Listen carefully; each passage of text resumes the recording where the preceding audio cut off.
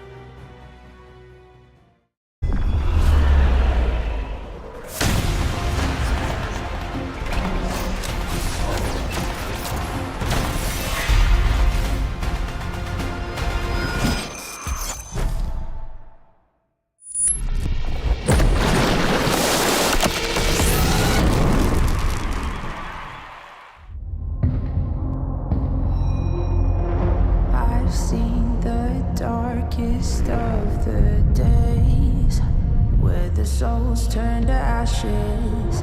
It made me who I am today. I escaped from the latches of shadows chasing me down. I'm not gonna run, I am standing my ground. Wherever I go, fear does not follow. Even when the storm hits and hell is abound.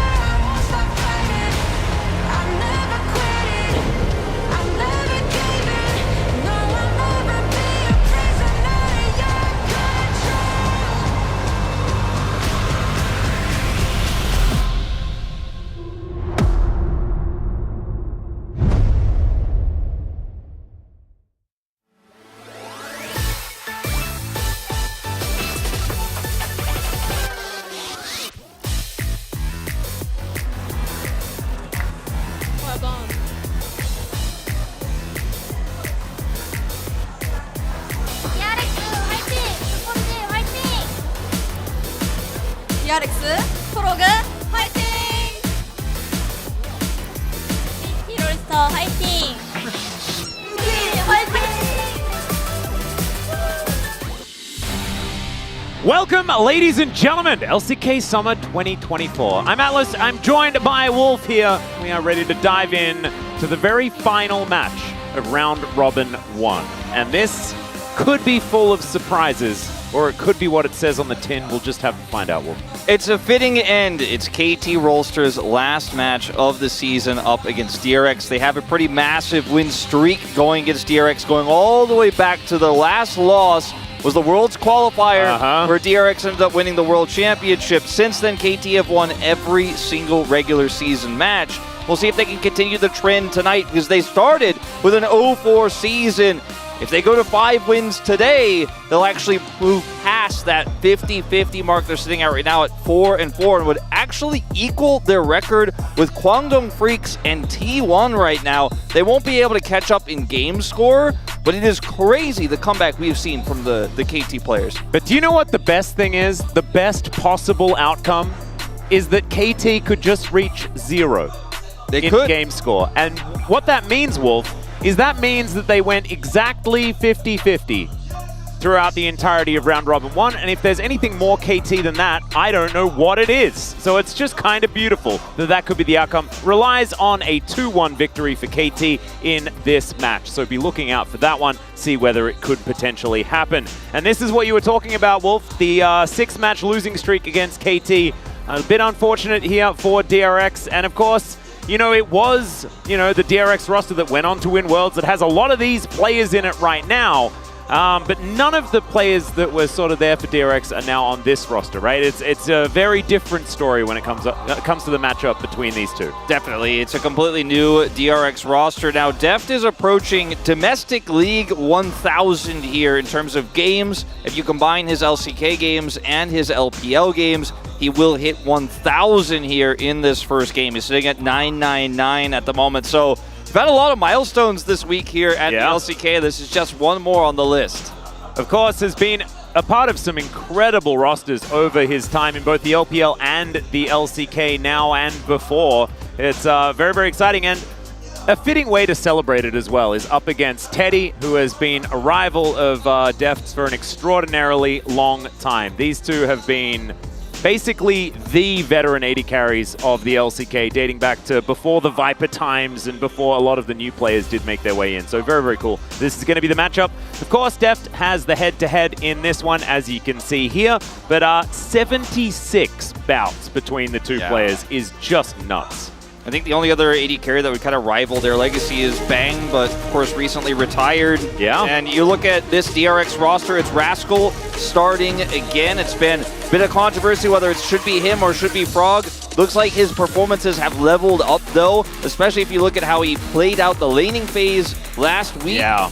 It's outside of the lane where he started to stumble, some teleport calls, some mistakes on the map.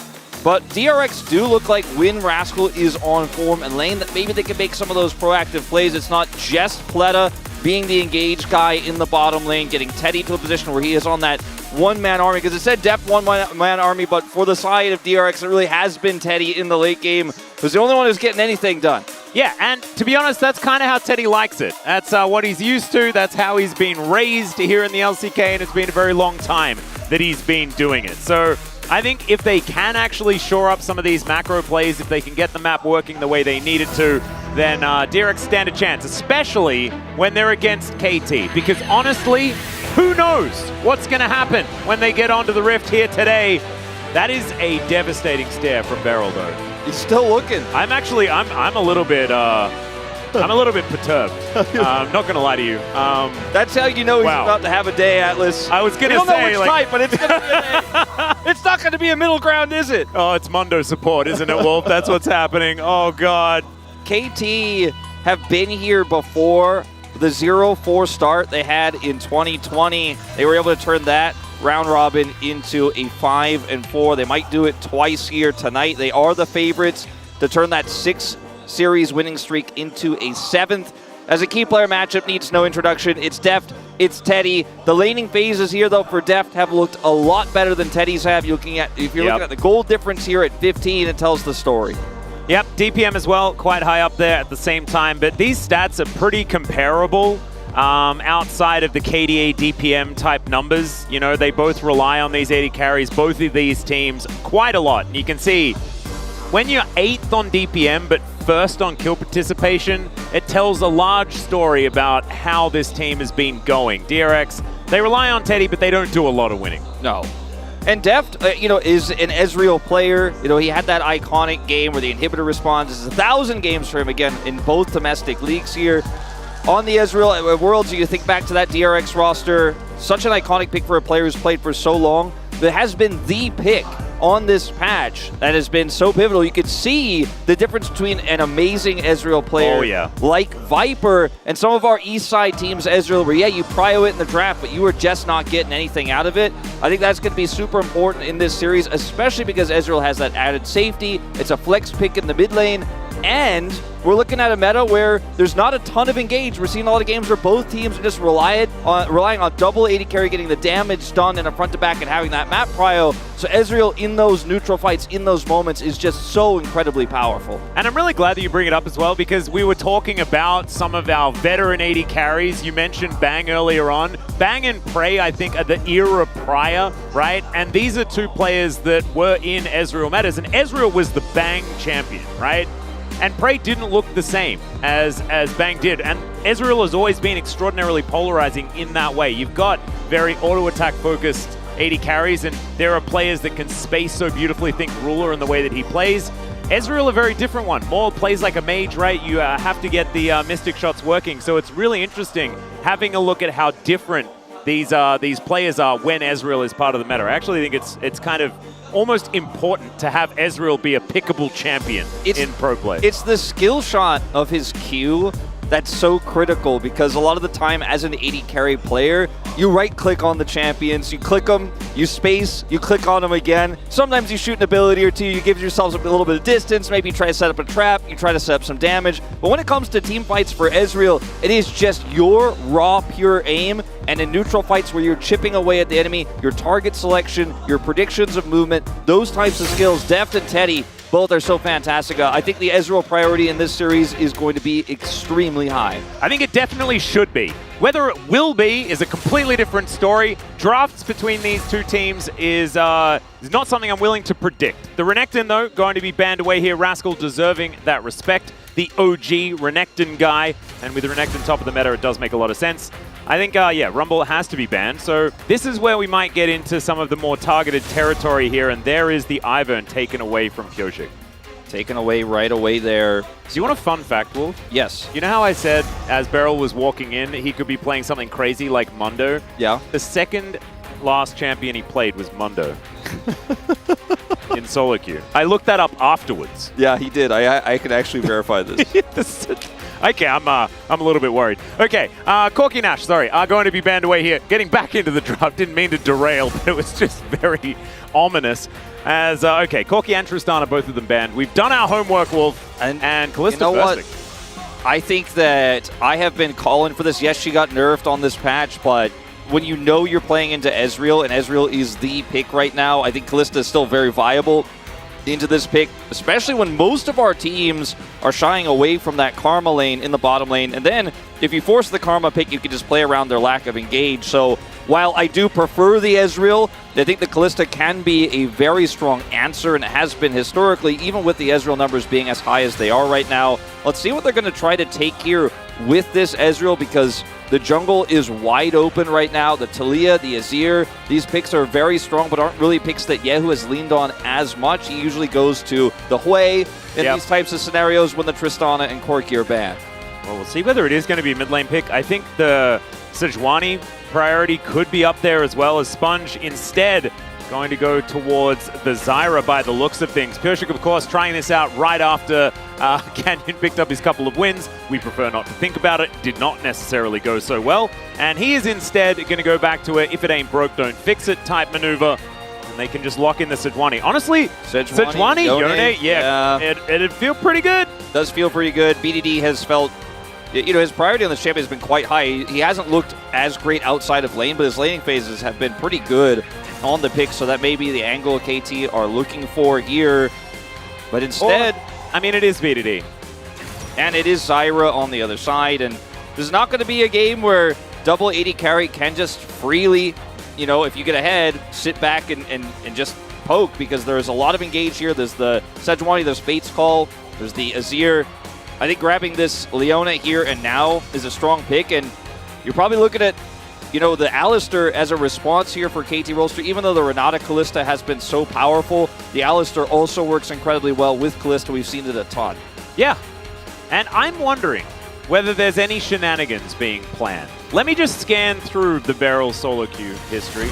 Well, Nico's gone. How many Sejuanis are there? As yes, Nico is going to be taken away from Beryl, as of course it has been a decent lane in the past, and it just opens up a lot of doors. Kalista does open a lot of doors as far as who you can play as support alongside it. Sejuani is one of those champions. So I'm like, because I was just wondering whether we could get a Kindred game. Maybe Kyoshik could get a Kindred game. Yeah. Feels like Lamb's Respite on top of a Stranglethorns when it comes down would feel pretty beneficial, you know? I mean, I could see it. I do like the Cassante ban. That's going to eliminate some potential lane swaps from going down here. We've seen that a lot. When the Cassante is locked in, and you don't want to play into what can be a tougher matchup like the Kalista in this case, especially when you don't know what the support is going to be just yet. Taking that Cassante away prevents DRX from utilizing that strategy. They'll also take away the Lucian, so they went for the Zyra. You know, as KT Rolster, they're fishing for some type of AD mid here. Yep. And the Lucian fits the bill. And it will be them who take the Yone here. And it's going to be Yehu playing Yone into BDD's Azir. Yehu not known for this pick, and a very bold choice considering they don't have the Sejuani, but they have so much engage and follow-up for it here. I don't think the pick is bad, but I'm not sure I'm ready to see Yehu on it right now. It also blocks a Gnar pick, because you can then just flex it into Rascal's hands in theory, and it is a decent matchup into it, so they could still flex on the side of DRX. KT obviously just going to ignore it and pick the Gnar anyway, because they do not like Permafrost. Permafrost is not a very cool thing that they enjoy utilizing. Vel'Koz? I don't know about that. I mean, it's time for Mundo support. Let's just do it. Hey! Oh, wow. Hui. Are they just going to pick the Hui so that Yehu can't play it and they can't flex the Yone into top lane? Maybe that's what they're going to do. It is the Hui support again for Beryl. This does feel like maybe DRX were angling for that, as the way would have been a pretty nice choice there for Yehu. You know, his most played champion here, and you know, the 80s are taken away. Looks like instead it's going to be Rascal playing the Aatrox here into the Gnar, and this gives me some hesitation because you don't have a strong front line. The Aatrox can act as one. I like this pick a lot more because it allows Rascal to just sit in the lane, absorb the pressure. They can play through bottom instead, use that Zyra quick clear, allow Teddy and Pleta to try to push this lane in.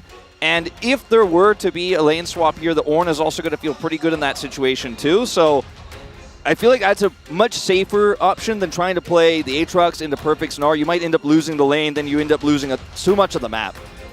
I would agree. I'm not exactly super excited about the Ornn. I feel like Rascal has been used the best when he has control of a lane. And you just, yeah, you survive, but you don't win, right? And Rascal's not going to be free of that lane for quite some time to really get out there and start making some proactive plays. That's been sort of the sign that DRX have been improving. So I'm a little bit worried about that part of it. I do agree, but I think it's also somewhat self-aware by DRX to kind of realize that maybe that time for Rascal being the dominant top laner who has control has passed, because even when he's had those opportunities, when he has had small leads, it has backfired later on. He hasn't been able to capitalize on them as much as he has in the past. You think back to the DRX days, his KT 2022 roster. So maybe with this draft, he gets something done later. It's going to give this comp insane scaling with the Ezreal later on as well. That's very true. And I'm looking forward to seeing whether it is going to work out here. Not to mention the fact that Zyra will be able to really handle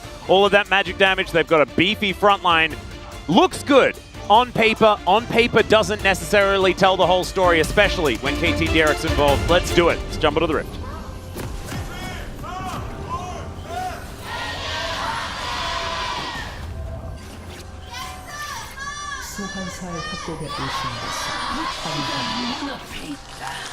All right, here we are, ladies and gentlemen. On the rift for game number 1, KT versus DRX. And yes, it's an eclectic draft from KT here. Pioshik has actually 0 melee to go along with his Sejuani. Oftentimes you'll get like a cheeky Leona in the bottom lane if you're playing these Gnar compositions. But instead, the Sejuani is going to be an ult bot for the late game. Can be quite difficult to lock down the Ezreal with your ultimate because of his arcane shift. Can also be quite challenging to follow up on his ultimate in a draft like this, but you do have the Gnar, you have the Emperor's Divide, so there is some single target follow-up, also Barrel's burst damage, as well as some, CC he can offer in terms of the follow-up there, but not the most ideal Sejuani comp when you consider where it was drafted. Is a lot of respect being shown here by Teddy. Yeah, and the full walk around here from Pleta as well, I think has an idea that perhaps there's going to be a bottom side start here for Pioshik, and he is going to start on the enemy blue buff. We'll see whether it is just going to be vertical jungling, where the Sponge gets the heads up and is going to be able to head into Pioshik's jungle, or whether it's going to be something else here, as the start is pretty good thus far. Deft and Beryl moving back down to this lane. Beryl, of course, the one to debut the Hui support. And did look pretty good on it as well. We know that Beryl looks the best when he's playing stuff that's like pretty hipster, you know? And this is definitely one of them. It definitely is. Pioshik will head over to his Raptors here. Now, even though Deft and Beryl came down through the river, that's not enough information for Sponge to realize that his jungle has been taken, unfortunately, because it can be quite common for Kalista to set up like that, especially with a lane like the Hui, just to try to get some additional advantages at level 1. Well, he is going to head over to his Wolves right now and will not be vertically jungling here, and will unfortunately find out that his blue is gone. Pioshik also has the information that Sponge is there right now, so it doesn't have to worry about anything. It just goes straight down to his red buff now. We'll have both of them pathing bottom side.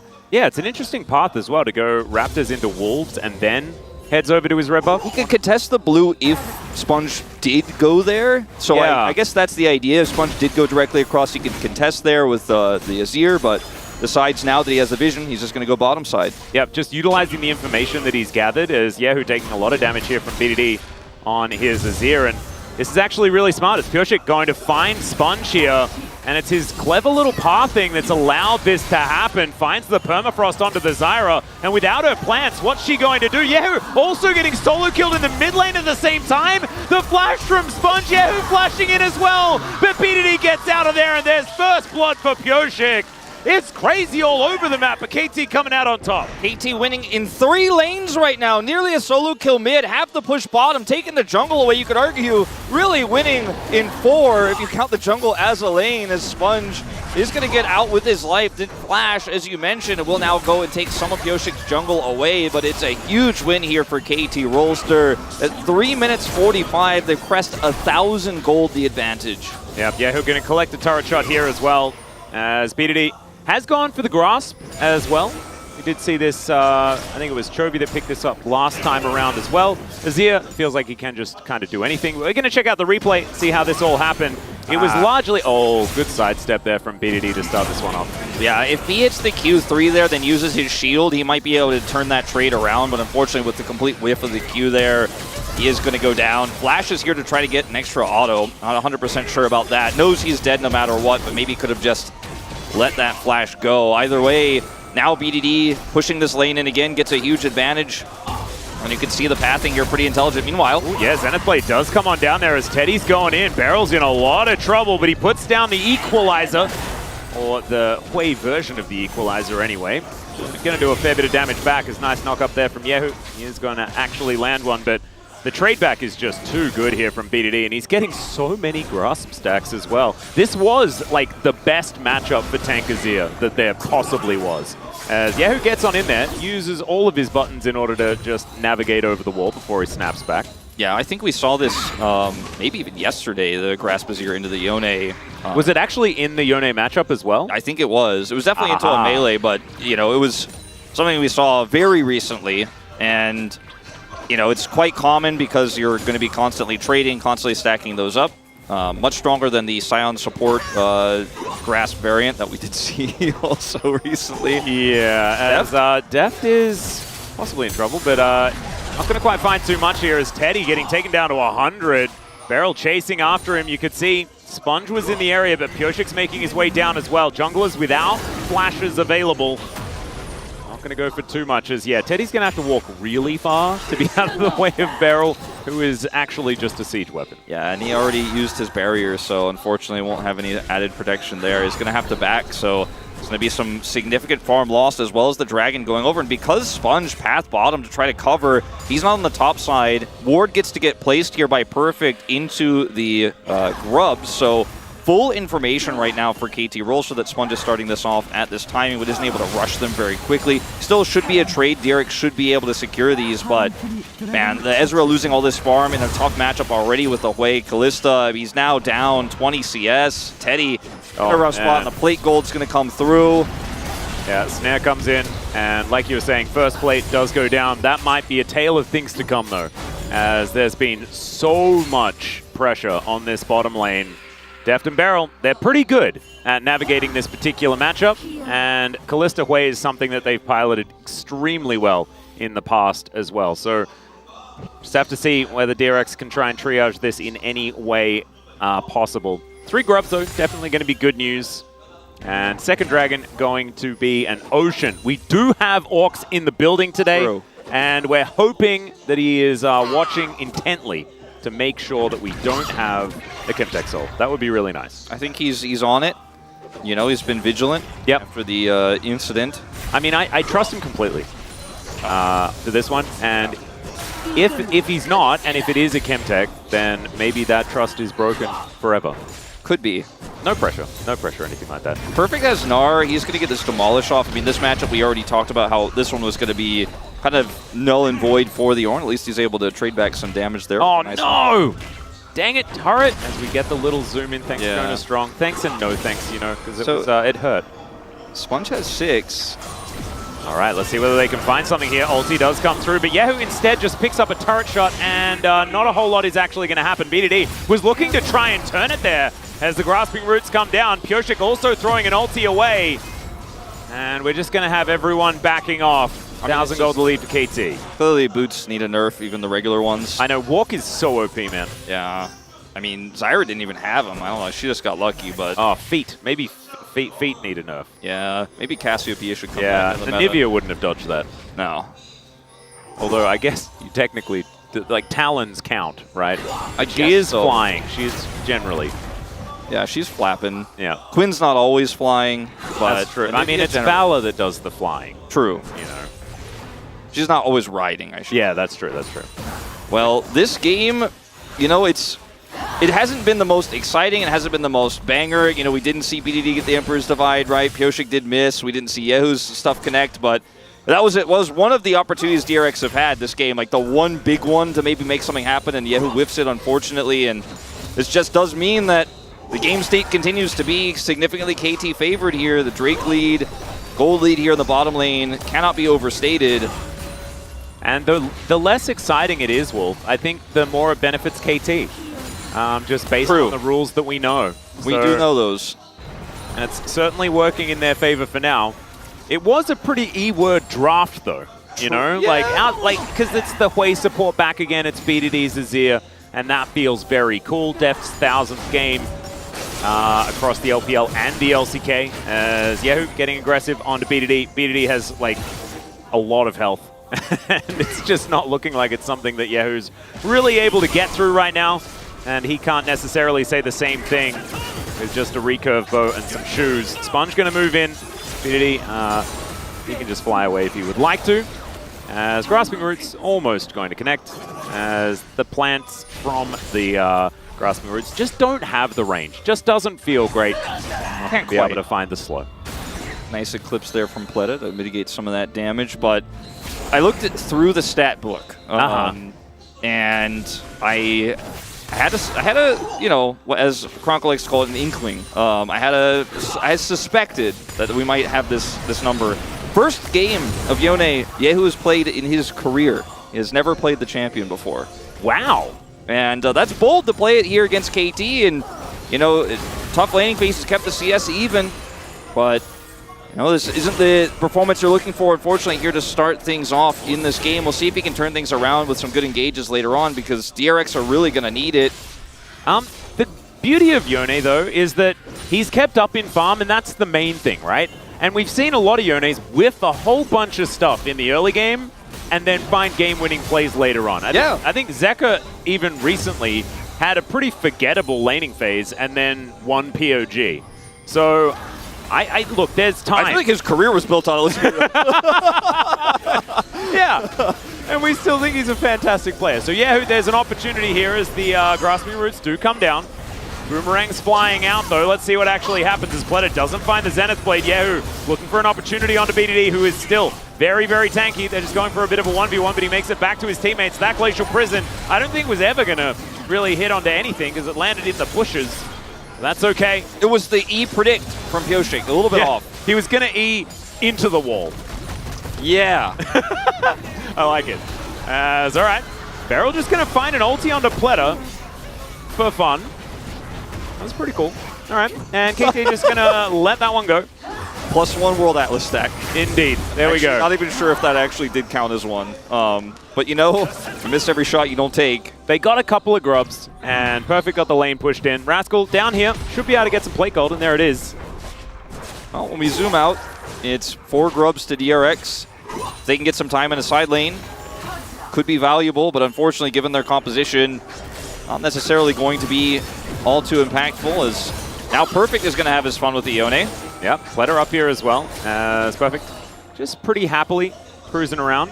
No Narbar, but Pyosik's here. Yeah, going to spot Sponge, who is looking for a dive opportunity. Perfect dealing with the wave just fine.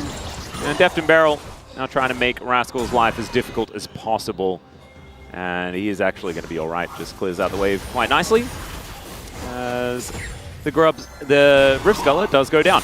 This is, though, like, Pyosik is basically at the same farm. So it's not the kind of Zyra game that we normally see. Yeah, unfortunately not. You can see Pyosik does have a small gold lead as well from that play earlier on.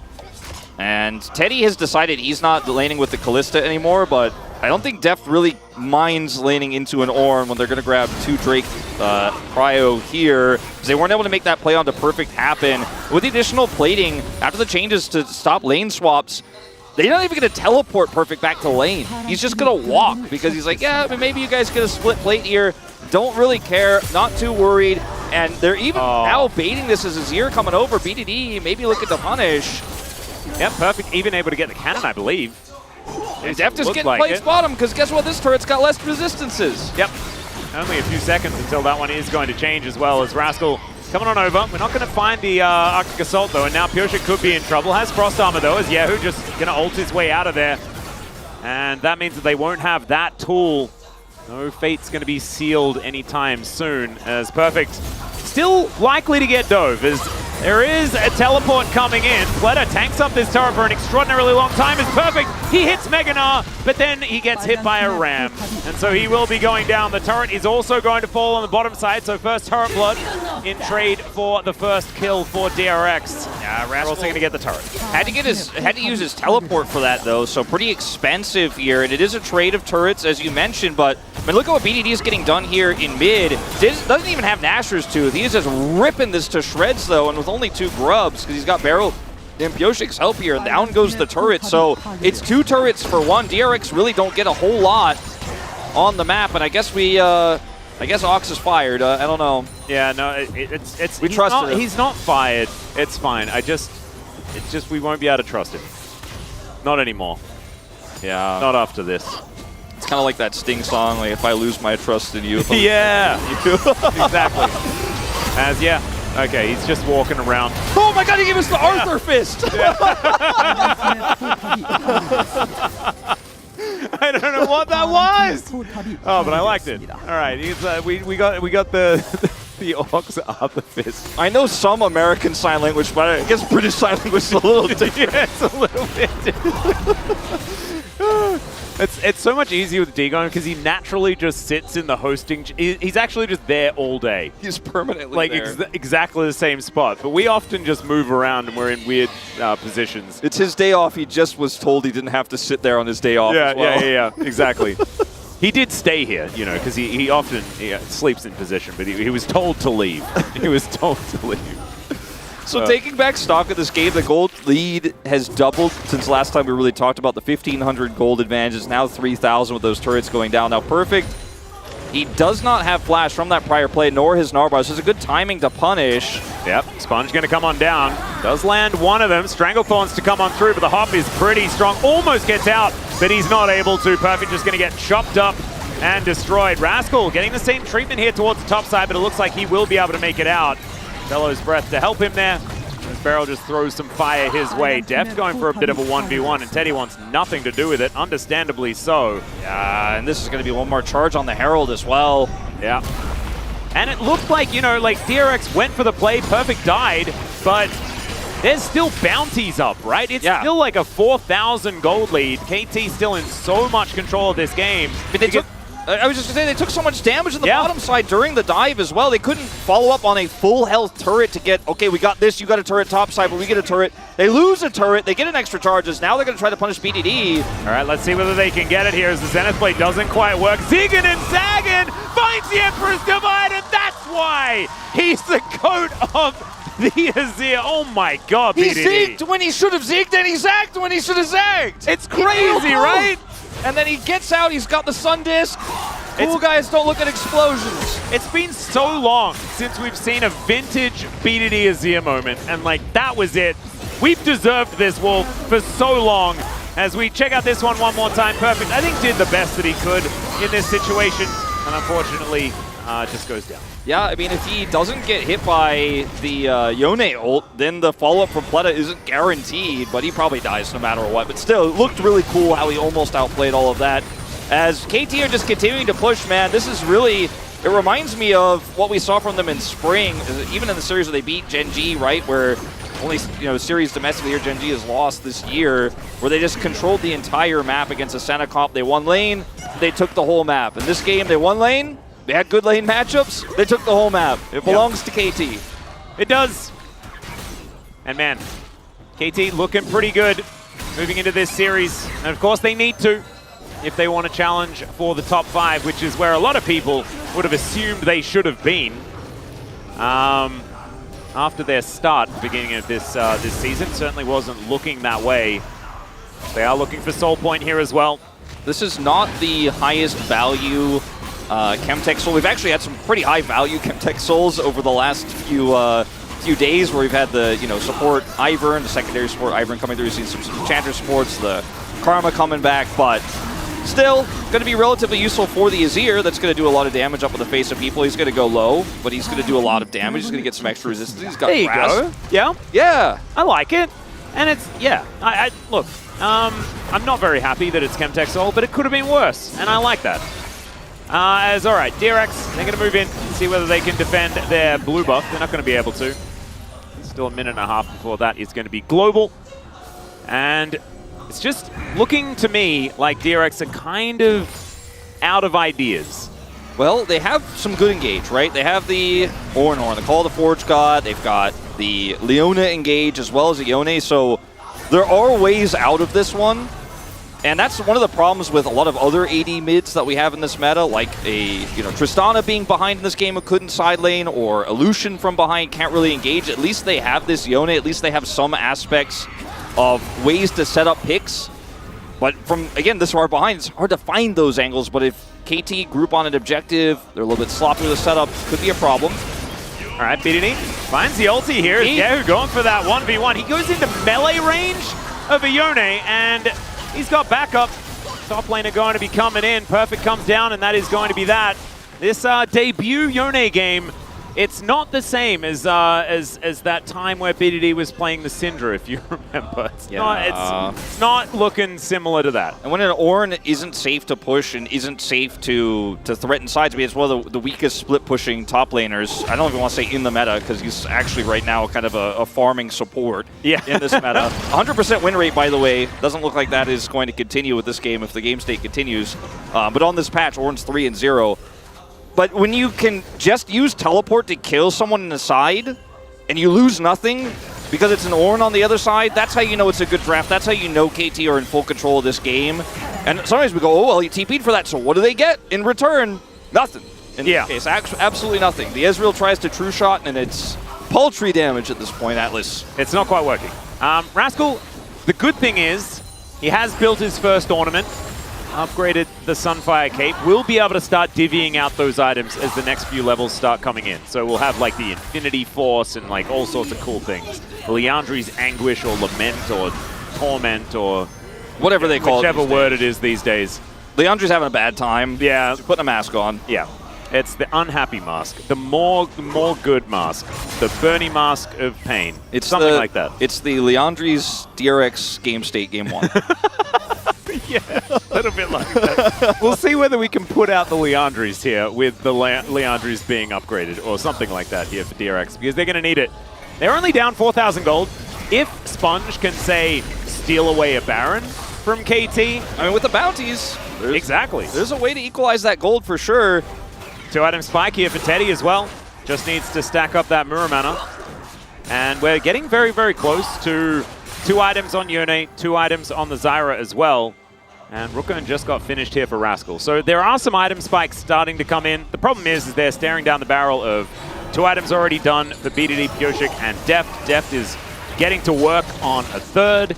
And Perfect has hit sort of critical mass as far as his ability to side lane as well. Can start building these luxury tank items for what sort of lanes he is going to be expecting. Yeah, the Ornn too, I mean, in double AD carry, we've seen this pick a lot outside of Korea. We've seen it in the LPL in top. We've seen it in LEC. But when you have to itemize both armor and magic resistance, though, you have kind of neither. And it's quite rare to see the Azir in mid because it's mostly AD mids right now. But doesn't mean that 2-item spike for an Ornn means a little bit less in team fight. Yeah.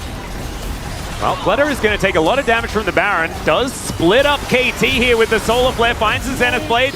There is the Fate's Call, though, to come down. As Deft is going to have to pick up Beryl. He was taking a lot of damage. DRX pulled the trigger. They don't really find too much. Also don't lose anything either. Yeah. Beryl is, we haven't really talked about his build, but he did go, of course, for the Zazax.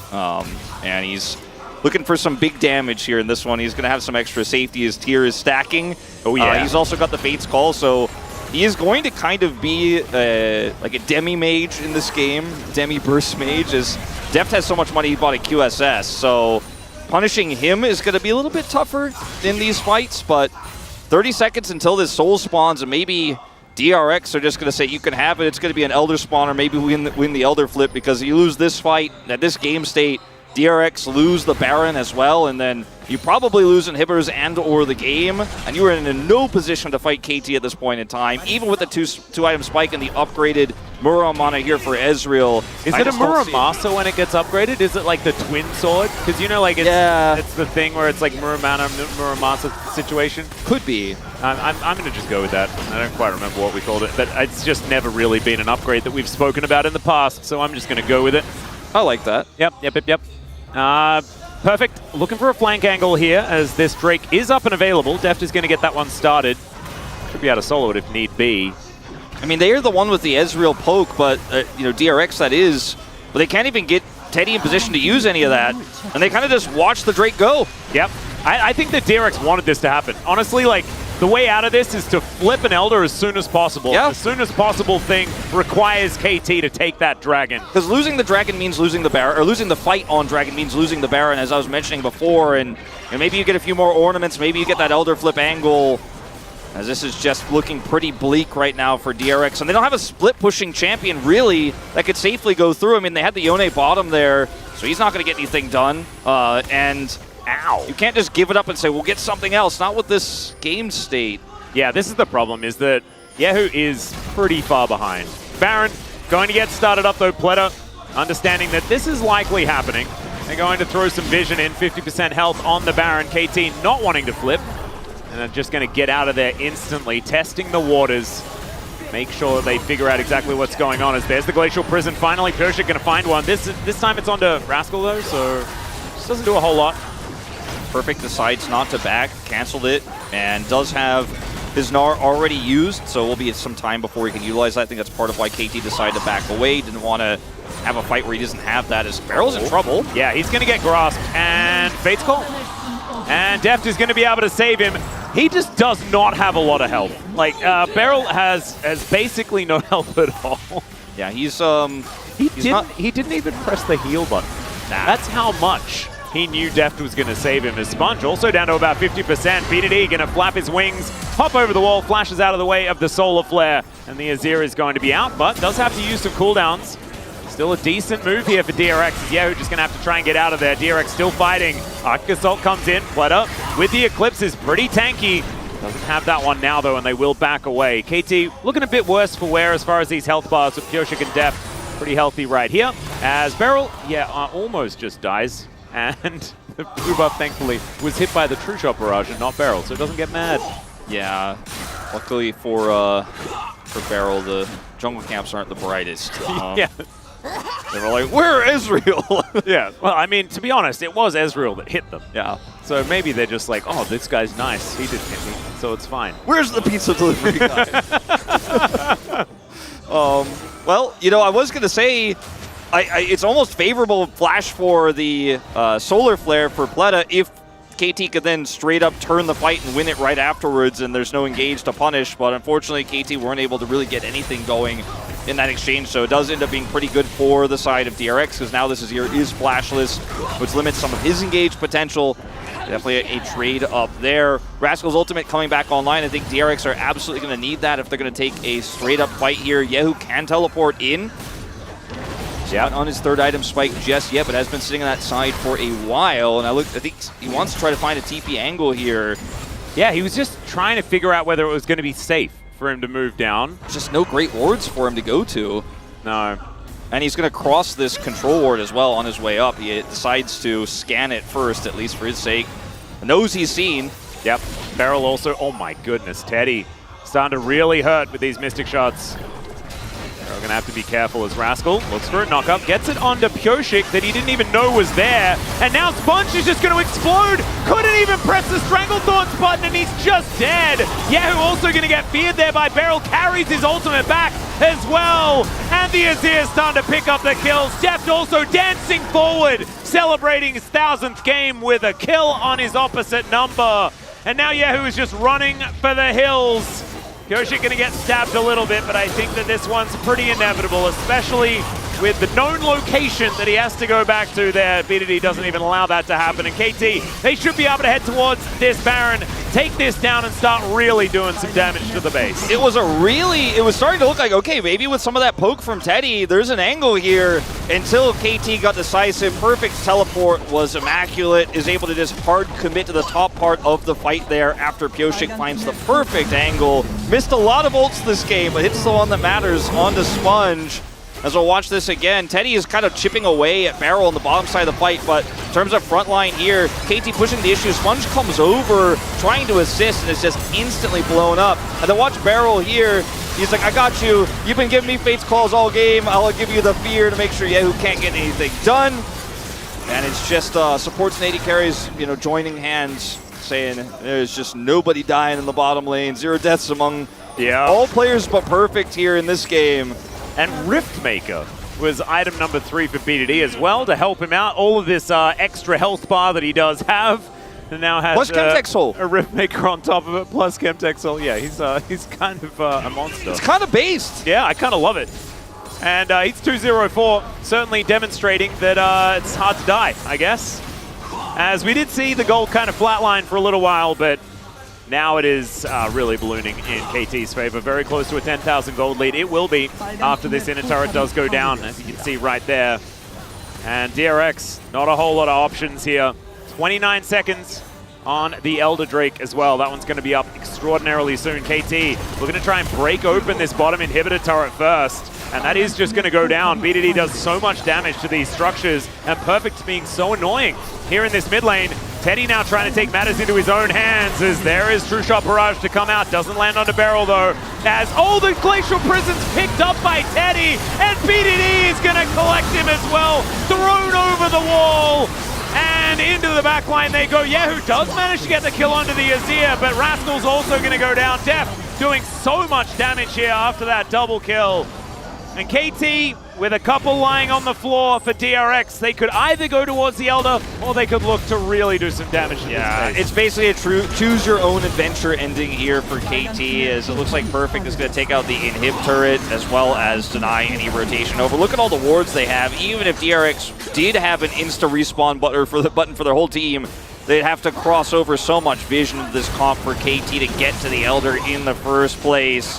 An extremely dominant game here. Remember, the only 2 deaths for Perfect were those times he was punished in sites where KT were winning elsewhere, so they were actually wins. Yeah, as the shield coming through for Barrel makes Teddy feel a little bit sheepish, as he somehow is able to get the rare buffered Sejuani ult there, but is then caught by the Arctic Assault. He's taken out anyways. Yeah, carries the stun with him. A little bit unfortunate. And they do manage to get BDD, so there is at least that one for Yehu. Able to collect himself a kill, but honestly, it meant a whole lot of not very much. Terminus and the Guardian Angel now completed for Deft. Yeah, that 0 is going to stay a 0, I think, Wolf, in the deaths column. I just don't know whether they're going to kill him. Yeah, if you kill in GA, I don't think it counts, actually. No. It doesn't add put the 1 there. Yeah, it doesn't affect your KDA. You could feel good about it, like, I got him once, but I don't think they even get his GA, though. I don't think they get the cooldown. Well, they win the game right now. I think it might just be end of the game, because there is, of course, Elder is very strong, and they're now pushing in. The Baron has dissipated, so the minions are killable. We'll see whether they can get on top of those. The Glacial Prison is going to connect. They layer it with Barrel's ulti as well, as BDD is going down very, very low. Flashes out of there, though, and Pletter is going to get eaten by the Dragon. Now Yehu is also going to be in trouble. Perfect dives on top of him. He is going to go down for it, though, and it's messy on the KT side. But now they're focusing on these turrets. They've still got Deft alive. BDD also there, trying to get that health bar back up again. They are utilizing this Chemtech Soul, keeping their health bars as low as possible. And I think that it might just be enough here, as Deft bouncing around the battlefield, wanting to take down this turret. And there goes Teddy. The Dragon comes down. It's Barrel that locks up the kill. Remember, Deft still has his GA available. It's a double kill here for Barrel, who's just taking them all from Mr. 1000 Games. And there is the fear on top of Rascal. He's going to get eaten. Oh, this one is actually going to go to Deft. 407 on his Callista, looking absolutely fantastic in this game. We'll see whether they can do it again for game number 2, but right now this one's all about KT. and they will end it right here. Congratulations to Def, gets a win, game 1000. Massive wins in all 3 lanes, and a great game from Pioshik to tie them all up. Oh no. It's okay. Realizing recovery. a bit of a stumble in the game, bit of a stumble out of the game. He's got them out of his system. Game number 2, that's where it's going to be at, right? Yeah. It looks like Comet's got a lot of notes on this one, but to me, I don't really see any. You know, they let Barrow have fun. He had fun. We knew it was going to happen when he gave us that deadpan stare into the camera. KT got map control, and they never let it go. And even though DRX had engaged for days, they had poke, they just could not stand up to the massive amounts of damage that BDD and Deft could do. If they got in range of the Callista, it was a disaster. So they played keep away, never got anything really on the map. Those 2 picks on Perfect were actually, as I mentioned before, wins for KT, but that's how desperate and that's how narrow the win cons were for DRX in game 1. Yeah, I felt like the draft was kind of all right, but I think KT just took control of this game. It was a vintage BDD Azir performance as well. I think that he looked absolutely phenomenal. Maybe not necessarily, you know, in that GOAT conversation anymore, because Faker kind of did take that away from him over the last couple of years, but we know that this guy was synonymous with this champion for so incredibly long on his time with Gen G. So looking forward to seeing whether he's going to be dusting it off even more as the weeks go on, because BDD, when he's in form on the Azir, is just beautiful to watch. It's a 33-minute game with, you know, very little kills until the end, and Deft out-damages the Ezreal. That's how little Teddy was able to do in terms of poke in this one. BDD did a lot of damage. I guess he was just hitting a Yone the whole time. Wow. Leandri's is big. It is definitely pretty big. We are going to go to a short break. When we get back, it's going to be The Space hosted by Valdez, and then we'll have game number 2.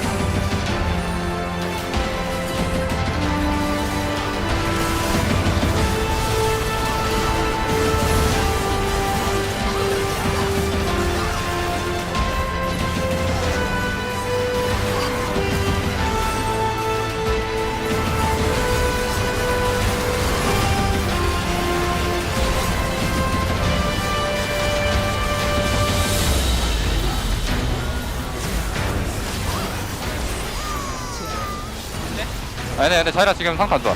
장로 오른쪽 있죠? 갖고. 나가던가. 이쪽으로 와봐요. 이쪽으로. 비전대 받았고. 이쪽으로 와봐. 이거 타워 쳐줄래? 형이? 이제 비전 받았어. 이제 비전 받았어. 내가 자이라 식물 지어줄게. 쟤 맞았다. 가면 돼? 오케이. 타워 라인. 라인 온다? 나 만화 아예 없어. 오케이? 근데 그건 다 없어서 그냥 끝내면 됐어. 아 끝내 오른 노플이에요.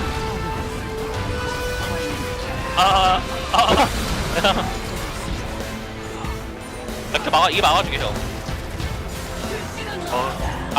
너리 돌려서 위기였다. 괜찮아. 와우.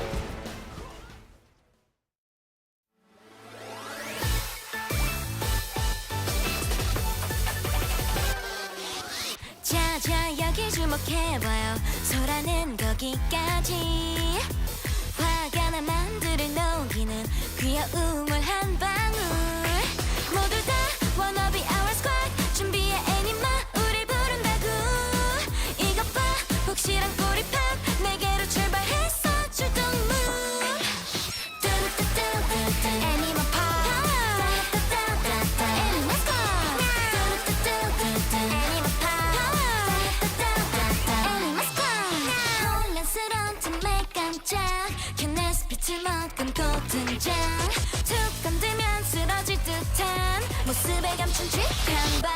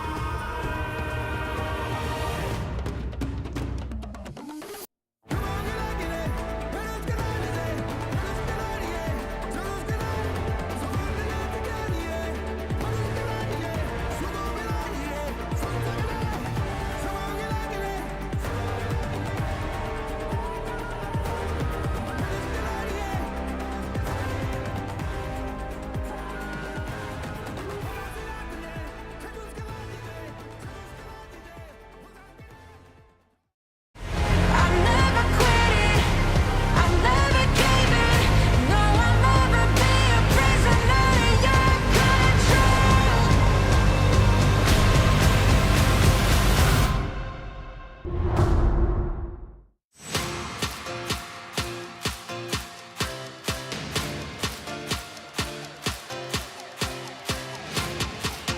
Hello and welcome to The Space. We are here after game number 1 of that one, which was kind of a game of League of Legends. There wasn't all that much action, but then eventually KT just kind of stomped them in 31 minutes. I'm Valdez today instead of Degon. We do have Ox and Chronicler here joining.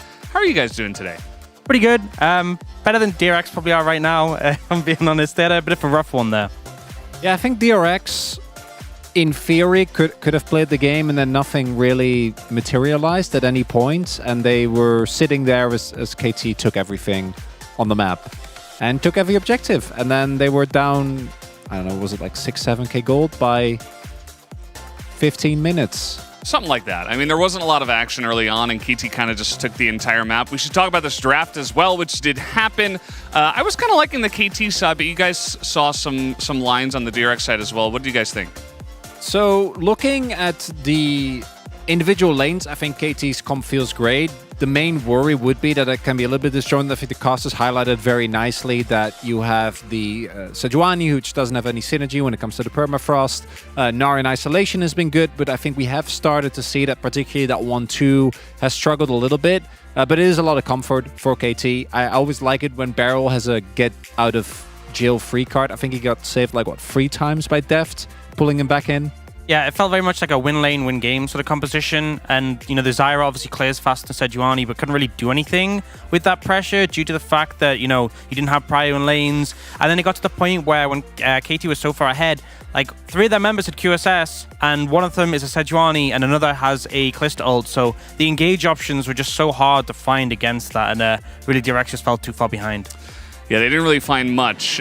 So you guys have heard of DND. Have you heard of TND? Turrets and Dragons. Because that was the entire first 20 minutes of the game. That's all that happened, guys. There were, you know, 3 kills-ish, but a bunch of turrets went down. And we did have that one dive on the Perfect, but other than that, KT was taking the map. Yeah, they still win the cross map, and this is what it looks like when you have 3 winning lanes, and obviously Perfect did end up like dying twice, but that doesn't take away from the fact that he won the 1v1, as he should on the Gnar, but it's still good to see. I think this is a great example where you're bringing 3 members down, but there's no wave. So you get the kill, but you don't get the objective after it. And on the other hand, KTA with the wave, use the Herald, they get the structure there. And I think that's just the difference, is that even if you're getting those kills, if you're just chasing the kills, you're going to lose out compared to a team who's consolidating all these objectives. Yeah, they did a great job of that, KT. You know, we can say that DRX weren't able to find many angles, but KT was kind of sucking up everything on the map, kind of like Gen.G does in their own right. We should take a look at the second highlight here as well, which was pretty much the first big fight, team fight here of the game.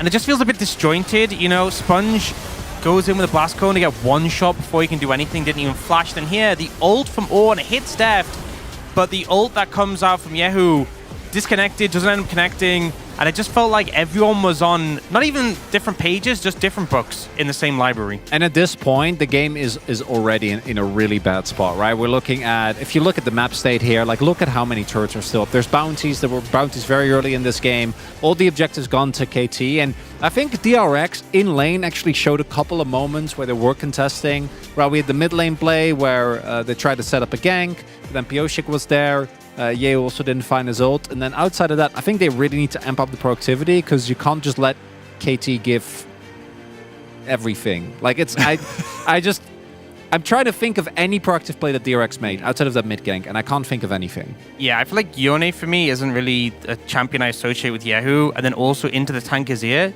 just never had pressure, and you need a pressure lane. Yeah, wasn't able to do too much, but let's see who does pick up the POG here on the side of KT for game number 1. It will be BDD on his Azir, nearly 1,000 DPM in what was kind of a slow game. Not too much action, but BDD found it when he needed it.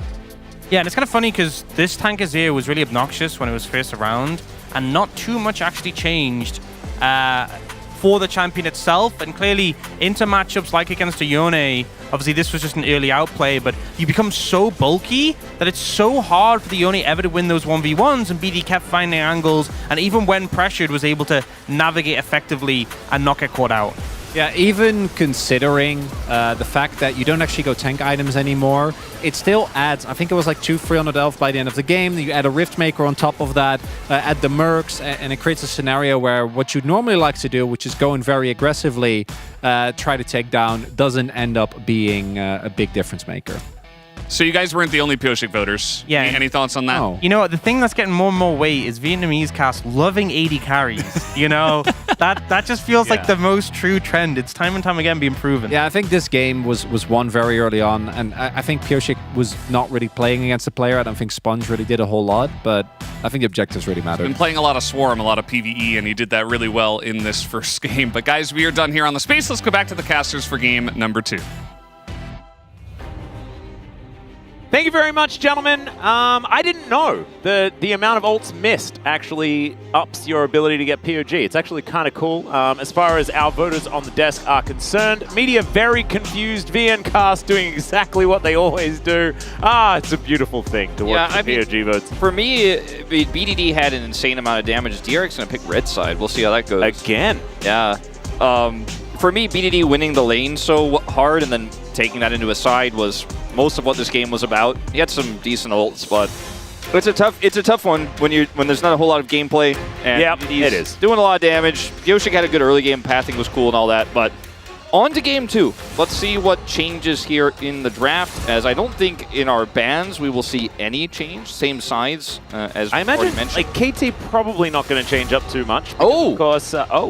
the Kalista ban to come in instead. Ivern is now left up if they still ban Tristana. That's what's going to be a difference maker here. I think this might just mean Deft first picks Ezreal. That could just be the case. Or they first pick Sejuani again, as the Ivern will be banned. So, all right. Wait, yep. so how could we predict this? You know, before the series even started, Atlas, I was like, Ezreal priority is going to be very high in this series. True, but I think it should have been Tristana.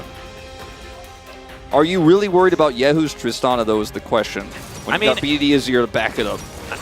Well, I guess if they or you get both. Yeah, if they're just not gonna pick it. Of course, BDD's Tristana isn't necessarily the greatest either. So maybe they're just not worried about it. And they could just pick that one up as they just decide to go onto the other side, right? Like, we can just treat Tristana if we want to. That is something that KT can do if BDD wants to go there, and he is going to give it another try. This is what Gen G did, right? Like, this is almost exactly the first part of their draft from just a couple of days ago, or from yesterday. My big question now becomes, you banned the Kalista, you gave the Ezreal. Is Teddy just going to Zeri here? Is he going to... Because he's not going to Kai'Sa, and you have to get something like an Azir here, so we're kind of flipping sides in that regard. Completely, in fact, on the DRX side. They're like, wow, that draft was pretty cool. But they're not going to have the Kalista aspect of this to beat the Ezreal. And that's where the real questions are to come through, because I think KT 100% bans Kai'Sa here. And then, are we running Varus? You know, are we thinking about some old counters? Or are we just going to try to play Zeri into a Maokai? That's not very inspiring to me if that's the game plan here. Not to mention that Perfect also has picks he can play into the Gnar, and that's where they're going to be spending their bans. As a Rakan ban, interestingly, here. Yeah, and we do need to take away some of the things that you know, Teddy and Fleta are going to consider. I think I'm always a bit of a Caitlyn guy, so I'm thinking that there could be a Caitlyn opportunity here. That's a good shout. You know, that's one of the picks that wasn't really on my mind, but I do think that it's absolutely one of the best ones that they've got left to try to get control of the bottom lane and do the win lane, win game situation. But oh, you know what? KT knew as well. They were aware. Ziggs is another consideration potentially here for Teddy in the bottom lane. Let's see what the game plan is. Yeah, I'm not a huge Ziggs enjoyer when you've got an Azir, because it's a fair bit of magic damage. But the Kai'Sa going to come in, that's also a fair bit of magic damage. And now Beryl can jump on a champion that he has a skin for that he just never uses. Makes me a bit sad, but it's fine. It's fine. The real question, I mean, we knew if Kai'Sa wasn't banned, it was definitely probably the #1 pick Teddy's going to play. He's had that incredible game, right? I think Teddy has had one of the biggest plays of the season on the Kai'Sa, frankly. So that's not a surprise. It's not a surprise that Def will lock in Leona since that's not banned. The Kennen and the Jace are taken away to protect this Gnar pick because they want to make sure Rascal gets control of the top side. They weak-sided him in game 1. This time, high prio on the Gnar. The only real remaining question is, what's the perfect pick? And I didn't think he was going to do this, but again, leaves the lane swap a little bit more open. Yeah, this is interesting because, of course, it doesn't feel great playing the Cassante into the Gnar, but they felt like they wanted to have a bit of extra frontline for these double 80 carries, and that does make some sense as far as the cohesion of the composition is concerned. Another weird thing about this draft for me for DRX is you could have just taken the Leona away instead of the Kai'Sa pick first. Yeah, because they didn't ban it, and then you could have had better follow-up to your Sejuani engage. And instead they have this Rel, which can set up Azir really well, but doesn't feel as strong right now in this meta, and is often just simply poked out because Rel's engaged range is very low compared to Leona's. So, I mean, support counterpick is just kind of a thing, so I guess maybe that's what they were looking towards. They didn't want to like pick something face up and then not have any options there. So I understand it from that idea, but the priority on the Leona does make a lot of sense, and I think even if you do get counterpick, you're right, Wolf, it's a tough one. So it does mean that Beryl then gets onto a champion that he's extraordinarily comfortable on, and it is one of these lanes that we've seen find so much success in the Ezreal Leona. Yeah, the Kai'Sa is great into Ezreal if they meet in the mid lane. If, you know, Kai'Sa has the opportunity to all in the Ezreal, grab that extra shielding from her ultimate, blow the Ezreal up before you can kind of outplay and chip away. But in the 2v2, right now there is, you know, outside of some Kalista lanes and some Karma lanes, there is nothing that's going to beat the Ezreal Leona. So you're going to have a tough time with that Rel. Outside of the laning phase, maybe, something happens here. Rascal has the winning lane this time. Let's see what he gets done with it. Yep, DRX have just kind of said, well, if you beat us with it, we can beat you with it, as they take their composition. See how it works as we jump onto the rift.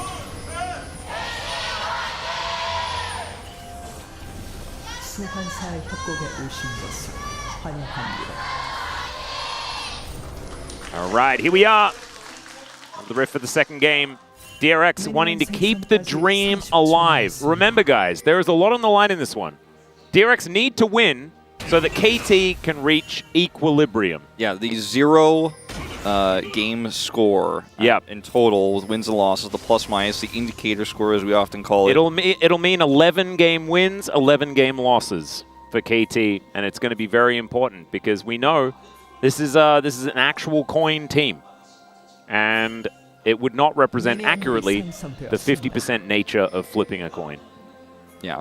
It will, of course, if they lose. 5-4, so it is an odd-numbered round robin, but they had exactly 4 wins into exactly 5 losses in a row. It's hard. Yeah, it's also hard to get like 4.5, 4.5. So it's hard to reach the end of the round robin with an even number. Yeah, it's just not going to happen. It's odd-numbered. Yeah, sad. But if any team could find a way, it would be KT. As BDD is just going to wait for the Sand Soldiers, I guess. And Yahoo has also gone this time for the fleet footwork, so not going to be grasping. The funny thing about that interaction for BDD is he knows that if he puts both Sand Soldiers there to prevent him from coming in, then when they fade, he only has 1, so he just out-trades. And that's insta, heal coming through there from Yahoo. That was well played. Kind of worked out. And Deft on the Ezreal this time around. This is a champion that he's played many, many times and has had some of the greatest performances on Ezreal that we've seen over the last, many years of him playing it. As he's just going to E over Teddy, taking so much damage here. Pleta getting a lot of value out of that Shattering Strike, but he needed to. Teddy going to be sent home here at 2.5 minutes in the game. Yeah. I wasn't kidding when I said it's basically the best one. I guess there's like Ash Braum, but, realistic ones you can get, as we have seen some draft errors allow the Ash Braum through, but it's very good. And Deft uses his damage correctly onto Teddy, not onto the engaged on Rel. So uses the fact that Barrel buys that space and preventing the Rel from punishing Deft. He turns all of his damage onto the AD carry, so it gets the more valuable damage, and then will deny some CS. And the Ezreal lead here, very strong early. Speaking of leads, BDD also winning out the trades here in mid. And the only winning lane DRX have here at 3 minutes now is that Gnar. Yeah, and it might be a similar story that we're heading towards as in game 1. As Teddy has made his way back, but this lane is not going to get easier. As he went and collected a refillable potion. That is what he has. Yeah. Not really going to help out too much. As Deft, level 3, only level 2 here for Teddy, of course. Pleta also, as there is at least minions to eat. So now you're dealing with the guaranteed damage of that extra empowered W. Now the level 3 has been hit, so Deft utilizing that as here comes Pioshik. Yeah, Pleta still standing out of sight. And Sponge coming on over. May have, nope, okay, Pioshik's not going to go check it out. I was going to say may have his back stopped by a little sapling action, but Pioshik instead going to delay check and then look for the sapling. Yeah, gives a little thumbs up here. I knew you were there. Yeah, exactly. I like how he sort of knew he was on camera as well. He's like, well, now they die bottom. He's like, thumbs up, they're not here. Go for it, Barrel. Perfect. All right, let's see whether this dive is actually going to work. As Zenith Blade connects onto Teddy, he cleanses, but a little bit late here as he flashes the Mystic Shot. Pleta also trying to get out of there. There are minions still here. KT can go for this again as DRX still managing to keep themselves somewhat alive, but there's First Blood. It goes over to Deft, and he grabs a second as well. It's a 2-for-1, and KT off to a pretty good start. Yeah, now you have no flashes in the bottom lane. Cleanse is gone, and all Pioshik had to do was make sure Sponge wasn't there. Then he goes for this, and Sponge unfortunately just didn't get the memo. It's one of those, that trade meme where it's like, I receive 2 kills from my AD carry. You receive a Grump and a Scuttle Crab. And that is what Sponge is going to get in return. And in fact, Barrel coming over here to mess with him. By the way, BDD also nearly gets a plate in mid during all of this as well. Yeah, and he's 11 CS up. Perfect also standing his own here in the top lane as Rascal is going to push this wave forward. This is not, of course, where we're going to be focusing a lot of our attention. But man, like it's actually just a repeat of what we saw in game number 1. And I want to go back to it because I feel like I was a little bit mean to Orcs and Chronicler for their Pyoshik votes. I think a lot of it was to do with the fact that the game was kind of not even real, right? Yeah. It was just KT kind of controlling the map. That is a lot to do with plays like this, right? Where Pyoshik, right place, right time, sets everyone up for success. And now Teddy doesn't have cleanse, and I love Barrel's decision to flash on Teddy even though he has cleanse, because it means that he actually gets to pull himself out of turret range, gets himself that extra bit of health. Teddy has to then kite back in, and they can set this one up. He sacrifices himself for 2 kills for Deft. Absolutely worth. Barrel calculated that one perfectly there with Pyoshik, and only way this goes better, I think, for DRX is if Sponge is here, but he was not. He is this time. Going to be spotted in this brush. Pyoshik comes on over, sweeps out the Sejuani. First Drake this game is going to be a Cloud Drake. I'm happy to see Cloud Drakes. Would like it if it was the Soul, but that's fine. Sponge going to get pushed out though. Barrel just moving on over. BDD at 50% health, but he's still going to be able to help out with the damage. Need some Honey Fruit here as well to make sure that he can keep himself healthy. And I don't think DRX are going to be able to stop this one. And so they are just going to back away. It's going to be Grubs that they're going to turn their attention to. And Perfect just teleported back towards his top lane. Doesn't have a whole lot of control up there, so it should mean that these Grubs are just going to very comfortably go over to DRX. I mean, DRX, they want to try to make sure, and I do love the prio on this, that they can get at least 2 of them, because it's a Tristana on the other side, but it looks like they are just not able to even get that. Deft has Cleanse and Flash available here. It is going to be tough to punish him. He also saw that Pleto was poking his head out, so understands that he's just going to be farming with the Mystic Shot. And that's one of the things about Ezreal too, is you're completely safe and you get to farm at range in those situations. Yeah, and then if you are in any trouble, Arcane shit, yeah, it's just not very fun. As speaking of not fun, playing Cassante into Gnar is also not a whole lot of fun, as the Mega Gnar is coming on in now. Beryl and Pleto just going to be sharing some abilities. Pleto able to buffer the crash down quite nicely there to avoid the Shield of Daybreak. And Sponge wanting to try and punish here. Perfect is just not having a great time, is he? As the screw is going to be thrown the wrong direction, and Perfect able to flash as the Permafrost comes in. I don't think it's going to save him. He did about as... Oh, actually, okay, Perfect. Finally, Rascal's going to be able to pick it up and doesn't die to the turret. Man, Perfect is getting so close in both games. Yeah. It doesn't matter a whole lot necessarily. It is just a single kill. Still good news for DRX. Definitely good news. He picks that one up, and it doesn't go to the Sejuani or anything weird like that. But, man, that was so close. Pyoshik is there with level 6. If he is able to get his Nature's Grasp off just a little bit faster there, if he's able to show up there and they end up trading that back, I mean, that is basically game over. As you mentioned, this game feels like a return of game 1, a repeat of game 1, as that minion taking a bullet for Dev. It's definitely not the same massive lead that we saw, right? I mean, it's only 300 gold lead. The problem is where the gold is, because yes, Teddy got a trade back kill, significantly down on CS. They got the plate there. Rascal gets a kill back, so it's still very close in terms of the gold. But Gnar, that's helpful to get a kill there, but the Ezreal being this accelerated towards his 2-item spike is really the biggest issue of this composition here that DRX is going to face. The fact also that Tristana was able to get 2 grubs means she could still get that coveted 5 here on the second grub spawn here in 230. So even if you trade Dragon, you know, that's going to be a consideration. It will be tough, of course, with the Cassante laning into the Gnar to get that top side control, so maybe DRX will be able to deny that, but scary to think of what a Tristana will be able to do later on. As, man, Perfect dodges this, gets pulled back by the second part, of course, the wallop, and pushes Sponge a little bit closer to him. Still has the perfectly timed flash to get the Permafrost away, but unfortunately Permafrost means that ult's still going to hit. Sidesteps are good here. Pyoshik has level 6, but he knows he'd be wasting his ult to try to drop it down at that moment. Yeah, just wasn't quite able to get there in time. Still not end of the world, and Perfect just needs to, like, try to get at least a bit of farm in this lane, get to a couple of items so that he can be a front line for Tristana Ezreal. That's all he really needs to do. It's not like situation where he's Camille and he's required to have like a lot of pressure in a side lane or something like that.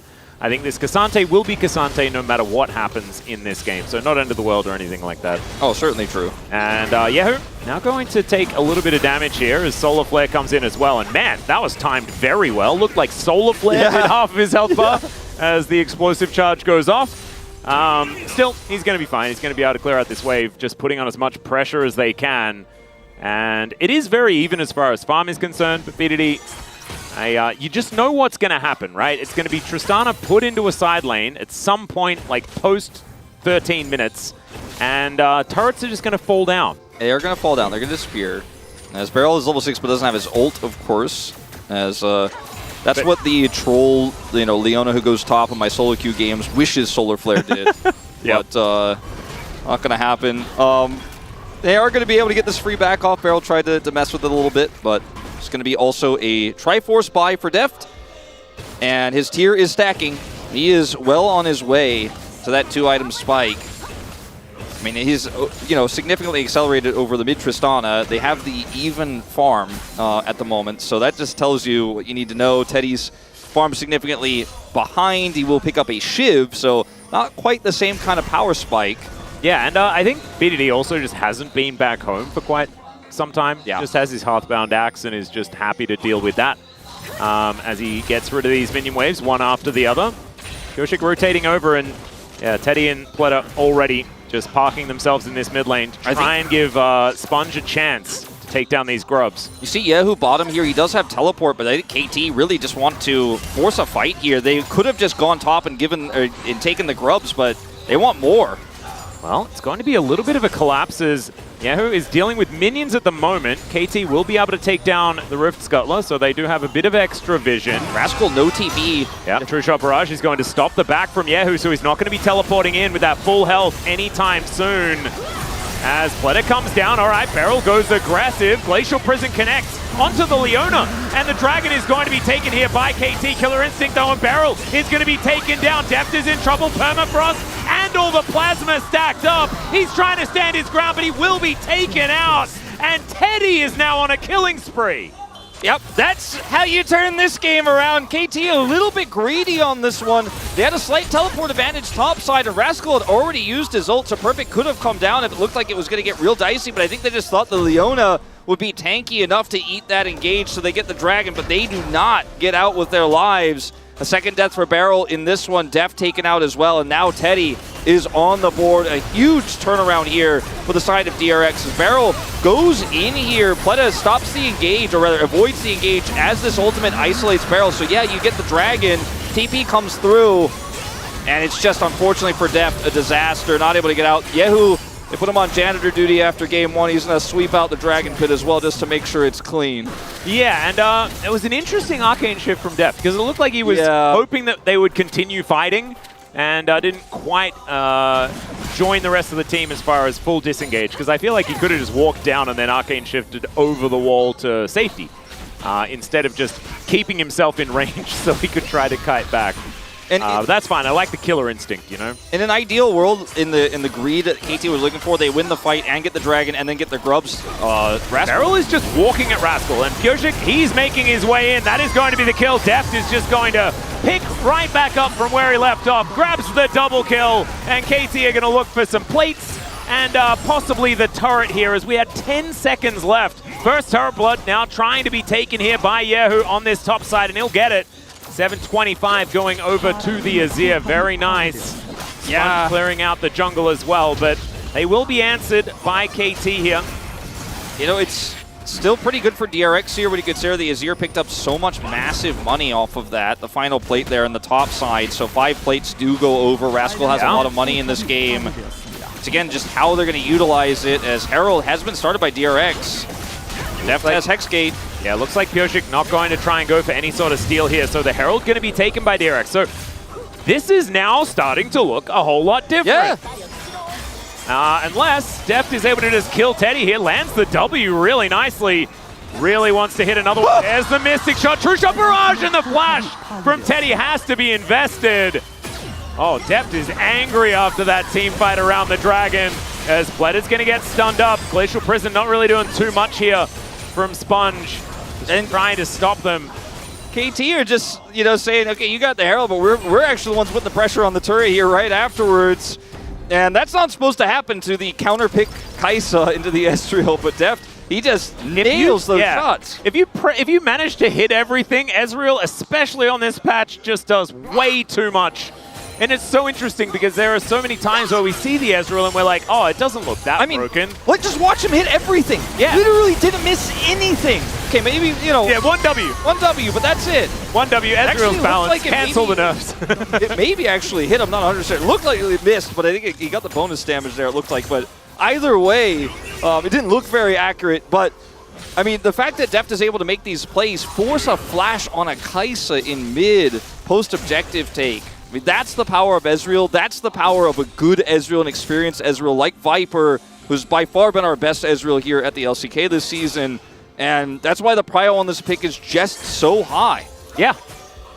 And it's really good to see Deft actually having one of the pop-off performances on Ezreal, because I think we all remember back to when he was an absolute god of this champion. He has had a few games that have been a little bit forgettable on the Ezreal in the past as well. And this is feeling like the OG version. And I'm glad that we get Deft's Ezreal and BDD's Azir in the same series. It's just kind of this nice walk down memory lane of just what they're capable of when it does work out. As that was very, very... Yeah, okay, Perfect just stole it. Just walked in, highway robbery, steals away a blue buff. Sunmaker's like, it doesn't even need mana! The classic. Oh god, it's even worse. And that's going to be Rascal backing here. You know, his Cole finished a while ago. He's got a lot of money, but hasn't been relevant in this game just yet in terms of side lane pressure. Can be a big threat later on, but when facing this Tristana, a little bit tougher, as they're going to use the Herald here while KT are backing. Yeah, should just be this turret, unless BDD can do something heroic. Does throw down the explosive charge on top of Teddy. And turret very close to going down. Isn't actually going to fall just yet. As all right, Perfect. He's in amongst it. Does just mitigate all of the CC though, just does those Cassante things and is just going to be A-OK. Slowed down by the sapling though, as there's a flash in from Goshi. He finds the Bramble Smash. The ulti's so good and Perfect. He's able to get in there as well. Deft free hitting from the back as BDD on a wild goose chase. Yahoo with a decent ulti here as well, as Teddy's able to take down the Tristana. It cost him his entire health bar and he's not going to be there to defend his young jungler. And it's Perfect that takes him down. Oh, the Void Seeker barrel is very close to just dead. And there are some very stressed KT fans here at Lolpark, and you can understand why. I mean, they're KT fans. It's just how it sort of goes. And that's going to be Soul Point. It's a Hex Tech Dragon Barrel. It's going to hurt you. Maybe, maybe just go clear the ward. You don't need to play it with fire. As the ult here, counter-wise from Pleta, is why there's even a prayer in this team fight for DRX. As Rascal has no Narbars engaged on by Pyoshik here, has a perfect follow-up ult. If Pleta's ult isn't this huge, it's an even more one-sided affair as BDD playing the ring around the rosy here with Teddy. And it's very, very close, as you can see here. Teddy just gets him. Yeah, just out of vision, I think. And we didn't show during this fight the true shot barrage from Deft. After the ult comes through from Yahoo, Deft is the only one who's not hit it, can still challenge him, can still chase him down even though he goes over the wall. And everyone on the side of DRX now flashless after the fight as well. And man, Deft is just showcasing a masterclass on this pick. And even though Teddy is trying his best with the gold he's been given, he hasn't been able to have the same impact just yet. He's not going for AP item second, went for the Rage Blade, so he's not going to be able to offer poke yet. We'll probably still build it third if the builds we've been seeing this week will continue. And that's when at least you can start to kind of duel with the Ezreal when we're moving towards objectives. It's still a gold lead here for DRX, but when you watch how that fight played out, it just doesn't give you much confidence. Yeah, this is the thing. It's the fact that the team fighting from this composition, you can see just how well it's going to work, right? It's 3 tanks and 2 AD carries. And so, like, KT just want to be able to get to more and more of these 5v5s, and with the fact that they have Soul Point now, they will be able to control it. So the state of the map is so much in KT's favor, even if the gold is saying that things are even, as Glacial Prison going to connect onto Pyoshik. And Pyoshik very happy about that because he's a tank, as Pleta just explodes, has to get himself out of there with the help of BDD's Buster Shot. And he will be going back home with very little health bar to speak of. This turret's still going to be standing though, And at least DRX are able to clear out waves relatively quickly. Yeah, these Void Seekers not necessarily hitting for that much. Like you were saying, it's going to take a Nash's Tooth for that one to really start hurting. Yeah, and then he'll get CDR when he hits those, and then he'll start to be relevant. But right now, it's just feels like he's doing it for a little bit of fun. His Sponge is very low. That's not fun. Sponge taking a lot of damage. Hits that Mystic Shot as well. The red buff is ticking down. Oh, God. 22 health. All right. That's about to get his ult. Def didn't miss anything. Does he go for it? No. Oh, we'll see whether he tries. Yep, not going to go for it. He could have actually just altered the base almost and almost got him. As it almost hits Teddy. Instead, it's going to just start, circulating around Runeterra as we talk about, just becoming the pollution of the skies alongside all of these enchanted crystal arrows. Yeah. Well, BDD gets a turret. He just says, well, Def's going to punish a jungler. Like, that was a moment where I was thinking Sponge is trying to test Def's hubris. He's like, does he think he can kill me? Can we bait him? If I just stand in front of Def, maybe he goes too far. But no, Def's just really calculated, does a ton of damage, so wins the fight and allows Tristana to get a turret. Yeah. While also saving the mid turret. Yeah. Yeah. No. I wouldn't test him anymore. I think he's passed, and you can just try to not get just straight up killed by all of these buttons being pressed. Look at the damage. 20k damage. So he's on like a 1,000 DPM at 21 minutes, basically. I mean, the irony is if this was a closer game where DRX were really team fighting and contesting a lot more, the number could be even higher, and it may still go up to upwards of 1,200, 1,300 DPM if DRX can keep this game competitive. It's still close in gold, as Ezreal is just such a hard problem to solve, though. Oh, it's a roughie. All right, there's the flash out from Beryl, respecting the permafrost that was stacked up. The rotational ability here of DRX. Is Yahoo going to get tagged by that True Shot barrage? Deft is, this is not a defensible turret, and so he is going to have to give that one up. Not going to be able to defend that by himself. BDD up here towards the top side, just continuing to try and farm things out. Even though KT repeatedly won those neutral fights towards the outer turret in mid for DRX, it stands. They're able to get the turret in mid for KT. Really important moving into this next Drake fight, because this is the soul for Hextech. He's already done so much with the gold he's been given, but when he gets that additional slow for these Mystic Shots, it's just going to be insane what Def could do. They cannot give this up. Well, they are not on the dragon side of the map. They are not. They were considering heading towards a Baron. It does make a bit of sense. They have a fair bit of vision available as now Sponge with that explosive charge. Remember, Tristana could get junglers out of the pit as there's a Magnet Storm to come in. Nature's Grasp already down here as Pyoshik in amongst it, flashes out instantly. And BDD, oh, the Killer Instinct, and he takes down the jungler. It's massive here, but can they win the fight? That's going to be the question. The all-out is so good from Perfect. The Emperor's Divide not going to do anything, and BDD is just playing Mario. Pletter's going to go down as well, and yeah, they may have lost their smite, but it doesn't matter if there's no one alive on the enemy team. Very interesting decision by DRX to try to then baby rush Baron with a 2-item spike of the Azir and then have second thoughts and try to collapse onto BDD here. Remember, both AD carries in this game have an inherent escape as BDD has Pyoshik heal for him. Pyoshik sacrificed his life here. Look at the damage from Def as BDD is full health. Yes, Teddy is able to get that kill, but it puts him on the wrong side of this team fight. Perfect just cleans up house, and then BDD with the resets. Everyone on DRX gets so low. Def pokes them down. BDD says, I'll finish the job, picks up a triple. They should already have Hextech Soul in live, if not doing it currently. Is okay, DRX are on this first. Yeah, the reset. They're going to get over here. Perfect down as well. Pyoshik in the area. Let's see what they can actually get done as Deft is over the wall. They look for the angle. True Shot Barrage connects. Teddy takes a lot of damage. Perfect is already dead. And Nature's Grasp now going to come out. Let's see whether they can actually do it against the flow of time. It is going to be the Dragon going over to DRX, but they're going to lose all of their health bars. Deft is continuing to never miss an ability. And that is everyone cleaned up. It's going to be another full house here. We've had so many of them this week. We just have so many with the 80 carries doing so much massive damage that, between 5 players to kill, one of them's going to get 3, the other one's going to get 2. Yeah, it's sort of just the balance, right? That's how it's supposed to work. Well, BDD able to get a few of them and Deft grabbing the rest. They'll also be able to take all these turrets. And that's why I didn't think DRX was going to contest there, because it's going to cost them more to actually fight for this. And if they don't secure the dragon, I mean, it's even more disastrous. Only the way things could really be worse in this game. But yeah, you kill the front line. But the follow-up here from Pyosik keeps everybody in place. Just watch Deft in this fight. He's full health, he's still full health, he's still chunking people, he's still full health, he's untouched, he's got a shield, he kills Teddy. It doesn't matter. And the BDD's like, all right, resets after resets after resets that don't even need. And when did Ezreal abilities become targeted? It's all skill, baby! Yeah, I mean, it's just kind of absurd. 7-1 and 10 now, and that is 100% kill contribution. Yeah, Deft is having a day. He's having a real good day.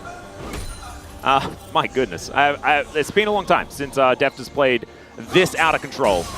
Yeah, if you had any doubts about the first pick, Ezreal, yeah. I was like, I think they're gonna do it, you know? I mean, watch this game, watch what happens. And I mean, they had great setup for him. They got him massively ahead with Pyosik and Barrel early. And also, I mean, we have to remember that this is DRX versus KT, but this is a Harlem Globetrotters performance. Yehu just gonna get sniped by Deft, who's happy to tank the turret. Not necessarily sure whether that is the case, but he's got a Bloodthirster. He'll be fine. Rascal is just trying to trade for anything that they can get. Some bounty gold now going into their coffers, but KT, they're going to claim those coffers, I think, as they're just breaking into their house. That is going to be the Dragons Unleashed, thanks to Juhan's skin that Pyosik is utilizing against the team that he got the skin for. Just beautiful stories here. As far as that is concerned, but it's not very beautiful for DRX as far as the state of their base, and losing an inhibitor top lane. These two extremely fed 80 carries. Oh, we're not even done with the action yet.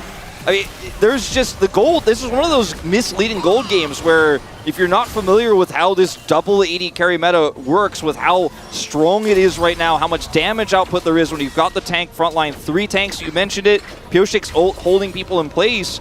The game was never close, to be honest. Yeah, Teddy got some kills and he made some cool plays, but DRX just completely destroyed in every fight. And yeah, even if you get kills, you get a pick in the fight, making the kills look kind of even as well. It's only 17-10. It's not like it's 17-4. We've seen some of those KT games this year. It's not one of those games, but you get a kill on one of the 3 tanks, but the 2 80 carries, the last one's alive in the fight, and they clean house. They get the full house, as we've been talking about. And 7 kills apiece of the 17. That's all you need to know. And there's also the fact that if you kill one of either Deft or BDD, which is going to take a fair bit of effort with how slippery they can be, the other one will probably kill you, especially now that they have a bunch of items. Deft now completes his more of Malmortius. BDD has his Infinity Edge. He's got a cheeky Vampiric Scepter there as well on top of it. But I mean, both of them are just raid bosses. They're going to do so much damage in these fights. It's going to be so difficult.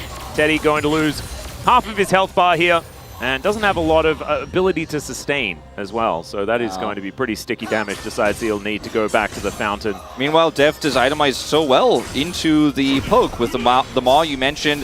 Has a Bloodthirster, will just be getting his health back instantly with that. And they don't have, like, they have Sponge on a tank, right? And I guess Pletter is there as well. But with the fact that Deft has been weaving these autos so effectively, the Mystic shots just seem to be finding the squishy targets.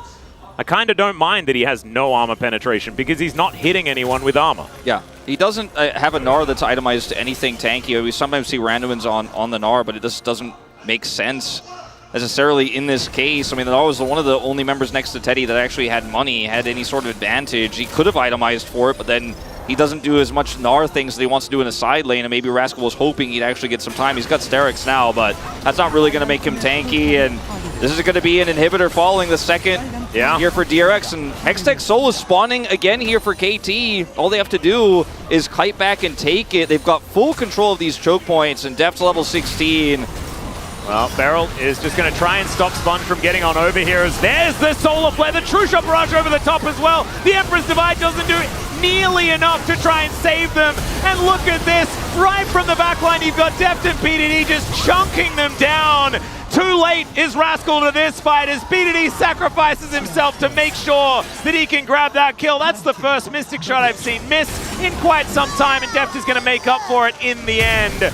And they're not going to get the Hextech Soul because instead they're just going to win the game. And KT will end the season, or the round robin, with just a little bit over a 50% win rate, making up for the pretty abysmal start to the season.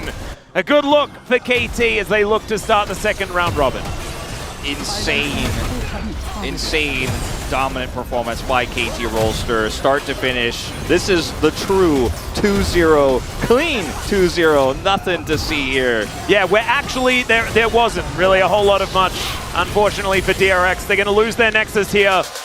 And KT, business as usual as they wrap this one up. I mean, I think we might get one of those Mad Movie clips where it's actually, it might be the first duo Mad Movie where it's Def plus BDD. Yeah. There might be a few things that people will see here later on in a Mad Movie in the Def highlight reel. But in terms of DRX putting up a fight, it just didn't happen. It's an 80 carries dream to have 3 tanks. You've got range, you've got self-heal, you've got flash and cleanse. Def never needs to flash this game. He's untouched, but you got a second 80 carry that's got resets. And KT, they got a lead. It was set up by Pioshik, and I think Sponge, he wasn't there. That was the beginning of the dominoes falling in this game. And yeah, there were some good moments. They killed Perfect again. Didn't lead to too much. They were able to get that, the Kai'Sa significantly fed on that big play from Teddy bottom side when KT were a little bit greedy around Dragon. But the fact that Def was this big and he's going to play this well, yeah, for me, there was never any doubt. Yeah, there wasn't. And honestly, it's just so good to see Def find that level of form again, because I think a lot of people had been entertaining some doubts about the state of Deft at the moment. Is he ever going to reach that form that we've seen him have? And you can see in the look of it on his face right there, he never had any doubt. And after a game like this, seeing what he's capable of navigating these team fights so effortlessly and beautifully, it's just great to see why we talk about this guy with such high esteem every single time he is mentioned. And yeah, it's up against DRX. There are caveats to be talked about, but you could see, it was just beautiful mechanics on display. Absolutely. Something changed when KT won that T1 series, and they started to look like the family of ex-DRX players, world champions that we saw in spring, where we knew KT wasn't the same KT that was challenging for an LCK title in 2023, but there was some magic there. Yeah. And we had that, ceremony where they did the family photo in front of the Nexus, and I thought that was just so poignant and so true for how this roster operates, how well they trust each other. And yeah, this was the one fight that DRX won, and everything else was just, it wasn't even close. It wasn't. And the fact that you've got BDD on one side, Deft on the other side, all of these AoE CC ultimates that DRX have are never going to hit more than one of them.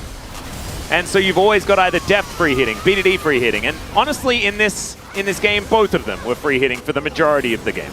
Azir lost lane. We didn't see very many impactful ults for Yehu, but it's hard to blame him because you're either just ulting a front line or you're trying to ult Ezreal or Tristana, both of whom can avoid your ultimate, the zoning. Look at BD and Def's position, go go tanks, we will back you up. And exactly. Then they do, they both just stand next to each other and click on people and they die.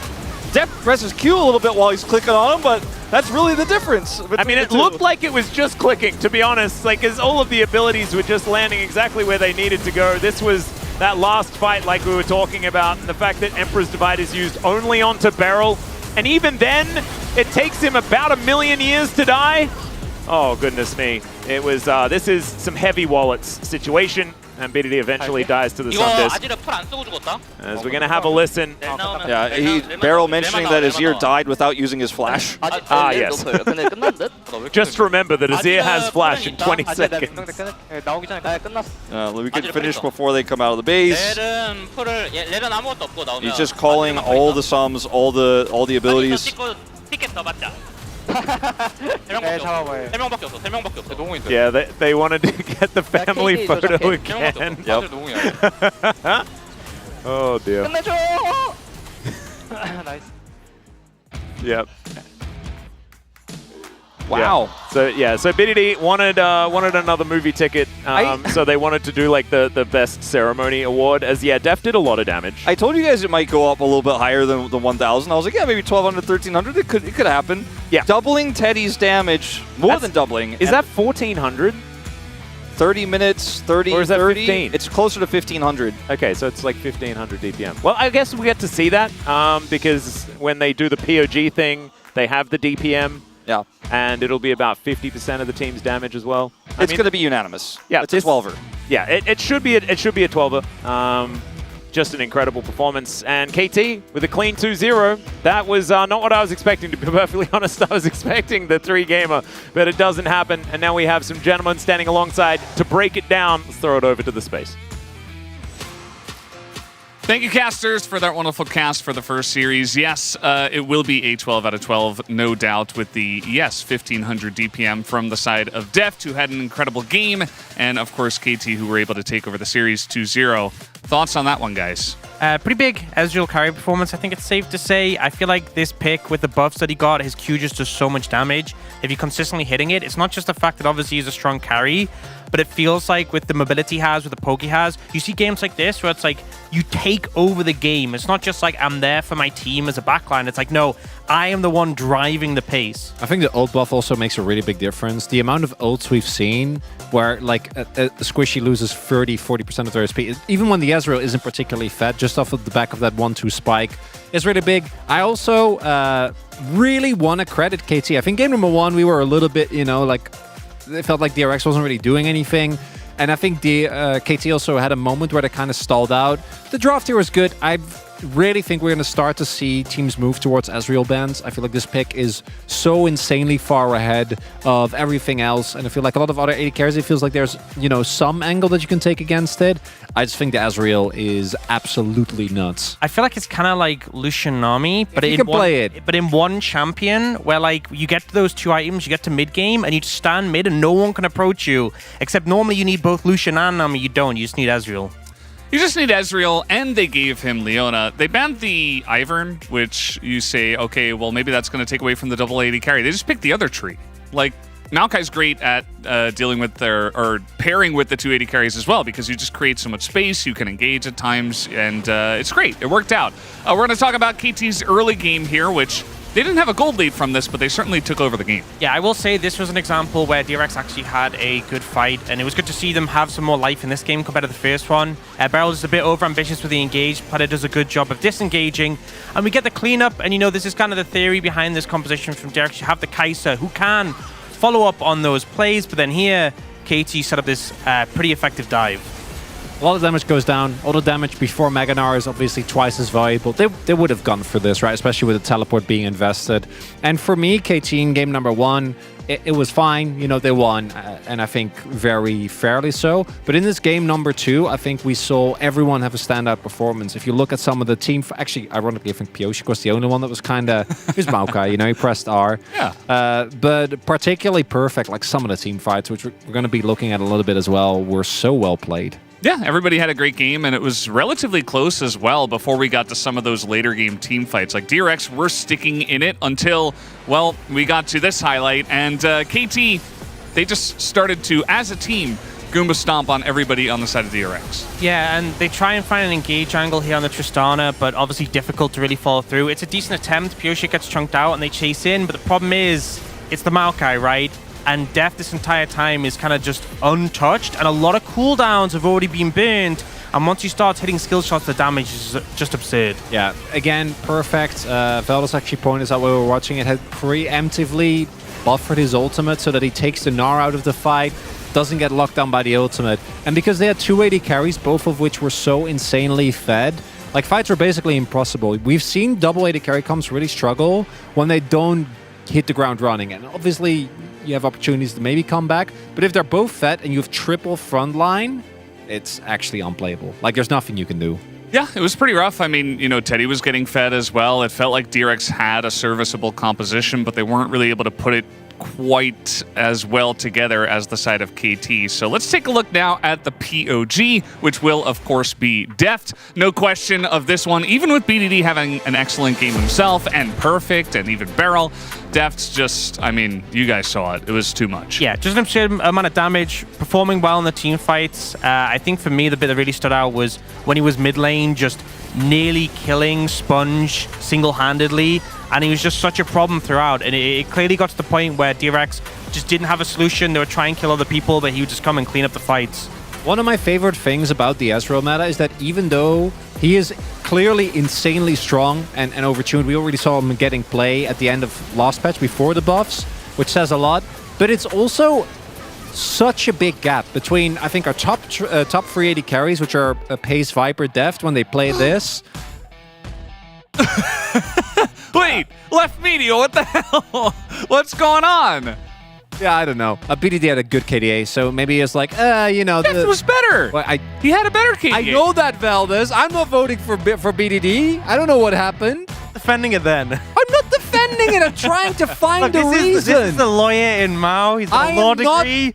He's trying to protect I'm not his defending. defendant. I'm trying to figure out what Look, the reason my could client be. simply thought that BDD had a really good game 1 and a good game 2. He was trying to make up for BDD not getting 12 out of 12 in the last one. You guys have anything to say about that? I love how he voted Deft and he's getting Yeah, you know, I think the Deft vote was pretty obvious. BDD had a good game, but Deft I think was a lot better. So Left Media may want to reconsider his choices there. Yeah, the prosecution rests that case. Yeah, thank you. I do not want my words to be misconstrued. Yeah, I don't know what happened to that one. I think that was the reason. You know, we saw the Goomba stomping in the fight. That was pretty cool. Yeah, it didn't. He did have that one fight where he was like jumping and it looked really cool. He Maybe- can jump maybe- more than Deft. Maybe Left Media is a Mario fan. Because you jump on the Goombas. He's a BDD fan. Or like Maybe that's why. Mario. You know what's the crazy thing? You know, game 1, he voted Pioshik, I remember. Yeah. You also voted Pioshik. No, but he voted Pioshik because he said he's a BDD fan. He voted Pioshik game 1 and then BDD here. Make it make sense. Where's the... Well, sometimes Left Media doesn't make any sense. But guys, we do have something that does make sense in just a little bit. We are going to have the interview with some of the players. It will be BDD and Deft, which do oftentimes get interviewed here by KT. Yeah, the final thing I do want to highlight is Perfect after that game. I think Perfect's a player that just keeps leveling up throughout the split. He still looked so nervous. Like, I really hope that he can kind of get his confidence because he's been performing exceptionally, and I just hope that he sees that himself. We'll see if they can see that. We do get to see the interview now. Let's throw it over to Ji-sun for the translation. 2024 LCK Summer 1라운드 마지막 매치 DRX. Thank you very much, guys. This is Ji-sun for the POG interview translation, joined by the POGs on the side of KT Roaster, BDD, and Deft. Congratulations. BDD 선수 1라운드 마지막 경기 승리로 BDD, 장식하셨는데요. 소감 what a 들어보고 fantastic 싶습니다. way to wrap up the first round robin. How do you feel? I'm happy that our team is ramping up as time goes by. You know, it's a very positive thing. So I'm glad that we managed to find our way together and improve. And Deft, congratulations on your 1000th domestic games combining LCK and LPL. How do you feel? I mean, anyone can catch up, but still, I'm pretty much one of the oldest players in the league, so I managed to hit this record. But in the future, there will be a lot of players who will also accomplish this record. BDD, anything you want to say to him? I mean, Deft is the captain of KT Roaster. He has been leading our team fantastically, so I hope he can continue his professional career as long as possible. Deft, game number 1, the last pick on KT Roaster was actually Hui. That was a B5 on the side of KT Roaster, and you guys had a lot of options of conventional support picks. Tell us more about that decision. I mean, Bro definitely prefers Hui support a lot, and also he goes really well with Kalista together as well. And then we also had Yone Azir matchup on the mid lane, which Yone slightly has an edge over Azir, but you managed to have the priority in the early game. So tell us about the grass build into Yone. A lot of people goes with footwork, and then yesterday in the Genji series, Chobi played grass Azir. I kind of forgot about that build, and then Chobi brought back the memory of grass Azir. And later in the game, he can actually kind of have a really good tank ability into Yone. So I think grasp is pretty good. Could you also break it down in more details? I mean, the items were more about, having a decent amount of damage, but also having a little bit of a sustainability.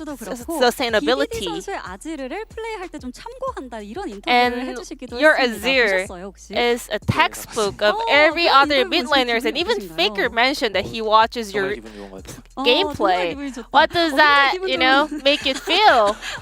It feels amazing, obviously, I'm flattered. Well, this time around, I guess you watched Chobi play Azir, getting the inspiration of his, rune choices. Is there anyone else you also watch? I mean, pretty much all the LCK mid laners, because their performance is always, they always have something to learn from. So I just try to catch up with all the other mid laners. And then Deft. I want to know your thoughts on Ezreal right now. Is he a top of the tier list champion right now? Well, I think as long as you can play around his strength, having a lot of damage in the laning phase early on. BDD, thoughts on that? Yeah, similar thoughts. I think his laning phase is pretty strong, and then he's also very, very powerful in the late game. So right now, he has no weakness. So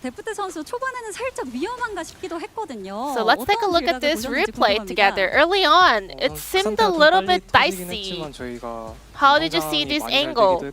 Well, we started off this fight by having our Cassandra dying in the beginning, but still we had a lot of damage and also sustainability. So I was like, as long as I don't die, it would be no problem.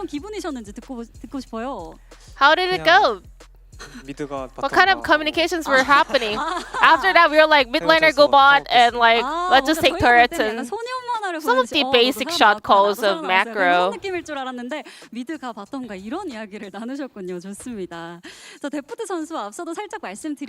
then Deft, you mentioned it earlier, but you managed to play your 1000th domestic game, combining both LCK and LPL. What a long career! How do you look back at it? I have a lot of amazing memories.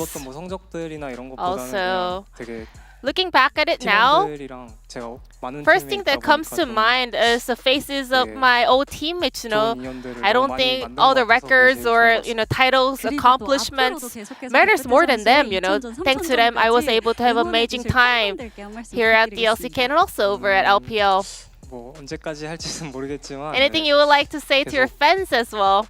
I'm not sure how long my career will last, a lot of circumstances to consider, but still, I will also do my best in order to kind of stay as long as possible as a professional player.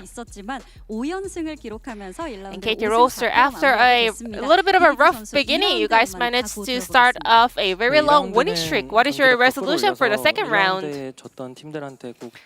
I really wish we can come back with even stronger performance and get our revenge on the teams that we lost to in the first round robin. And that's the end of the interview with BDD Def, and back to the space. Thank you.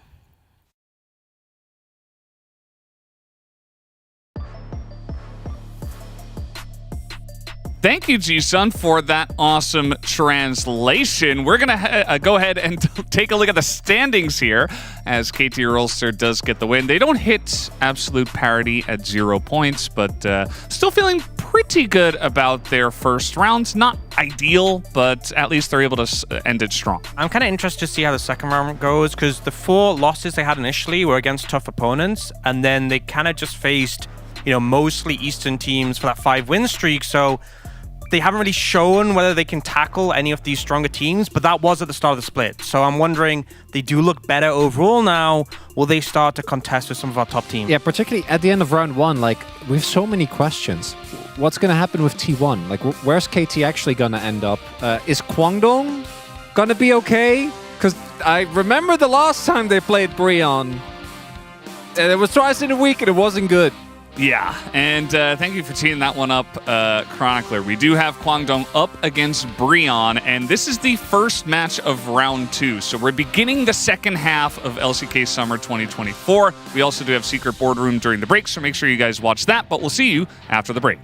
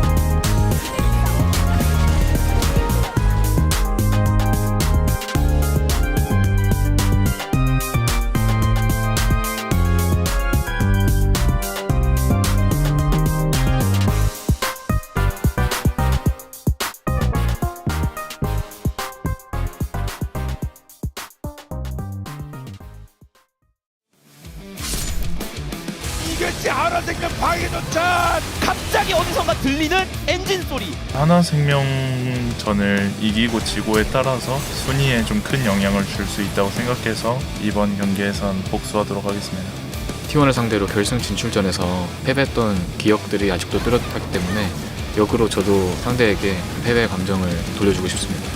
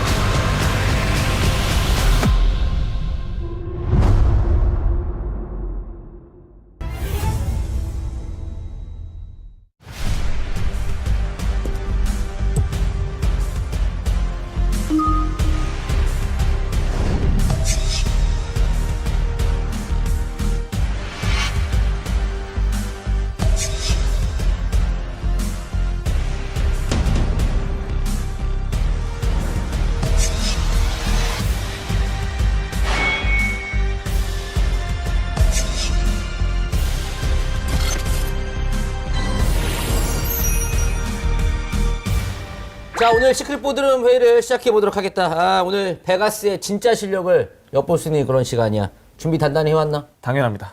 지난번 면접을 보니까 제가 좀 형편없더라고요.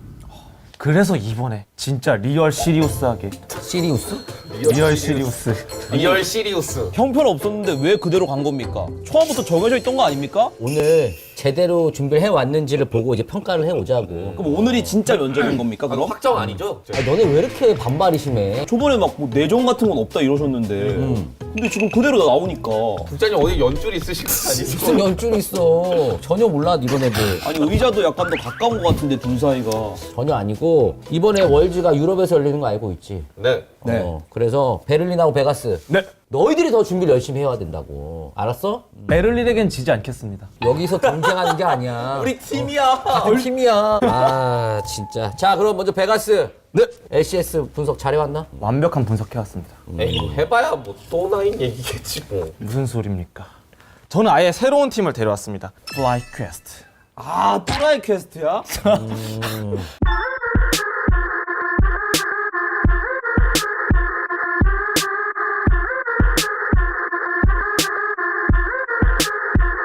얼마 전에 그 코드가 LA가 떠나는 걸 보고 스토리에 글을 올렸습니다. 뭐라고 올렸나? 그것까진 기억이 안 나. 애도를 표현했는데.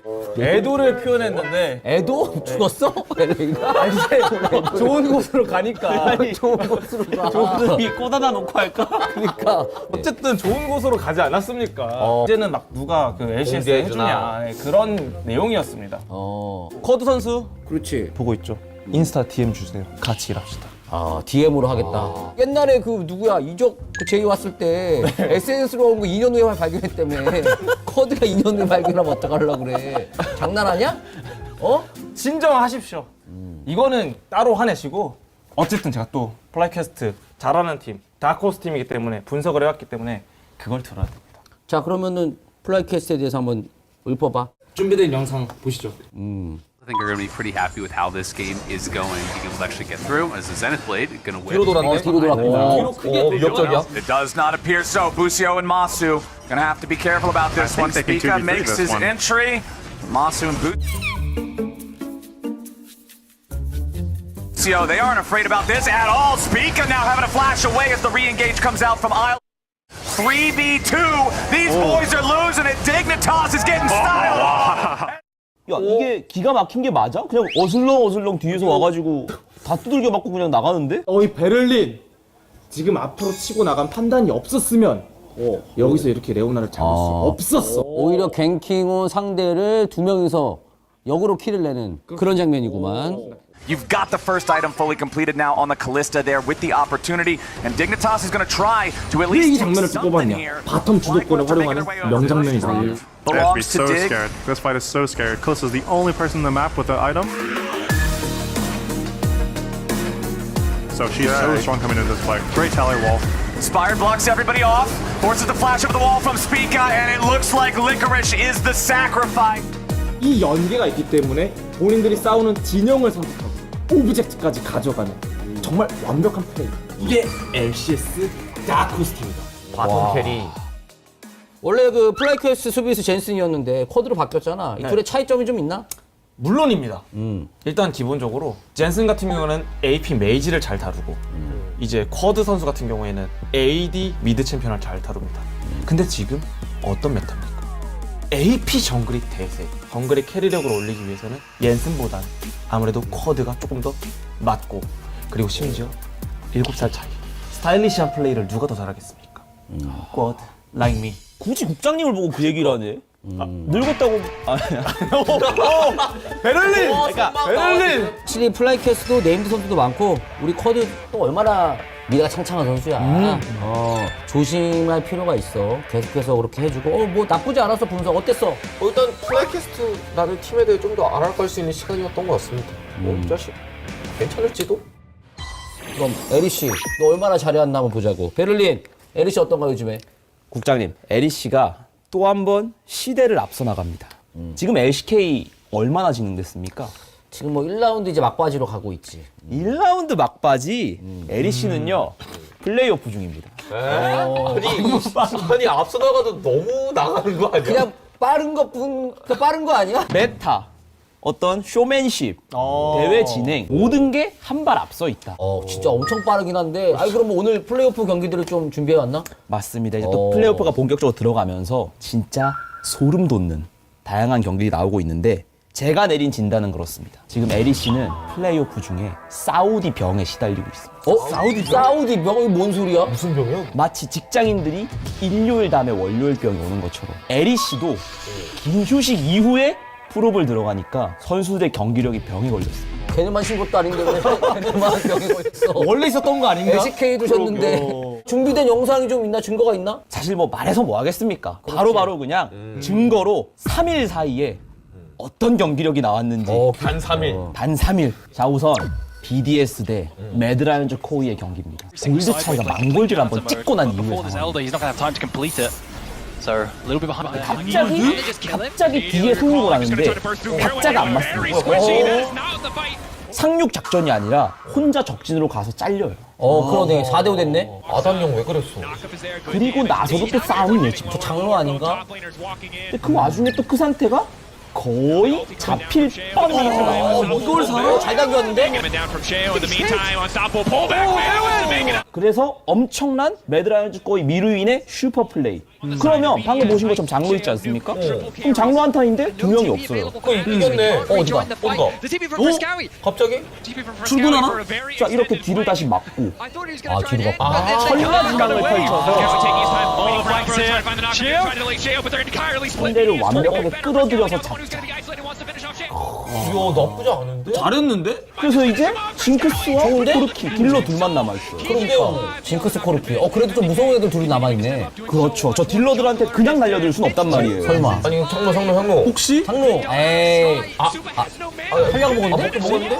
그래서 그냥 코르키가 몸통 박치기 하고 징크스도 수호 전사 빠지고. 이겼잖아. 잘했는데? 그래서 이렇게 게임이 끝날까요? 근데 처음에 죽은 애들 좀 빨리 죽어서 나오긴 나왔어. 근데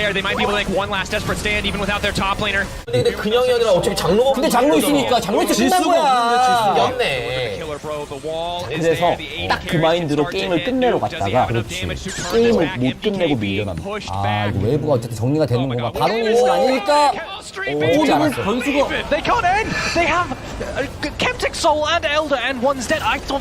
그래서 이렇게 한번 밀려나고 다시 BDS에게 턴이 넘어옵니다. 기회가 왔네. 바론도 나와 있고. Yes. Can they get more off of it? Oh my goodness. A game that should have been decided. 근데 갑자기 크산테가 암살을 하려고 합니다. Each other. 크산테 왜요? 아, 크산테 우리 기대보다 되게 단단하지 않네. 스테라고 가서 그런가? 그래서 여기서 크산테가 혼자 암살하려고 하다가 크산테 죽고 크산테 없고 그래서 4대5 되고 이러고 끝나나? 여기서 최대한 발악을 해보지만 아이고 이렇게 만골드 가까이 갔던 게임을 집니다. 아니 4용에 장로 먹고 이거 졌어? 어찌 보면 명경기네. 명경기죠. 이거 하나만 있을까요? 또 있나? 아니니까 사우디 병인 건가? 제가 왜 선수들이 월요일병에 걸렸다고 했겠습니까? 이번 어떤 경기인가? 이번엔 아주 소름 돋는 다이브입니다. 여기서 오른이 5번째 스킬을 사용해요. 다섯 번째 스킬? 제5의 스킬? 전멸 썼고 뭔데? 이거 죽은 거 아닌가? 다이브 하다가 여기까지는 근데 이거 포기 안 해? 한 번 더 하는 거야? 근데 여기서 한 번 더 오른이 도발을 시전해요. 근데 이거 도발에 걸리면 안 되는데 체력이 너무 없어. 왜? 매혹당했다. 이 5번째 스킬을 맞고 여기서 또 끝이 아닙니다. 또 있어? 더 있다고? Said they're just going to back away, but in this key, here's the satchel charge play. Oh my face, yes. 자기도 웃겨요. 근데 저거 안 죽었으면 포탑 깨는 거잖아. 그래서 다음에 다른 친구들이 와서 깹니다. Now he's TPing at the X-Flash. This is so 저게 플레이오프라는 거지 다. 네. 이게 정규가 아니었어? 정규 시즌 아니지. 플레이오프야. 근데 막상 사우디에 갔다 온 팀들은 아니네. 근데 실제로 유럽이나 이제 북미 쪽은 저렇게 국제 대회를 겪은 팀들이 오히려 좀 스텝업을 하고 나머지 팀들이 좀 거기 못 따라가는 경향이 있더라고. 그 갔다 온 지토랑 푸나틱 둘도 정신 못 차리나? 괜찮지 않아? 정신 못 차리고 하다가 돌고 돌아 상위조에 갔어요. 그래서 최종적으로 또 한 번 또 투와 또 나틱이 결승에 한 자리 있을 겁니다. 뭐 어쨌든 많이 좀 힘들어 보이긴 하네 LCK 쪽이. 국장님 무시하시면 안 됩니다. 이걸 보여주면 무시하지 말라. 네가 무시할 만한 장면들을 가져와서 무시시키려는 것 같은데? 시즌 파이널 가고 월즈 되면 또 휴머노이드 돌아오고 캡스 돌아오고 이러면 무서운 거야. 근데 뭐 이제 플레이오프 시작했으니까 우리가 좀 더 지켜보긴 하자고. 자, 그럼 뭐 상하이 LPL도 좀 사우디컵에 영향이 있나? 저희 LPL은 사우디에 쉬지를 않았습니다. 아 그래? 거기는 안 쉬었어? 이게 팀이 17개라서 그렇지 여긴 많지. 2팀 빠진다고 몇 퍼센트 빠진 게 아니에요. 티도 안 나겠네. 일단 그 전에 LPL 변화가 좀 있었습니다. 워낙에 변화가 잦은 리그기도 한데 저희가 또 알고 있는 RNG의 심장 웨이 선수가 BLG로 갔습니다. 웨이가 BLG로 갔어? 갑자기? 그리고 그 BLG에 이지훈 코치. 얼마 전 리플레이 중요하지 않았나? 스파인가? 이게 참 참 재밌는 게 BLG가 정말 최상위권을 달리던 팀이었는데도 불구하고 그런 영입이 있었다는 점. 전설적인 선수 도인비. 도인비 레카 아닌가 요즘에? 방송인이 다 되었던 도인비가 요즘 정말 칭티안을 중심으로 새로운 바람을 불러오고 있는 UP에 들어갔습니다. 아 그래? 도인비가 이거 돌아왔다면 요거는 조금 우리가 조심을 해야 될 필요가 있는데. 요즘 안 그래도 좀 좋았거든요. 거기다 도인비가 들어갔다? 이 UP라는 팀, 업팀. 저희가 이제 예의주시를 해야 되는 팀으로 또 급부상을 했습니다. 도인비는 뭐 실력뿐 아니라 또 스타성까지 있는 선수라서 조심해야 돼. 부장님 더군다나 끝이 끝나지 아니야? 않습니다. 이게 또 있어? 또 나와? 어느 정도의 그런 특별한 변화들은 제가 약간 짚어드렸고 또 요즘 대대대 감독 따이 양대인 감독 무슨 일 있어? 본 적 있으십니까? 최근 그 양대인 감독 모습을 최근에 본 적 없지. 헤어스타일을 보면 이 매드 사이언티스트가 생각나는 약간 이제 여기서 좀 더 가면 하이머딩 것 같은 느낌으로 이게 실제 그 외모의 변화에 맞게 파격적인 그런 실험들을 이 게임 내에서 뱀픽으로 좀 보여주기 시작했거든요. 아 드디어 시작했나? 그의 실험이? LNG를 상대로 1세트 상대가 요즘 정말 좋다는 탑 럼블 정글 세주를 상대로 문도랑 카직스를 했습니다. 그래서 약간 상상도 할 수 없는 그런 매치업이 나왔는데 졌습니다. 다들 그게 럼블 줄 때 계획은 있다니까요. 하지만 근데 이런 결과가 안 좋았다 한들 계속된 이런 도전적인 시도 이런 것들이 웨이보에 좀 좋은 영향을 끼친 것 같다는 생각이 요즘 또 들거든요. 아시다시피 웨이보의 타잔 정글에 가지 않았습니까? 그 타잔 선수 그리고 이게 샤오후 이 두 선수를 활용하는 그 매드 사이언티스트 대대대의 그런 활용이 극한에 치달으면서 명경기를 하나 만들어냈습니다. 제가 영상을 하나 준비했는데 이날 정말 전설의 레전드 초비 제카 물렀거라. 초비 제카를 물렀거라? 샤오후의 요네가 나타났죠. 샤오후의 요네? 우리가 여기서 영상으로도 되게 안 좋은 것들을 많이 봤던 기억이 있는데. 그 요네가 더 이상은 예능이 아닙니다. 제가 한번 영상 준비한 거 보시죠. 전혀 예상이 안 되는구만 샤오후의 요네는. 타잔의 릴리아가 궁극기로 묶어둔 채 완벽한 궁각을 만들었어. 이거 타잔이 너무 잘했는데? 근데 저거는 R키 누르는 거는 이거 근데 너무 억바 아닌가? 그 R키를 못 눌렀던 게 샤오후야. 그렇긴 해.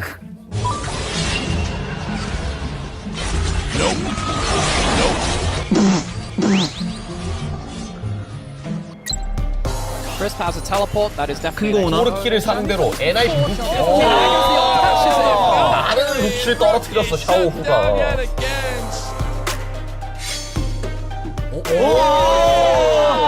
따고 인정하겠습니다. 초비 물렀거라. 인정하겠다. 매드 사이언티스트가 샤오를 슈퍼솔저로 만든 거야. 그래 이게 그러니까 오빠처럼 보일 수 있어. 하지만 이전에 그 샤오의 요네 보지 않았습니까? 그렇지. 장족의 발전입니다. 사실 샤오하면은 정통 메이지 챔피언을 좀 잘 다루는 듯한 이미지가 있었는데 어쨌든 최근 메타에 딱 맞게 샤오가 AD까지 잘 다루면 이건 완전 스텝업 한 거지. 뿐만이 아니라 그 말씀하신 것처럼 그 릴리아 타잔 보지 않으셨어요? 타잔이 지금 굉장히 판을 잘 깔고 있어. 요즘 POG 7번으로 폼이 정말 절정입니다. 웨이보의 지금 중심 선수예요. 역시 정글 메타.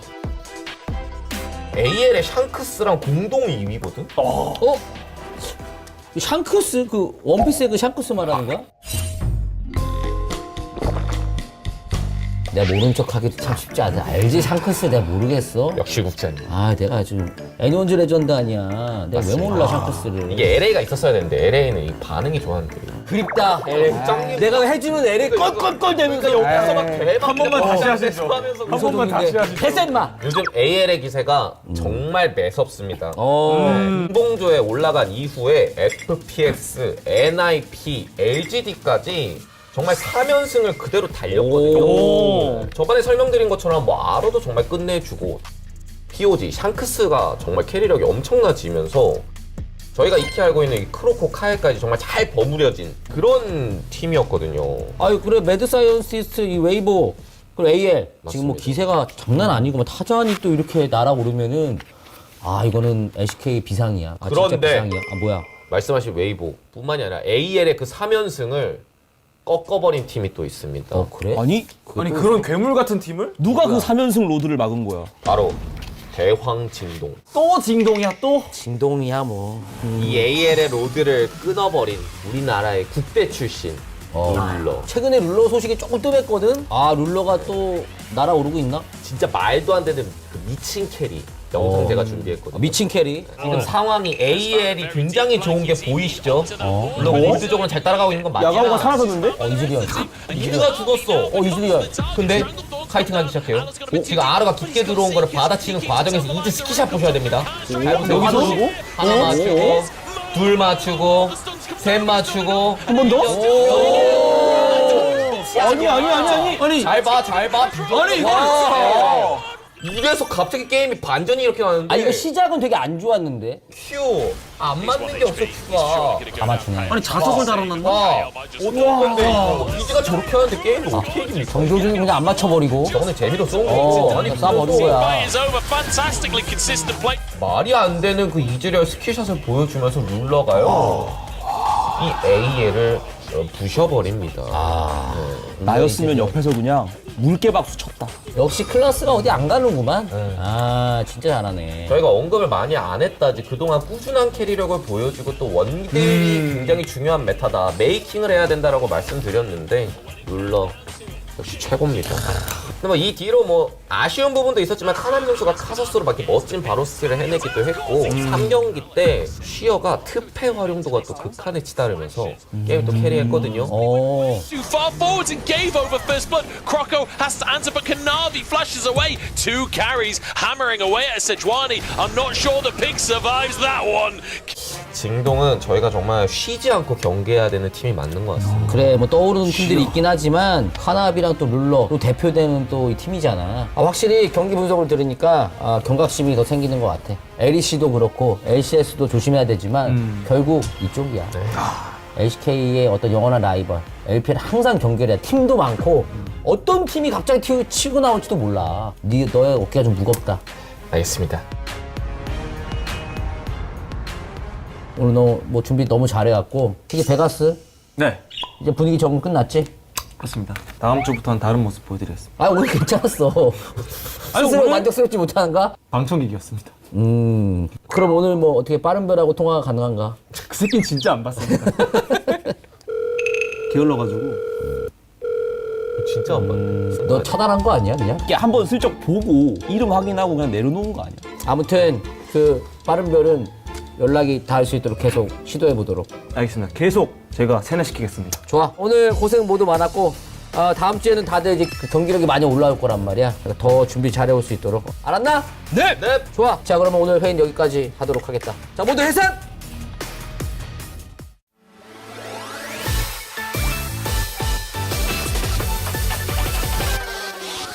자자 여기 주목해봐요. 소라는 거기까지. 화가 나 맘들을 녹이는 귀여움을 한 방울. 모두 다 wanna be our squad. 준비해 애니마 우릴 부른다고.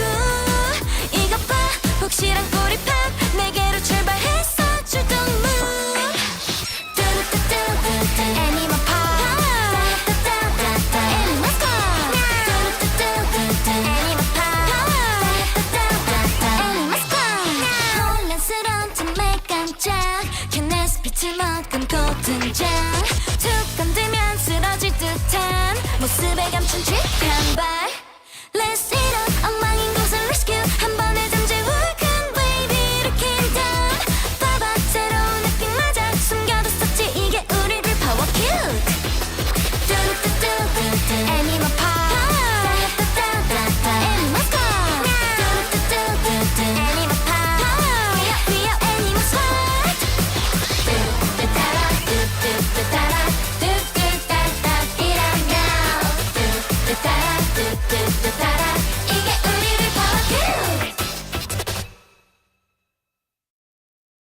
우리 미드 리엔즈 공주님을 만나러 돌아갔어. 그냥 게임 같이 하는 건데 왜 그래?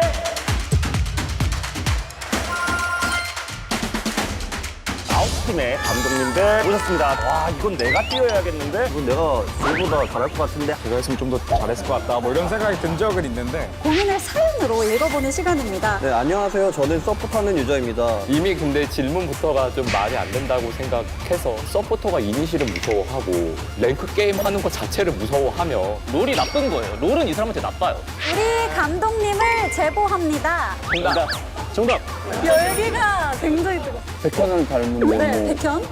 젠지. 매기는 것 같은, 이제 매기는 것 같은. 백현을 닮은 외모, 저! 아니, 다들 백현 누군지 모르시냐?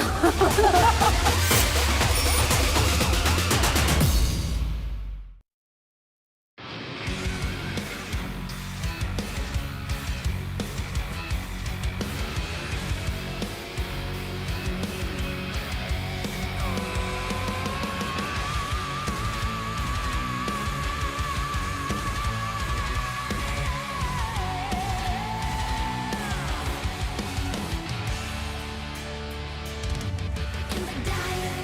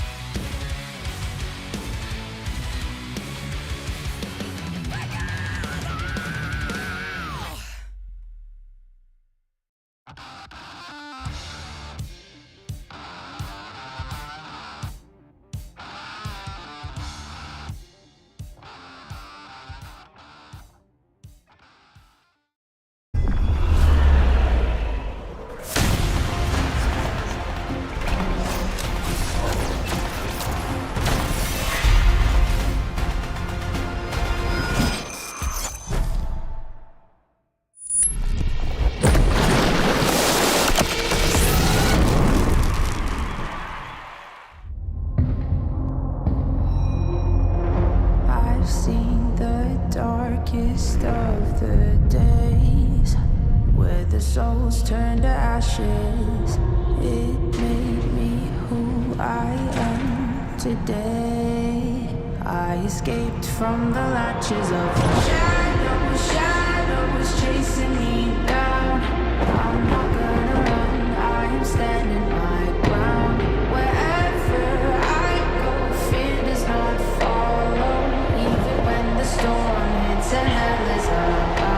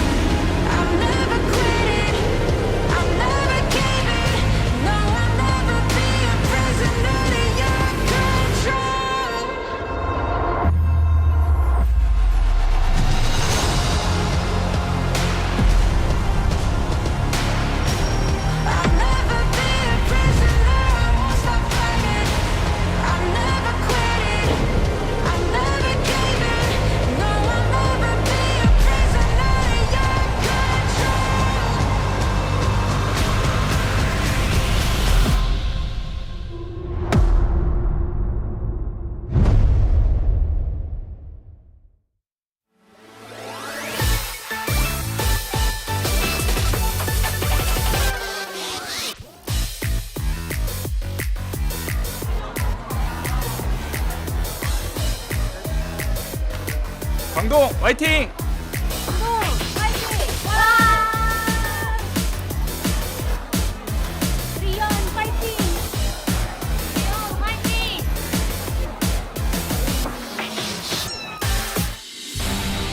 Welcome, ladies and gentlemen, to round robin 2 of LCK Summer 2024. I'm Atlas. I am joined by Wolf. We're the same guys that were here for round robin 1 that concluded in our previous match.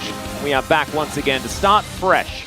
Once again, all of these teams are going to be facing each other one more time, and we're going to be beginning it with Quantum Freaks taking on Bro. And this might just go the same way. It might just go the same way, but maybe the Bro Leavers will rise up with Bro and their new mid laner Fate. Yeah. And have, they went 0-9 first round robin. Maybe just like KT, they could flip it back around and go 9-9. Go straight into the middle of the standings, go straight to playoffs. A feel-good story that every Bro Leaver would love. I don't see it, Atlas, but, I mean, considering they were able to win 4 games, you know, it wasn't a complete wash. That's theoretically 2 series. Yeah, I mean, exactly. So if they had won them in the same series at the same time, they could be up there with DRX and Nongshim. Oh, man. If you think about it that way, it feels way better. But instead, they're in 10th place and they're 0-9, and things aren't necessarily going very well at all. Quantum Freaks, though, they recently suffered a loss. They have not necessarily looked quite as good as they did at the beginning of the season. And so we'll just have to see whether round robin 2 is going to be a better time for the Bros. Let's see whether that new resolution is going to come on through, which ones are actually going to be able to figure it out and who are not going to be able to. As Bro may be armed with their new secret weapon in the mid lane, things are going to go better. Yeah, it's been, you know, the end of round 1 was a little bit tougher for Kwangdong. You could see that if you look at the records they have, Bro was the only team to take a win off of them on the east side, as Kwangdong have kind of lived up to the Afrika legacy again as being the gatekeepers right at the edge of playoffs. And Dudu has a win rate, or let me start over. Dudu's win rate versus Morgan is close to 50, right? He's 18-14 in this matchup. I think there have been years where Morgan was the stronger top laner, but right now it doesn't feel like the case. And of course, the year that Morgan was the stronger top laner was when they were on the same team, right? And Morgan went to Worlds. It was that super weird Humble Life Esports run that they managed to figure out, and that was when Morgan came into the roster instead of Dudu. I think since then, Dudu has refound his form, and I think that if you were to quiz anyone on who would be the stronger player, it would be Dudu right now, especially with his more recent performances. Man, like that Aatrox, for example, absolutely incredible. And the relief pitcher steps up in Crisis. Fate making his way in, returning to the LCK after about a year off, and I don't necessarily feel like this is going to be like the checkmate move that Bro have now made, like adding another mid laner to the rotation. Yeah, but we'll see. He's been inactive, so we don't know his current form and where he's going to stand, you know, in terms of individual performances. So it could be a Leaper-esque, you know, injection to this roster that really changes things. That's not going to be our expectations, considering, you know, his last team, Live Sandbox, when he was in the LCK. He was on the bottom end of our mid laners here, so we'll see what the performance does look like. But in terms of Poolbay and Karis, you know, maybe it's just a side grade. We'll find out, because that mid lane has been a gaping hole. As for Guangdong Freaks, they're just trying to start off the second round robin with 2 thumbs up, because the expectation is they win this series. The hope, if you're a Guangdong fan, is they do it 2-0, because everyone's always afraid of the Guangdong curse. Yeah. Second round robin where you tumble down the standings and have to fight your way to playoffs in the end. And remember, last time around, they went back-to-back games against Bro and got crushed. And so maybe this is the time that Bro can pull out some of that fire, because you can imagine that they're looking at this match being like, guys, it's winnable. It is 100% winnable. We can do this. Well, we'll see whether they actually can, especially now armed with Fate in the mid lane. I do want to remind everyone, Twisted Fate is 100% win rate in mid lane this season, with a huge sample size of 1 entire game. So, look, he might be able to hop onto his namesake and make some stuff happen. Who knows? Who knows? As Doiv will also be playing today, because as it was in round 1, Youngjae is ineligible to play against his own team. Yep. And that sounds confusing, but if you're not aware, he's actually a Guangdong Freaks player on loan to OK Savings Brink Brion, so can't actually do that for competitive integrity reasons, so it will be Doiv. And Doiv was serviceable last time around. You know, as we talked about, they were able to get the 1 win, and I feel like the jungle isn't necessarily the issue here for this squad. It was just that the performances we're seeing from both Envy and even Samver, but Envy specifically, when he is in a position to maybe pop off and carry the game, he just isn't able to clutch it, you know? He's just not actually performing as well as a lot of our other AD carries, even when he's on strong picks like the Ezreal. Morgan here in the top lane, very low KP. He has just been on an island this season. Yeah, and both of these top laners have kind of middling stats, but you can see like the damage per goal. Morgan does make use of what he's given. Unfortunately, he's just not given a whole lot. As you can see that he has, like you say, just been on a little bit of an island. Positive CSD at 14 though, so Morgan has at least been laning okay. It's just that I think that if you put him under a microscope over the last few games, he hasn't necessarily had very many of these lordly performances that we love him for. I think the big difference that we see in the KP here, the key player between these two, is that Guangdong will occasionally play through Dudu. He has a much higher KP, and as a result, his skill participation means that they do occasionally play both sides of the map, whereas I feel like Bro are playing similar to how we see D+ play through aiming, and unfortunately Envy is not getting it done. We've been very surprised, at least here on the global side, that Envy still maintains the starting position over Samver, because when Samver is in, he does look like he's able to get it done a little bit better.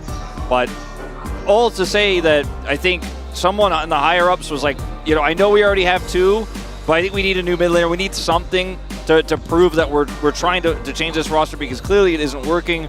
Edgar's been outspoken that the team is just not able to execute on the drafts he's prepared with them. They've done well in scrims. They have a good draft. Still can't get it done. There's been many times this season where we're like, damn, Bro has a better draft by far. Yeah. They still just get absolutely crushed because the execution leaves a lot to be desired. I think it was their last series, actually, where we were like, man, these Bro drafts, they look kind of cool. And then, like, they get onto the Rift and you see what happens. And you're like, maybe these drafts are not good. Maybe, I don't know, it might, like, it's starting to make us doubt our own ability to identify what champions can do, because the lack of execution from Bro, unfortunately, It's just not really working out. The other thing to talk about with drafts going into this one has been CVMAX having somewhat of a hard-headed attitude towards the drafts he's prepared. In fact, going so hard as to hard force them in some of these games, which, you know, maybe Sion in the bottom lane is a relic of the past. Maybe we should leave it there. So maybe that's where Bro gets the edge. If CVMAX is trying to force, Bro's got a good draft,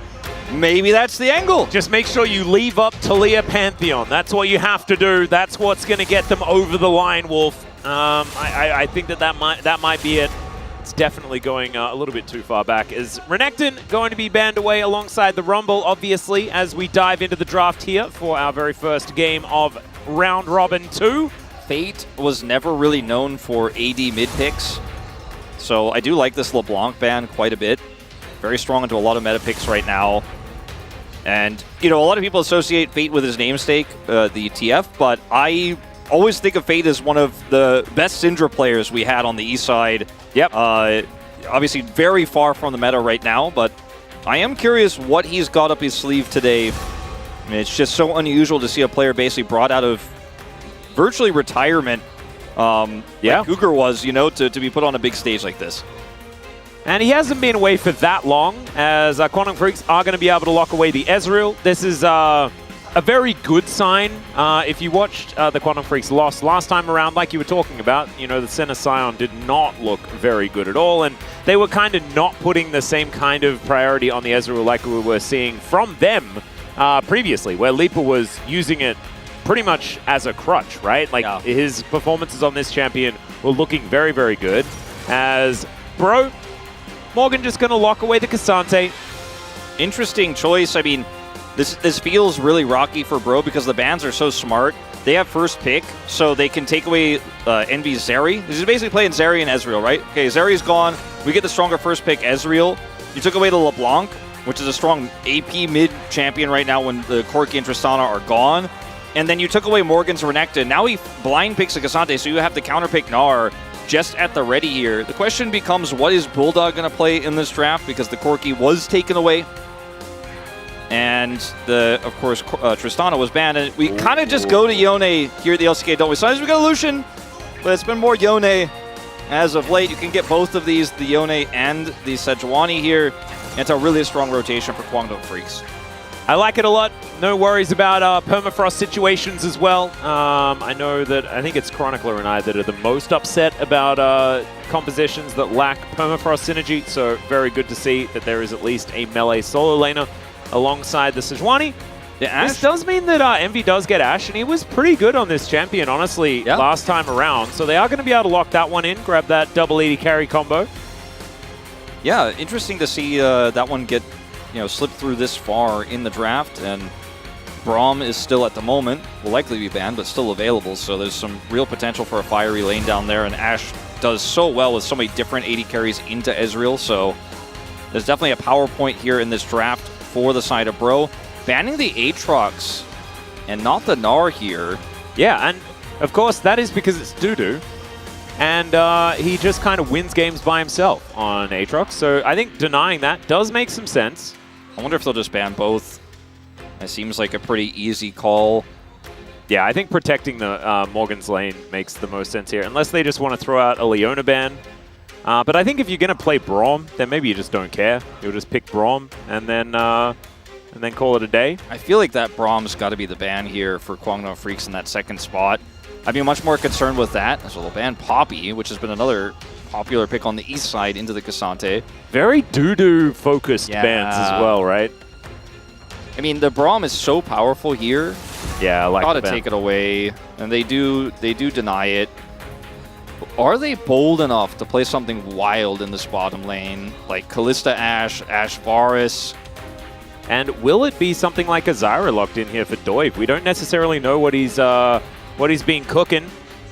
Yeah, he's been mostly playing AD jungles for most of his career, as they'll actually look to take the Leona away, it looks like here. Very strong lane and a great deny pick.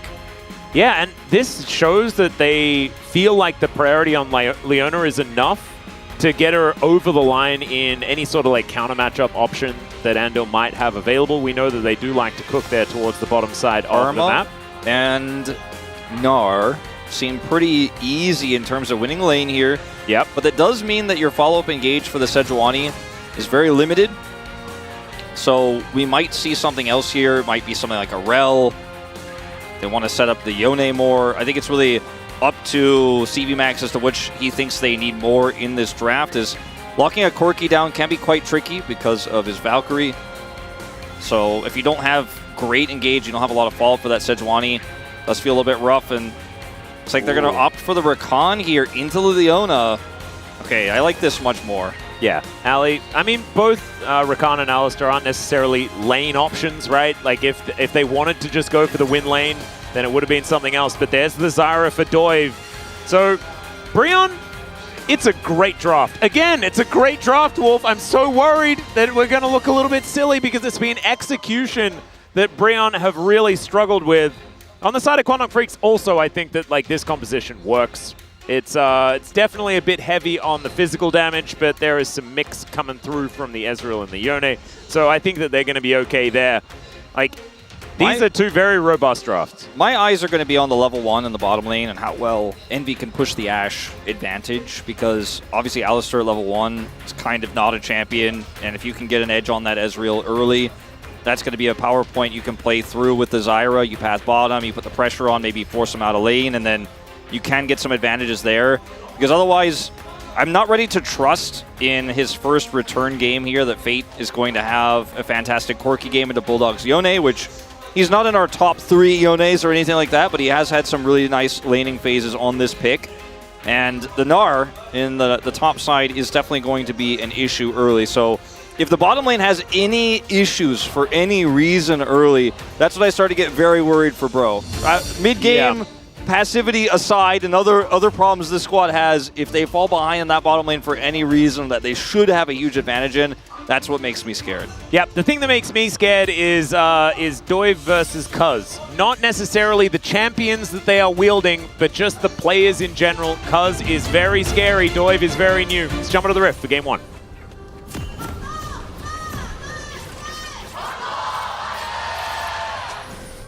소환사의 협곡에 오신 것을 환영합니다. All right, I got the copium for you, Wolf. Yeah. I figured it out. So, Bro, really good at early game plans, right? Zyra, very good if she can get going early. Yes. If you set her behind, you know, step on all of her seeds, then things can really start to become a little bit of a problem. Or she gets set up and she power clears and everything is so fast and it's all well-oiled machine. Bro can do that because they know early games. They do know early games. They have the early control bottom side. She's going to path bottom. And because it's Ashe at level 1, there's no way for there to be an invade or some sort of tricky play here from Cuz. As Mad Doiv has really been put on the spot here. They're like, let's see how quick he can clear. Exactly. Let's see how many of these seeds he's going to be able to get in the right positions. I love how everyone hates Shaco. It's like, oh, he puts some boxes down. I hate that Shaco clear. But when it's Zyra, I was like, ooh, that's really cool. I like to see if it's not the same thing, Alice. I mean, it kind of is, but it also kind of isn't. You know, it's about like you got to try and get all of the seeds and get activate all of them with the Q. It's very generous, by the way. You just need to have the Q somewhat near the seeds, and they'll be like, oh, is it my time? And they pop up, and everything's okay. I feel like we saw this in our last series as well. I feel like we're getting the Zyra cam every time just to make sure that we're figuring out whether they're doing it correctly or not, as we've got an engage towards the bottom side. Envy getting very aggressive. Cleanse already coming out. The flash also having to be invested here in the early game.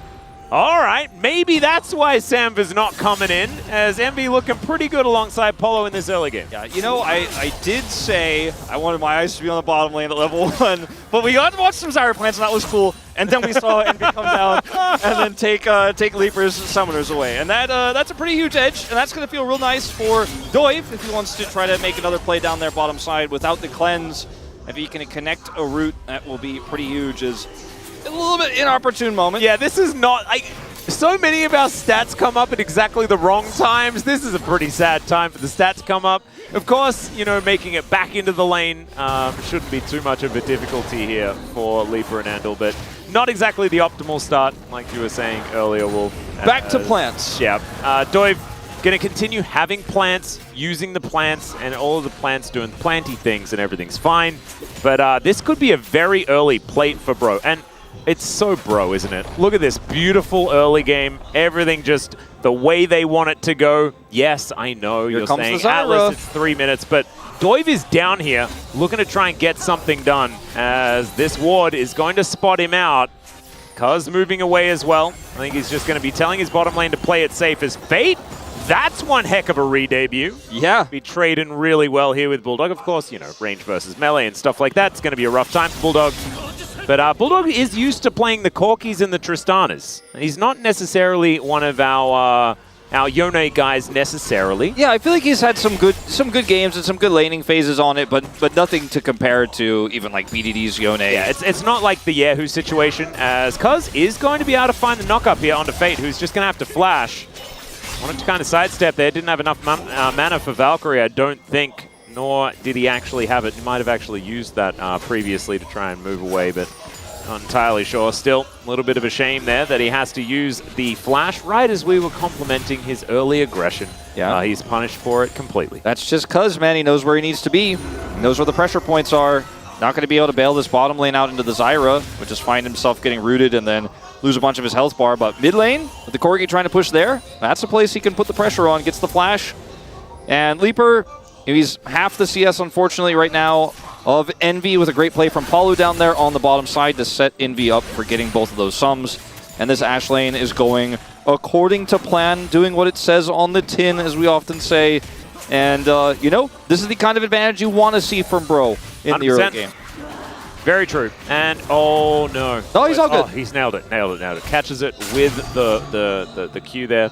That was super optimal because he just autos and walks away. Oh, what's the difference between just regular optimal and super optimal?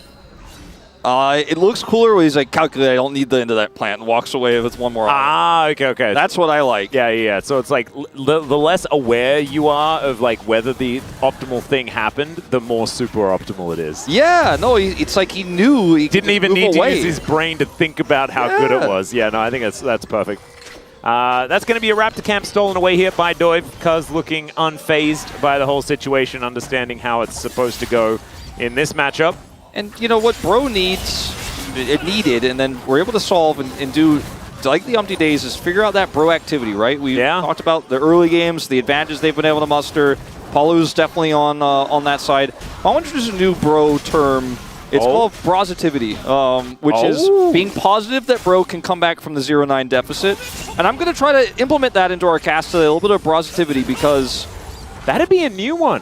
Because right now everyone's going, okay, nice leads here in the bottom lane. You know, Fate was putting the pressure on, obviously had to flash, so that's a little bit neutralized, but everyone's a little bit worried about what's going to happen in the mid game. And I'm here to tell you, it's a new round robin, Atlas. And do you know what? Do you know the only thing you need to turn positivity into brositivity? What's that? Is just a smile. Yeah. Because you just put the smile under the curve of the P, and you actually get brositivity.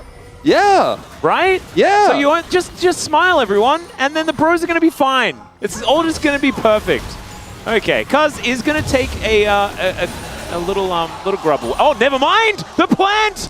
Oh, I wasn't positive enough. Yep. I should have known that he was just going to get that. You're working on it though. That was super optimal, by the way, because he didn't even watch. Oh, you took words out of my mouth. He just walks away from those, man. He's like, all right, the plants were like, I got your back last time you walked away with the auto. This time you walk away, and I'll get the last hit. Yeah. Oh, man. there you go. It's beautiful. I just love that I asked you the question, and then you get to have, like, the perfect example of the situation happening immediately afterwards.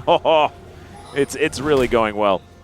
Not necessarily for Quantum Freaks 100%, as this bottom lane is still in dire straits. Still, Leaper has been able to pick up a fair bit of the farm, right? Like, he's still that same wave behind, approximately, as Polo. Gonna get thrown around here just a little bit. Does get a fair bit of value, actually, from the Aftershock damage. Yeah. Kind of nice. He's got Aftershock, he's got Eclipse. If it ever looks scary for Leona for just a minute, just know that it'll be fine in most cases. It's only ever scary after the Eclipse and the Aftershock go down. Yeah. Before that, yeah, she's vibing, she's chilling, she's having a good time. The other thing to note about Leaper, you know, we've spoken about this player's pretty wide open champion pool. I mean, let's not talk about the Scion part of that, but he's played a lot of different AD carries, right? He showcased the Jhin, the Zeri, the Ezreal quite well early on in the season. But his two best picks have been the Ezreal and the Zeri, and he's on the Ezreal here, so even at a deficit here, maybe he will be able to pop off later on. That is definitely going to be the expectation in this game, as they need his range to set up for objectives, and he is going to be offering some of that poke. He's definitely not on the list that Viper is on, but okay, hold up. Oh, he does get the control ward in before the Zenith Blade could go out. I thought Polo was just going to pull the trigger on that one. Probably had an idea that Andor was moving up though, so understanding that it was going to be a 2v2.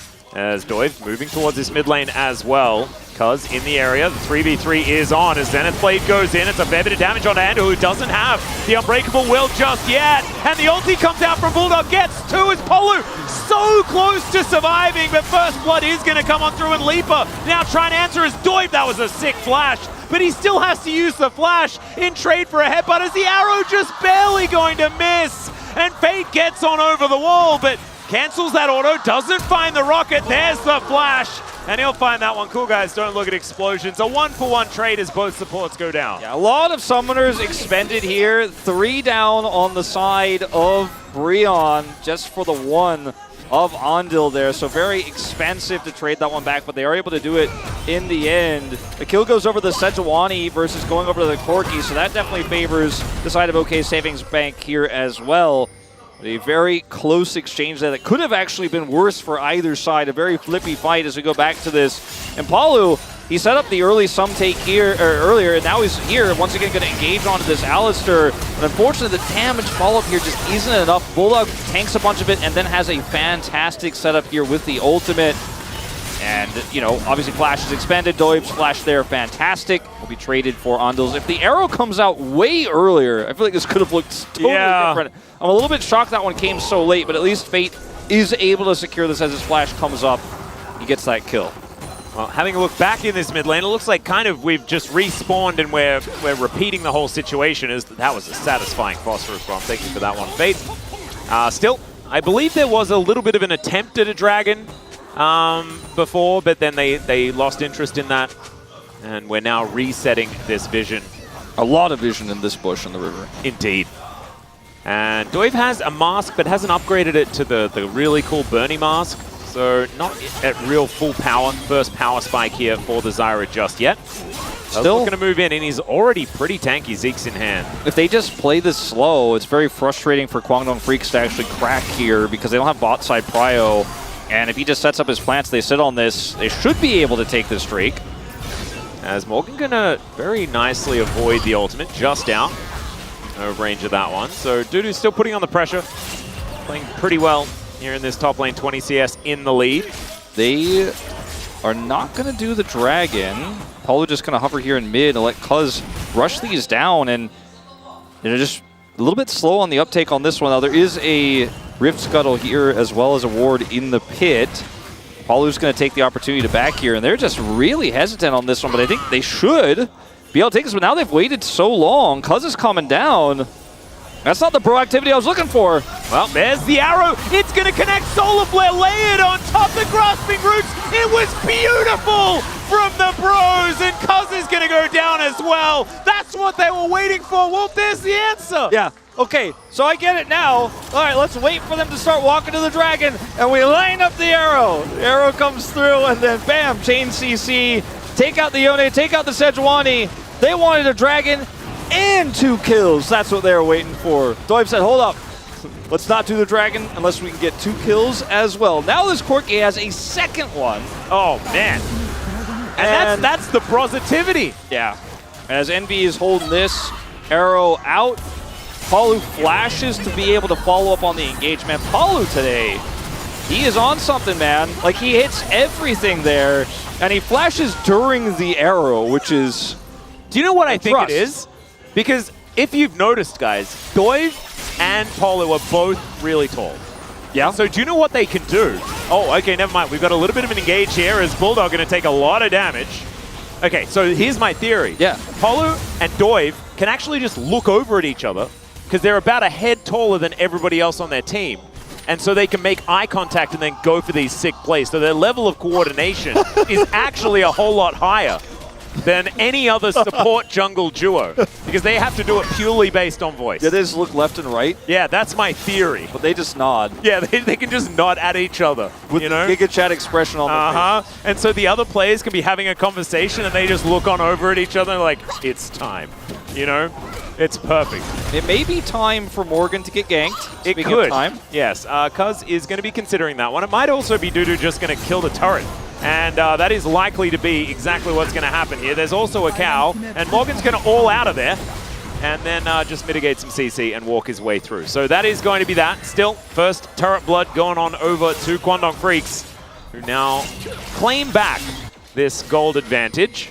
This is once again Bro playing through Envy, playing bottom side. Doiv is only down there, and this means Morgan's left on an island. What's his KP right now? 0. This is it's like the key points of the match that we had earlier, just all coming back up. Doiv? Oh, okay, that is going to be the Glacial Prison going a little bit wide. Calculated! Oh, he got it again! He just doesn't, he's like, I just walk away. Whether it's my plant that does it, my auto that does it, or my feet that do it, I don't look back. I walk away. If I'm Young Jay, I'm like, oh man, they're gonna take me back to the rental store. Like I'm not needed anymore. This guy's having a great day. And he's given the resources to Envy. He's given Fate those opportunities along with Paulo to pick up some kills early. But this does mean that Gnar is a big problem. A full turret going over to Kwangdong Freaks is basically all of their gold lead right now. 1,700 of it, as I was making the point. We're linked to me in production today, all on this Gnar. And so sometimes there are some top laners in the LCK where you'd be like, oh, they've got a lead, let's hope they can use it. I mean, this is Dudu. He is the guy that in their most recent win did just win it by himself. He did. And it was not like the flanking Aatrox found the flank and joined his team. It was the flanking Aatrox found 4 people and killed them all by himself. So on this Gnar, certainly a similar energy, a similar capability for Dudu in this game is the Bros setting up to try and siege down this turret. And I don't want to take away from the positivity because I think it's a great word, but they do need to be careful. Yeah. Bottom lane, Dudu is getting half a turret here. Top lane, a lot of minions being deleted. As Fate's going to try to run up there. He doesn't have teleport to try to catch that. So a lot of lost CS on the map here. A lot of turret damage. And they saved the mid turret, so this definitely feels really good for the side of Kwangdong Freaks here. Yep. Not able to open up the map here for the Bros. There is 1 minute on this Chemtech Drake. And it does mean that it's likely going to be an Ocean Soul because it's, you know, monsoon season here in Seoul, so that would make some sense. As, oh dear. Morgan, he's getting some deja vu as he's going to push Andal back in, but he's still put in prison. And taken down. He is definitely just not getting very much help today. Yeah, his death participation stats going up. Yes, definitely really good kill participation for Kwangdong Freaks for Morgan in this game. Well, they are able to gank him twice, the first time to get a turret, the second time to get a kill and a turret. So again, Gnar has a lot of money in this game, and that is just going to continue to be the case. It's going to be a side lane threat as Libra and Andal try to defend this turret. It will be a turret in trade here to be back to the positivity. Yep, the other outer is also very valuable. Yeah. Another thing, I mean, that's a good point, as well as Kasante's itemization this game, even from behind, he's still going to maintain relevance because there's no magic damage really for him to worry about. Yes, some mixed damage on the Ezreal, but overall it's very easy for Morgan to itemize and still be extremely efficient into Yone and the Ezreal. So that's a good thing, you know, just keeping it positive. Yep. And when does Brositivity turn into Bropium? Around 25 minutes in this game. 25 minutes, that's a lot of Bropium, I think, as I think we're already getting to that stage as the Bros, this is often collapse point, right? Like this is like mid-game, it's when we sort of stop figuring out these proactive plays, or the proactive plays, I should say, and it doesn't quite work. Dudu's just killing turrets, man. He's like, I've just been left alone, and I'm going to kill turrets. And he is 2 levels up on Morgan. And he's going to have 2 items so incredibly soon. One of them going to be a Black Cleaver, and that's going to make all of this armor feel less good. Yes. That Morgan's going to be building as well. Yeah, side lanes, they belong to the Gnar. He might as well just transition to a hull breaker at this point. That's a really good point. Like, I mean, He's just in a side lane at 17 minutes, taking multiple turrets off the map. He's got 2/3 of an inner on top side here, and he's 50 CS up nearly. It's just a big problem that Bro have to deal with because, yeah, you got the 80 carry meta where we have double 80 carry. I wouldn't call Yone an 80 carry per se because he's melee, but you got the second one on this Gnar, and he's going to be doing a lot of damage in teamfights. Not just going to be engaged, a big side lane threat that Bro do not have the answer to right now, and quickly losing control of this Dragon Prio as well, as also knows Leaper is pushing in this mid wave. Someone's going to have to answer that. And it's interesting that we're putting so much emphasis on getting control of the river right here. I mean, there's going to be no dragon for 4 minutes time. But they're just trying to make sure that they can move down here and secure the last few bits of this health bar on this bottom outer turret, as Polu could be in trouble. Snapback does come through for Bulldog, though, as now Doib is being closed in on. He flashes out. Beautiful use of the Stranglethorns as Bulldog tried to get over the wall to find the Zyra, but she went the other direction. And speaking of which, Bulldog is now completely on the wrong side of the map. It's a disaster. Envy almost finds the volley as well to kill Leaper, and Morgan, he picks up a kill. The Bros are well and truly back in it now. Oh, yeah. We're rolling down the hill. And this was all a group for Kwangdong Freaks to, as you mentioned, defend the turret. But I think they thought that they, with enough control, could actually punish a Bro that didn't have their own outer here bottom side, so no real retreat, or they could find no way out of this. And you can see the setup here, and you have a true shot barrage as well to layer on top of it. You're just simply outnumbered at this point, though, and Fate outplays Bulldog, and then Bulldog decides after this, as we'll see Doi flash over the wall, to try to chase him, but he's just too short range. Like, yeah, you had enough range to get over the wall, but whether Doi was left or right, I think doesn't necessarily matter, because you just can't get to him. The rest of your team has to bail out, and down you go. And even Envy almost getting that kill onto the Ezreal, taking away his summoners once again. Leaper now summonerless on this Ezreal that is nowhere near as accelerated as the Ezreal as we saw in our previous series with Deft. And the Bros just keep rolling on. Yeah, man, this is... The Bro activity is continuing, you know? And it's like every time they find the next level up, it's like the next 5 minutes gets added on to the clock where the Bros have an idea, know exactly what to do, and are making the right moves. Right now, it's still continuing. I mean, we can't count chickens or anything like that, but certainly looking good. Let's see if they can crest the 25-minute mark. You know, that's the most dangerous time. And they're still behind, right? Like, it's still like this Gnar is absolutely gigantic. Dudu wasn't in the last fight. It's a large reason why the Bros were winning, because in that isolated moment, they had more money. Yeah, about 2,500 gold lead level of sizable missing amount of gold and items in that last fight. That he is going to be holding when we do get to objective fights later on. It is Ocean Soul this game. Still going to be relatively valuable, especially for dealing with some of that Ezreal poke. Yep. And yeah, 2,500 gold. Thank you, production. We're on the same page. We're linked. And you look at the game state here, and it's definitely still winnable for Bro if they can clutch out some team fights. But if Kwangdong Freaks just avoid this, you know, this period where Ezreal is very far away from his second item, you know, that 2-item spike, and just side lane this Gnar and play around him, shadow him a little bit, then I think they're going to be fine to weather the storm. And that's the problem for Bro. You got to keep up the Bro activity. And you've got to try and find ways to fight when you see Dudu in a lane killing minions. Because if you do that, and they can find a member of Kwangdong Freaks, then they can get these picks. They can start moving towards Barons and things like this. Yeah. And that's when they can get some real advantages. And this is the kind of comp they have. They have Ashe, they have Leona, they've got great follow-up. It's a comp that can definitely set picks up very easily. They've got tons of damage on this Corki, who also can follow up at quite a large amount of range if he is going to be involved in one of those gank squads. Tell you what, though, I've been pretty impressed with how Bro have been making it to objectives first. Yeah. Right? You can see here, they've got all of the vision set up, Banana Brush covered, moving into the enemy base to try and sort that one out as well. High value True Shot Barrage does come on through from Leaper. That's a good one.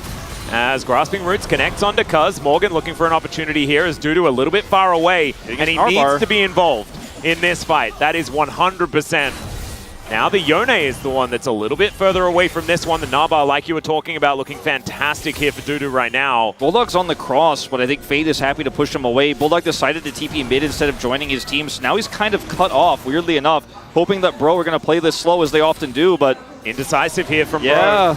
Trying to work out whether they want to defend this inner turret. They're going to lose it, and they might also lose the fight here if things go wrong. Doiv setting up the plants now. Dudu is mini-nah in this moment as they look to engage onto Andal. He throws down the ultimate though, and now the Glacial Prison going wide. Bulldog making his way in. The Pulverize onto 3 is gigantic, but Andal still suffering. The Bros somehow all alive until finally the supports are traded. But Quantum Freaks, they take inner turret, they take Dragon, they win the objective. They win the objective. It's a trade of kills. But so much of this, like you said, was indecisive for Bro. They couldn't decide whether they wanted to hold the aggro on the Dragon and just focus that down, or deal with the Gnar that's split pushing, or try to collapse onto Bulldog in mid. And they kind of ended up making no decision here until they decided to go onto the Alistar. But this buys so much time. And look at where Fate is in this fight. Look at where Envy is. There's just not a whole lot of damage being layered through. And yes, Bulldog goes a bit deep here, does end up surviving until ultimately goes down. But the objective win is the key one. And the fact that they were able to do this with Dudu not having his Narbar, and with how split Kwangdong was in that situation, is not a good sign. The fact that that went so close for Bro, and they lose the objective when they had so much control moments before, makes you worried about if they're going to be able to get it together and play as a 5-man unit here, because they've got their loner out, they have a brand new mid laner. Bros synergy as a team that played together for a long time, obviously for an entire round robin, still isn't up to some of our other Eastern team standards, but with 2 missing pieces here, definitely feels like it's a little bit shakier. It's true. However, I'm looking at them and I'm like 204, 203. These guys are feeling like they're all right. It's the coordination, like you were talking about, that may not necessarily be there. It's still starting to feel like, as far as the individual play is concerned, it's just fine for Bro. Just they've got let's get them on the same page. Yeah. And stay proactive. You know, that's what we got to do. Well, Polu going to be Hex flashing in. Like that. It's good vibes. And Bro going to move back towards the back. Like, look at all of these plants. Like, Doiv is ready to destroy the Baron. As Arrow is going to connect onto Leaper. Let's see whether they can get anything done. Double Pulverize here from Andal. Cuz look at to make his way in. There is the Glacial Prison onto Polu. Solar Flare doesn't quite get the stun onto Bulldog. And unfortunately, Polu just a little bit too far in, and Bro not able to find a true engage. Yeah, unfortunately for Bro, like, once again, they're pulling the trigger on the Baron as the rest of the team is going into a choke point here into Kwangdong Freaks, and Leaper just bounces away, doesn't have to cleanse or anything. There's no follow-up. They lose their Baron control. They lose their plant setup here, and Kwangdong Freaks are like, all right, cool, back to standard practice here. Dudu's at level 16. He's in the side lane. We have full control over the map. They're pushing mid. They're pushing top. Yep, it's just kind of back to business. As Envy at least is still winning in this 1v1, as we can see. Leaper looking a little worse for wear, as Envy does have those first couple of items completed. We'll see what he can actually put together as he does go back to base now. Kraken Slayer Shiv is done, but doesn't really feel like it's that much damage yet for the Ashe. As you can see, this connection on the arrow, just fantastic, but Andal playing Keeper so well.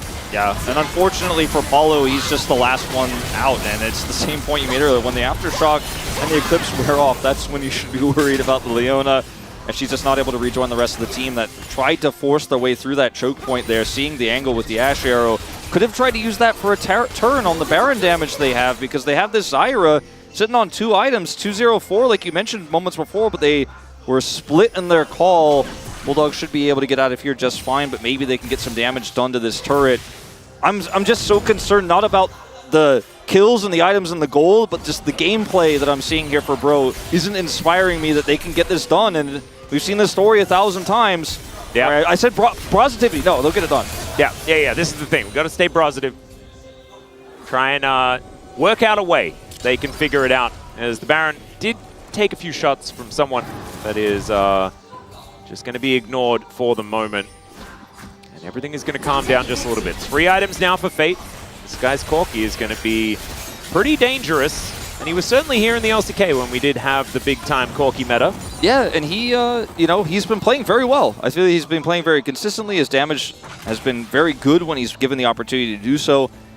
It's just the team needs to be able to make decisive calls together. And there also needs to be a little bit less of a Flame Horizon. Yeah, that was the next thing I was going to bring up. I was like, should I wait 10 more CS or should we talk about it now? The fact that we're 10 CS off of a Flame Horizon is it's not boding well, as the Gnar is now on 3 items. And I mean, it is Morgan being the one to like just take the Ls, you know, like it was always going to be a difficult lane, right? But it's great when you can get something cross, but both top and bottom outer turrets are up for Guangdong Freak, so Bro hasn't been able to get anything done on the map while he weathers that said storm, nor have they been able to set up any Ash arrows. The problem is that Leaper is on such a mobile AD carry. They have this Alistar front line that's so hard to punish as well. Just haven't found that angle yet. Yeah. Just need to work on the rotations. That's the problem. Absolutely. Now moving over towards this Baron. Envy taking a bit of damage from the True Shot Barrage, but not a massive amount. Does have a Vampiric Scepter, so should be able to get that health back. As all right, Morgan thinks he might have found an angle. Solar Flare is going to get immediately cleansed of the slow. Glacial Prison does next to nothing. Just going to try and stop them as the flash forward from Polo. And there's the arrow. Let's see whether they can get in there. It's a brilliant grasping roots to come out from Doib. They grab 2, the entire bottom lane just eradicated. Crowd speechless. Yeah, Bro are just going to be able to move over to the Baron. They should be able to take this. Man, Polu, he's just going to go in today, isn't he? Oh, yeah. He just goes to see. Cuz is over here looking for a potential steal. He has Flash and Smite, but Polu's just going to zone him out. Bulldog, again, on the cross, but nothing he can do here. And this is just a Bro Baron. Yeah. And, I mean, they're going to try to trade it for mid-turret, but I think Bro's going to say Worth on this one.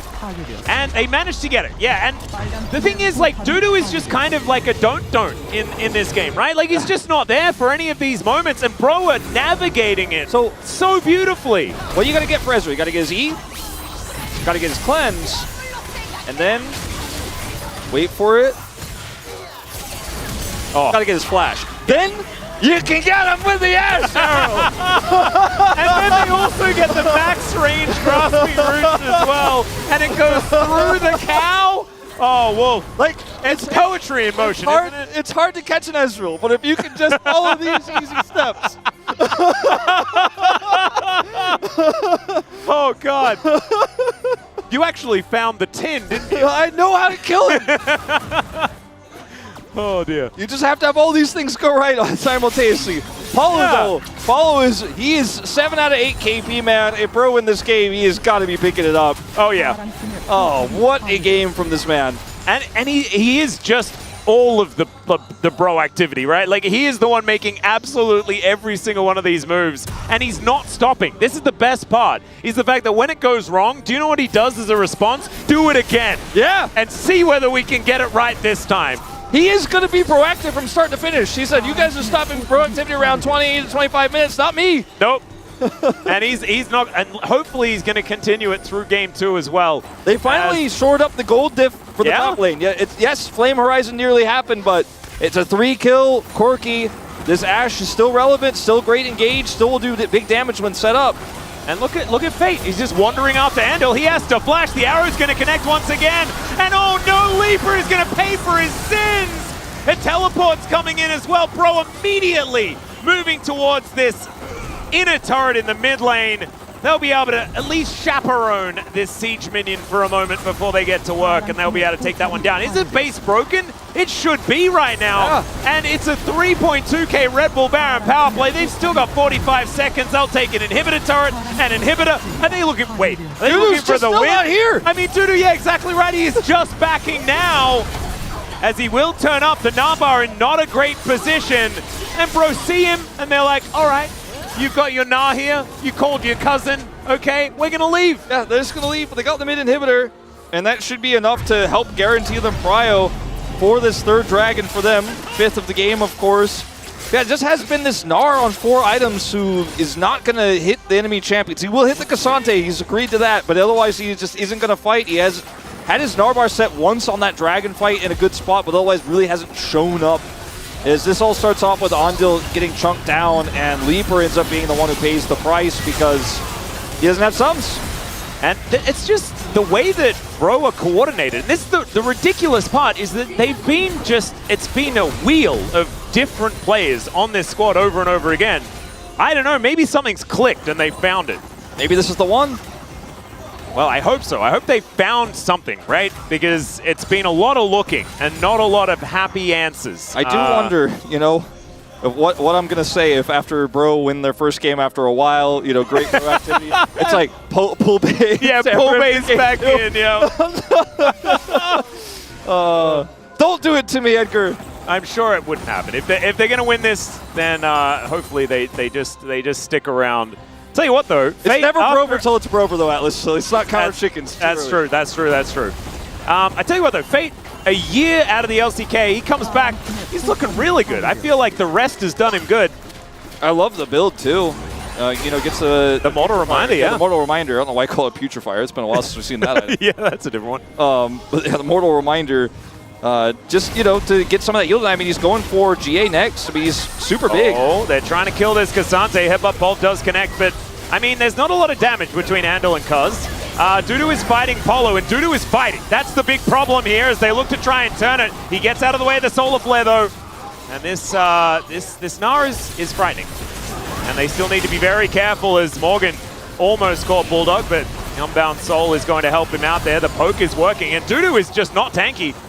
He's got a lot of damage, a lot of split pushing items, as there is another pickup of a flash to come through here from Polo. Yeah, Leaper is just perma, no sums, man. It feels like he does have his cleanse still, but it's only one get out of jail free card. We know how it works, okay? I just explained it, so. That's Soul Point, though, and that is going to be Ocean and Soul Dudu, Point. He's ready to kill the base. He's like, you guys can chase the Yone across the map if you want, but you might want to look at the mini-map. I'm level 18, and I might be getting an inhibitor. Morgan is going to show up.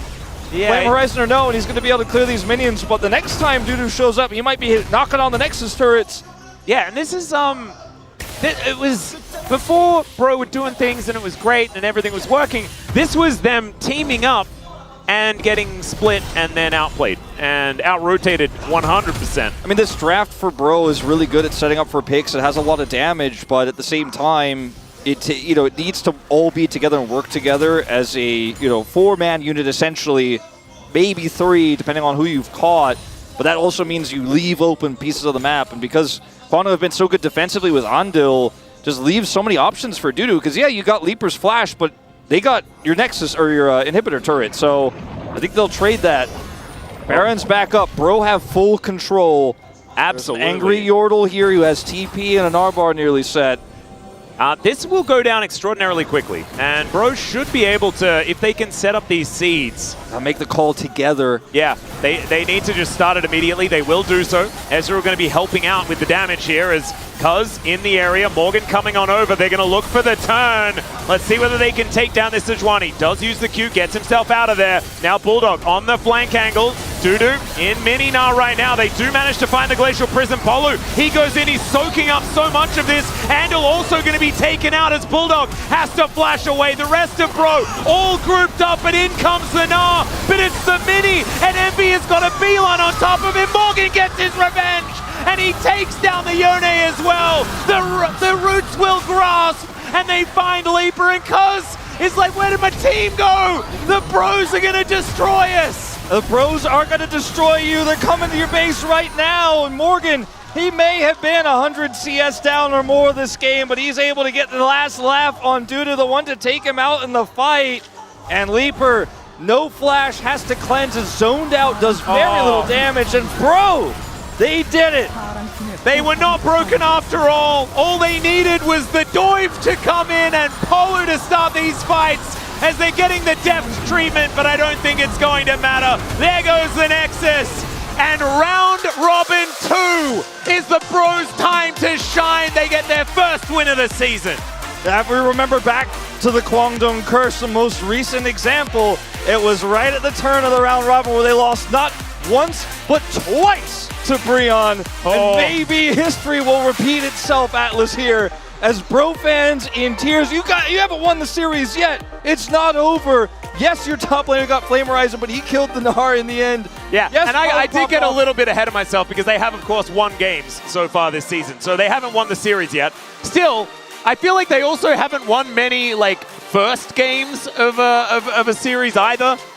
So being able to pick one up here, definitely a big one for Bro. But I do need to catch myself, you know, before I start celebrating too early. It does feel like this is a much better performance for the Bros. That's the positivity I want to see in the crowd, though. Yeah. We got some Western Bro leavers here as well. I saw them on the way in. We've always got the Western Bros.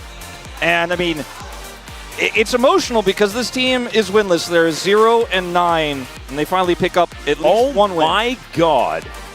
That is a bit of a mid-diff situation there as far as damage is concerned. The Jack Show's Bulldog did not do a lot. Yeah. And the ridiculous thing is that Morgan in that last fight was so much more valuable than Dudu because Bro fought around the Narbar so perfectly that he wasn't able to have that huge impact with all of the money that he had. Oh, man.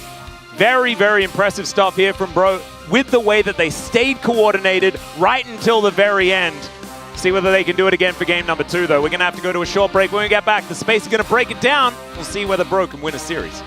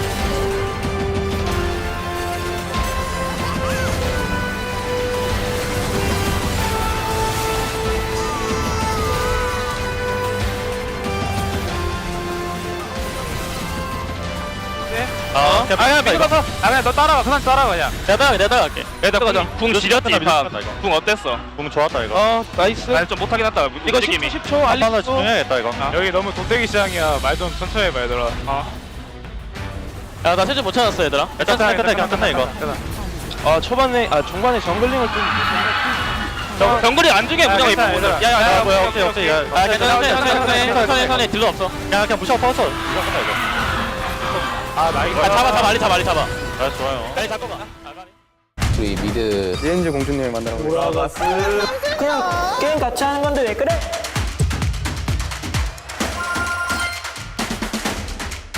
팀의 감독님들 오셨습니다. 와, 이건 내가 뛰어야겠는데? 이건 내가 저보다 잘할 것 같은데? 제가 했으면 좀 더 잘했을 것 같다. 뭐 이런 생각이 든 적은 있는데. 고민을 사연으로 읽어보는 시간입니다. 네, 안녕하세요. 저는 서포트하는 유저입니다. 이미 근데 질문부터가 좀 말이 안 된다고 생각해서 서포터가 이니시를 무서워하고 랭크 게임 하는 것 자체를 무서워하며 롤이 나쁜 거예요. 롤은 이 사람한테 나빠요. 우리 감독님을 제보합니다. 정답! 열기가 굉장히 뜨거. 백현을 닮은 외모. 네, 백현. 젠지. 매기는 것 같은 이제 매기는 것 같은 백현을 닮은 외모 아니 다들 백현 누군지 모르시냐?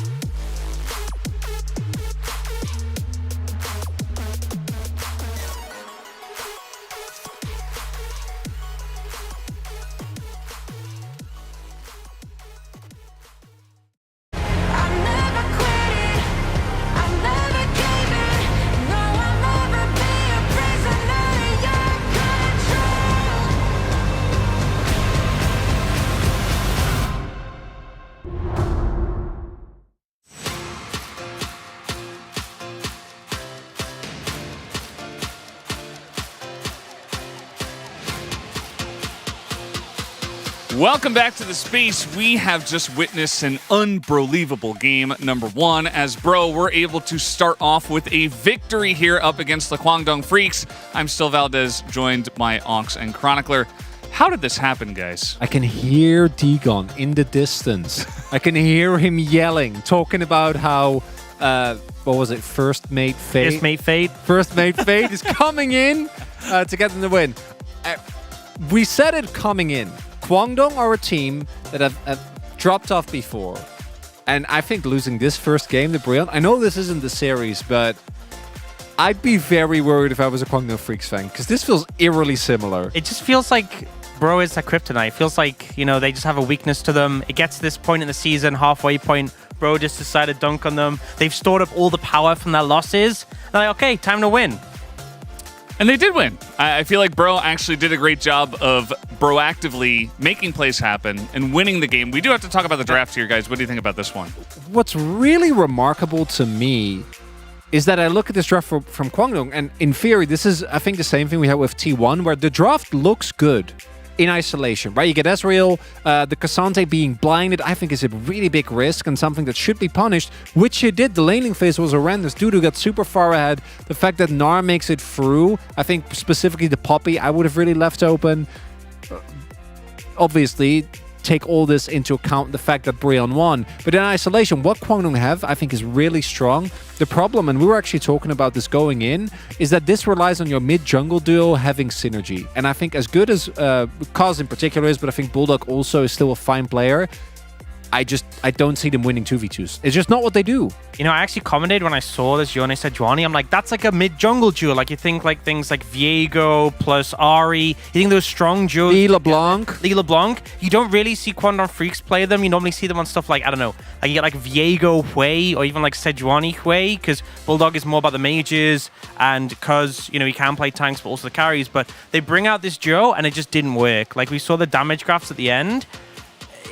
They just didn't have the impact in this game, and it feels like they're trying to play what they know works, but it didn't work for them. Yeah, it was kind of funny too, because I was calling for Sejuani Gnar, but then they just didn't ban Gnar, and Dudu just got it for free anyway.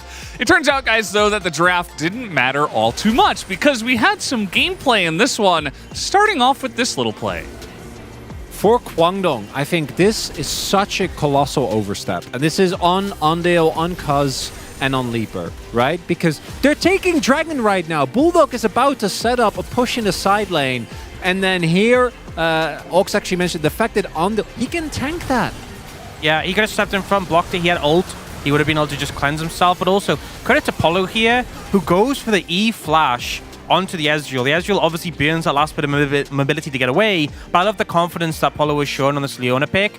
And even though the Ezreal was fast enough to react, still gets caught after the fact. And you could see they knew that was the window to engage, and they ended up finding it. Yeah, Paulo, definitely an excellent game in this one. Also, Leaper, I feel like he felt like he was invulnerable, and he could do kind of whatever he wanted. And as you guys mentioned, didn't get much help from his team in that spot either. We can take a look at the Baron fight as well, which is really where Bro win the game. So the big thing here is we see the Gnar on the side lane, and we get mega hit. And then it's almost immediately, you see Bro just go, okay, well, we'll just stop Baron. They know that the Mega's timing out. They start it up. Yes, the ult comes through, but doesn't actually connect on anyone. And so what ends up happening is the fight breaks out so soon that Gnar comes in without Mega and just isn't able to contribute nearly as much. And this sounds crazy, but it might have actually been just better for Kwangdong to just call the bluff and like just have Dudu push. Right, because he was already going to time out. By the time the fight actually starts, he's mini, and then they trade supports. And I actually think that even though it's a hard fight to win, right now, here, it's still doable. But then here, Morgan, Dudu hops in because his Narbar starts to go up again, and like he just instantly gets taken out of the fight. Forces Bulldog to go back in. If Bulldog ults out there, like there were a lot of avenues where I think Kwangdong could have made better decisions, but it's all because of what Brion did. The thing we criticize this team for most is their complete lack of doing stuff. I think Polo in particular, we keep singing his praises because he kept forcing, he kept going in, and I think it ended up being the big difference maker. I mean, it's just a great point to start Baron. You know, you see the Narbar and you know it's going to time out, and I feel like that the confidence to go for that isn't something we saw from Brion before, so it's definitely a step up. Feels like Bro have really come together as a team. It took waiting until round 2 and this first game, but they did it. And Kwangdong Freaks did not look nearly on the same page as a team as Bro did. Here is the POG as Fate comes in for his first game. Does a lot of boom boom damage and picks up the POG. I think it's obvious we were leaning towards Paulo, but I got to give credit to Fate. I was a huge Fate fan way back, in 2022 in particular when he was playing on Sandbox, and the fact that he comes in after such a long break and completely outperforms, has a really clean Corki game, I think is really what Briel needed. Yeah, absolutely. And I do think as much as he had a great performance, the rest of the team as a whole stepped up as well. And obviously mid is such an important role in the current meta, so I don't know how much having him there has sort of helped them, but I think this is a pretty fair spread. You got like a bunch of groups there. You got a support group, you got an AD carry group. It was a team effort from the side of Bro, but we're done here on the space after game number 1. Let's go back to the casters for game 2. Thank you very much, gentlemen. I think it's okay to throw a vote out for good old Fate, but I think Paulo deserves so much recognition for that performance. It was incredible. The Bros have another chance, though, because, of course, there is a game number 2. They managed to take a game off the Kwangdong Freaks last time around, but they weren't able to win this series. Yeah. And so the comeback could certainly be upon us. Have to see exactly which sides are going to be selected and things like that. Bro came into this series, I believe, picking the red side. And so that could be the same thing here for Kwangdong Freaks. We could see a bit of a swap, or we could just see the same side selected. I think, this sounds weird to say, but some of the strange tendencies of Bro and some of their indecision, coupled with sudden aggressive decision-making like what Paulo is doing, like these turns off the Baron, really just threw Kwangdong off. Like, Dudu was probably told, like, hey, I think it's a bluff, like, just keep pushing, you could use your Gnar. Yeah. And then there was a sudden turn, and then they were like, we got to teleport the Gnar in. And these types of decisions, I think, are Kwangdong Freaks kind of got confused by and weren't as on the same page either. Let's see what happens as we move into the second draft here, because both drafts in isolation were quite strong. We'll probably see some adjustments here. Yep. I don't think it's going to be the Zyra, but maybe the Corki gets a look because Fate had a phenomenal performance. I don't think the Ashe should be given over again here either, because that was a big problem. The level 1 from Palu, insane, and then Envy got super ahead because of that. So, I mean, there's definitely some decisions that could be made differently here for Kwangdong. And maybe the priority on the Yone will drop down this time around. I think that might be the case. We'll see whether the LeBlanc is still going to get banned, as instead it will be the Zeri ban first. They still did ban it, but that came in 3rd, same as this Nidalee, which was in 3rd position. Tristana, Rumble, both still up and available, and I think both of them will need to be banned, but they're just going to change up the order of the bans to keep things fresh. Maybe this just is to draw out the Corki ban here instead of the LeBlanc, and then they will just ban the Rumble in 3rd spot. Oh, that could be the case. That way you don't leave the Tristana hanging there and get tripped up by anything. It feels like that should be the case, but they'll ban Zyra instead. And, I mean, Doiv was very calculated in Game 1, as we pointed out. Yeah, he was fantastic. So getting a lot of respect here. Wonder what that means for what he's going to pick instead. Yeah, let's see what the first pick here for Kwangdong is going to be also, because I do think this has to be a Rumble ban. Oh, yeah. It is still the highest prio champion. I think it's 98% involvement in the LCK. I think it was one game out of all of the LCK where it was not picked or banned, as there it goes. So Ezreal first again. Ashe is still available. And I think that, well, I guess the Ashe doesn't actually need to be picked now. No. Because Ezreal has already been picked up. Of course, Bulldog could theoretically play it. And so I think maybe picking the Ashe a little bit earlier than they did last time around could be a good idea. Just because Kwangdong Freaks have seen how impactful it was, how good Envy looked on the champion. So I think earlier, like an earlier rotation of the Ashe makes a fair bit of sense. Oh, absolutely. I think you probably grab it in that 3rd spot. And it's going to be Corki here, of course. I think Corki Ashe is better than Corki Cassante. The Cassante pick, blind and like first round just wasn't all that necessary. Could have also gone Corki Leona and, just left the jungle pick a little bit more up in the air for Doiv since the Zyra is banned away, but... Yeah, I don't know about this. Yeah, I mean... This time, I think they will ban the Gnar if Quantum Freaks don't grab it. Sejuani Gnar that Brendan was calling for, Valdez over there on the space, I think maybe the rotation we see instead this time. As the one thing I will disagree with on the space discussion about the mid-jungle synergy is Talia, Viego, Talia, Vi, like that's the mid-jungle synergy we see for this team. That's like the setup. When it's Bulldog on Talia and it's the Viego or the Vi, that's when we've seen it. But this one, yeah, I do agree. Didn't look great in game one, and we haven't really seen them utilize this pick setup all too much, but it wouldn't be a CV Max series and a CV Max round robin too if we weren't just kind of run it back. Yeah, this is feeling a little bit CV Max. I would have liked to have seen a complete revamp. And there's the Ash. We're just gonna it's a salty run back. It's slightly different order, but ultimately nothing is actually going to change. Outside of the Zyra is impossible to pick. I think this time they will ban the Aatrox and the Gnar. Yes. And they will leave the Poppy, as the space indicated should have been the case. And obviously the Poppy is going to have a lot of power on objectives, and with Bro's indecision, you know, that could be a huge boon for Kwangdong if they want to opt into that, but I do think it's very wise to remove the ability for Dudu to Flame Horizon if they're just going to leave this Cassante on an island. The thing is, though, they still won. So Alistair. maybe they just don't really care as much. Alistair is going to be the ban. I don't know whether that... Like, I think you may as well just go back to the Poppy ban if that's the case. Yeah, because, I mean, that was one of the big reasons why they had that power at level 1. The Braum is still insanely powerful. That has to be banned again in this setup. Yep. As they get the Leona again. And, I mean, if it's Rakan they pick up instead this time, that's not going to be really all that inspiring to me. I'd rather see Karma, and the Gnar is, once again, the obvious choice here. Yeah. I mean, I don't know what else to say. It could just be Gnar Rel as well. If Andor wants to go down that path, there's still plenty of engage options for the bottom lane. Yeah, Rel can deal with Leona okay in the bottom lane. Yep. We, in fact, saw it in the last series. Wasn't actually able to win, but we saw in lane it was kind of all right. This is what I was worried about. And this is more difficult to play.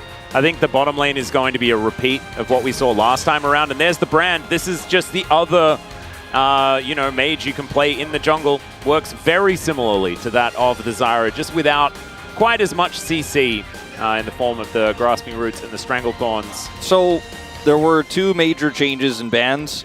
The Alistair ban to come through and the Zyra ban. Those champs replaced by the Rakan for Kwangdong Freaks, and in this case the Brand for OK Savings Bank Breon. Very similar drafts in terms of what they do. The Zyra clear, and the Brand clear, not all too different. Obviously Zyra can go a little bit faster, it's a better start. Isn't going to have the same power on rushing down objectives, but that's not really what Bro utilized it for anyways. Doesn't have the same sort of dive potential as the follow-up we saw from the Zyra last game around, so definitely some pieces missing there. But what it does have is massive amounts of damage into choke points, and if Kwangdong are going to keep walking into choke points where Bro are waiting, maybe there's an argument to be made this could be an upgrade, actually, for OK Savings Bank Breon. And there were a lot of skirmishes as well, right? And I think Brand does flourish in those moments as well. If you can sort of just turn up and augment some of your teammates that are already starting fights, and Polo definitely was doing that. And the fact that he gets back on the Leona again, I think is really huge for Breon, because he can just carry that momentum from game number 1, move it straight into game 2, and it can feel really, really good. A very similar draft for the Kwangdong Freaks and for OK Savings Bank Breon, but I think that with the slight adaptations, the slight changes, it's going to work out better perhaps for Bro. See if it does. We're up into the Rift.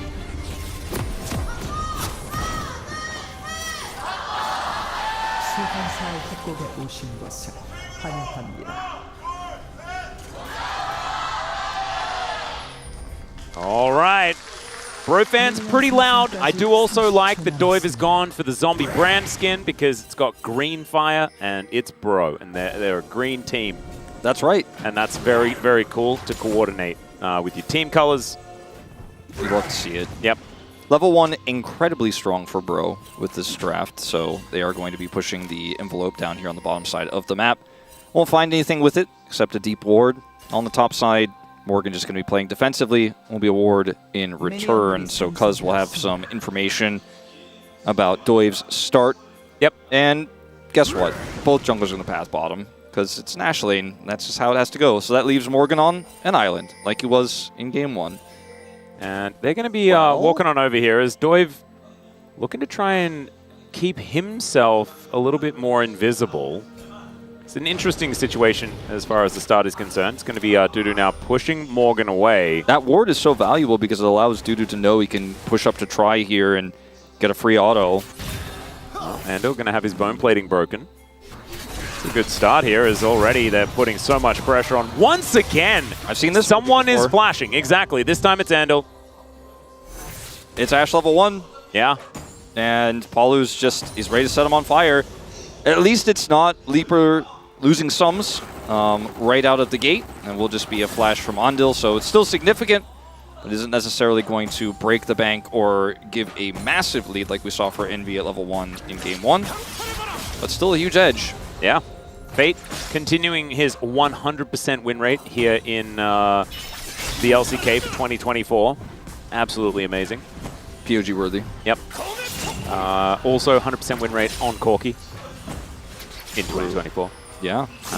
There's some Atlas stats for you. We'll see if Fate pushes the envelope a little bit too far and has to flash just like game 1 as well this time around, or if he'll play a little bit more measured. Yeah, we might have to do a VOD check if we check out some of these mid plays for too long, because it is looking pretty similar. Fate, of course, winning out on these trades, putting as much pressure on to Bulldog as he possibly can.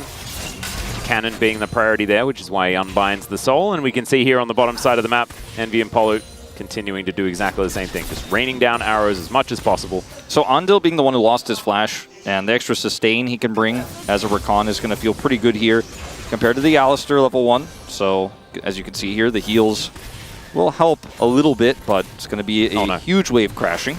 Yep, Envy misses 3 CS in a row though, so that can't feel fantastic. No. Still, now they're kind of fish in a barrel, as Leaper and Andal will just take volley after volley. Still doing their very best to try and pick up the farm, and they do manage to do so. In fact, Envy dropping a lot of CS. Yeah, actually, I mean, you could see it in the numbers. I mean, yeah, pushed a massive wave in and actually finds himself a whole wave down on his opposition. So trying to put the pressure on a little bit too hard and put some of those autos into an Ezreal that's going to get healed by Rakan, as Leaper and Andal are full health until now. Yep, Polo goes in, presses the Eclipse button, and is going to be absolutely fine. Level 3 feels pretty good to the Leona. And I say until now, but actually even after that, they're at full health. Yeah. Let's see whether Envy can get his eye in a little bit as far as getting these last hits in line. Should be able to even itself out relatively well. Another missed one there. Oh no. Oh Another no. one there. Oh dear. Okay, we're dropping a few per wave. Yeah. As Fate is going to get pushed out. Nicely done there from Bulldog. Okay. Paul's got his back. Yeah. Oof. Okay. Okay. Getting quite a few of them. That's That was just barely missed, actually. Yeah, I mean, that probably won't be too significant, but it might give Doiv a little bit of fear up here on the top side. Might think that Cuz is pathing directly up there, but he's not. And I don't think Morgan is going to lose too much from potentially playing more respectfully as a result of it. Yep, and Morgan is just going to spend most of his time underneath the turret anyway. See the bros get their shove. We'll now just try and find whatever vision they can, and holding these minions best as possible. Some coordinated skill shots flying towards Envy and not quite finding the mark. This time, you know, Fate, TP's back. We didn't have that exchange where he lost his flash. And drafts are so similar, we're just comparing games as Envy. Yeah, in a little bit of trouble here, and this is what happens when Andal's the one that is the one to make the initial play. Yeah. Very nicely done. And Envy continuing just to miss CS. Yeah, unfortunately, will also be denied this one. And I was just going to mention briefly that the mid lane is going way better this time around for Bulldog. Yeah. Without really any other outside interaction from his jungler. Just, all right, let's kill some minions. let's hit the last part of it. And maybe that was what CP Max said, is like, guys, I've got the strategy. Just play better. And they're doing that. Bottom lane, working out way better. You can see mid lane, as you mentioned before, working out way better. Yeah, I mean, this is what you do when you run a draft back, is you just say like, all right, well, we still had a good draft, but if you just play better, it would work, because that's why I drafted you that stuff. And, yeah. You know, so far, according to plan, we're still a long ways away from knowing where this game is headed, but at least from the outset here, it's not a complete disaster early in the bottom lane like it was last time around. Yep. Envy with his Berserker's Greaves now. Moving on over. You can see, speaking of moving on over, Morgan is going to find Dudu here, pushes him around a little bit. As the first dragon is going to be collected by the bros in response to the grubs that were picked up. As now Doiv, try and get back into his jungle, is going to be able to do so. Is Andal and Leaper with some lane control, which they absolutely did not have in the last game. No, definitely not. Bulldog has the same. Brand is a lot more fragile than the Zyra. Not in terms of like how much health and resistances he has, just because he just can't just put roots down and be like, all right, I'm walking away. He needs a little bit more setup to stun and peel for himself.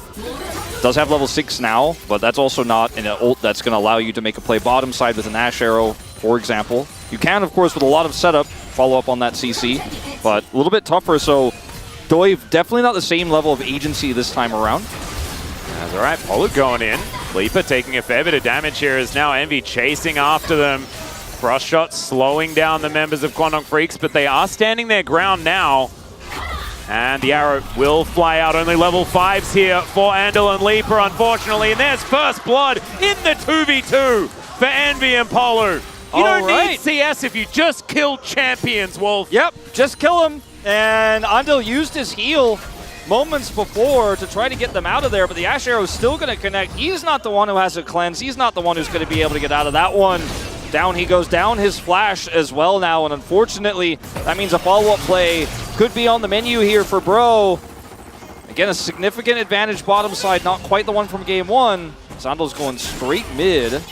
Yeah, let's see whether they can actually put some pressure onto Fate here as the grand entrance is gonna... He just missed the door, unfortunately. You know, sometimes you go for the entrance and you just like, the window looks a little bit like a door and you just face plant. Yeah, it's kind of like when a bird thinks the window's open and yeah, because it looks clear and it's super clean. Or if you go up to one of the department stores, right, and the sliding door is just glass and it's all glass and you're like, is this where the automatic door is? And you just walk straight into the... Yeah, I like that. Except he just walked straight into nothing in this case. Yeah. It's like he wanted to splat the window but missed. He actually just flew through it. He accidentally hit an open window and didn't hit it. As Andal here does flash, but the auto's already out. Unfortunately, that was basically the fastest he could have flashed there, but Envy still gets the auto in. So really unfortunate flash usage there, as he would have died either way, but now doesn't have flash, so maybe the victim again of one of these plays is Envy's arrow is coming up right now, like 3 seconds away. He's going to have to play respectfully. Exactly. Flash cooldown is a long way out. So as you mentioned, Andal is going to be playing pretty far back. They're going to send this stacked wave into them. Andal not going to be able to hold on to it. And that does mean that the bros now with a little bit of time to move out onto the map. Okay, Polly will be seen. And Envy actually clearing out that control ward as well. They have so much vision here on this bottom side. As Morgan might just be solo killed. No, he's not. He's under a turret. He's going to... Okay. He might be duo killed. He might be ganked. Indeed. Does get that ward over. And that does mean that Cuz is going to be spotted. Still, we did see not a great news story. Yeah, we did see the turret gank in game 1 where he got ganked and they got the whole turret. It's still a ways away from that, but Dudu is working on plate advantages. Yep. This part of the game hasn't changed. And that part of the bans against the Nard didn't change either, so here we are. Yeah, but, moving on over, should be able to protect this probe camp, does so. Polo moving up to the top lane as well, and this is the bro adaptation, right? I love this. They're actually just going to protect their top lane out of turret and show Morgan that he actually exists in the team. Exactly. You just put Envy mid, and then you've got a Cassante just absorb the Ezreal bottom side there. And he should be fine at doing so. So this is a really smart call. Assuming Envy doesn't make any mistakes in the Bulldog here in the interim. And Palu, always a threat here if anyone's going to try to catch these rotating members. He's both a threat but also kind of a bodyguard here for this brand. And this means Andal is going to have to back away. Yeah. Envy also like activating the Q, walking up to Bulldog, getting a fair bit of damage down, and that should mean that these grubs will go over to Bro. They do them very, very quickly. Of course, this is a brand. He's pretty good at killing grubs, but Dudu has a Nabar at a decent position. 2 grubs are picked up by Bro as Envy moving on in. You can see Fate now fighting against Bulldog, who does go back to his soul there. And Dudu will hit Mega, still not able to actually contest these grubs. So 3 apiece for both teams.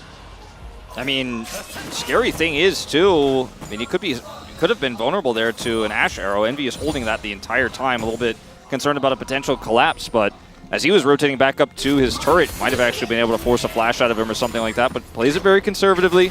Yep. It also means now Envy has the arrow if they decide to go aggressive on him in this top lane. That's why you can see he's able to still keep pushed up as Fate taking a bit of damage, and Plate is going to be secured here by Bulldog. Phosphorus bomb value, very, very nice there. Yeah. Bulldog still with a decent CS advantage though, as Quantum Freaks look to start off their Dragon. As Earth, Wind, and Fire could be the option. Could be. We always like it. We will have to wait and see. Could be Earth, Wind, and Electricity in a Hextech Soul, which would be massive for Kwangdong with this Ezreal. Doiv's coming down. They actually do not secure this Dragon. They still have the area controlled at the moment, but with Fate pushing that mid wave in, a little bit wary about what could happen here with Envy also missing topside. Morgan's back up there. Oh dear. No. Yeah, Bulldog possibly out of position. There's the flash forward. Of course there's the flash forward from Polo. And the Unbound Soul was his demise. You can see Bulldog there in the player cam looking a little frustrated as well. As the all-out now onto Dudu. Morgan identifying that there is no Narbar there. The timing of this from Morgan is just so easy. He's like, all right, you're out of Narbar. Cannot Mega. I mean, it's done, and now I'm looking for my angle there. Spaces it perfectly, and now this is just going to be the Dragon.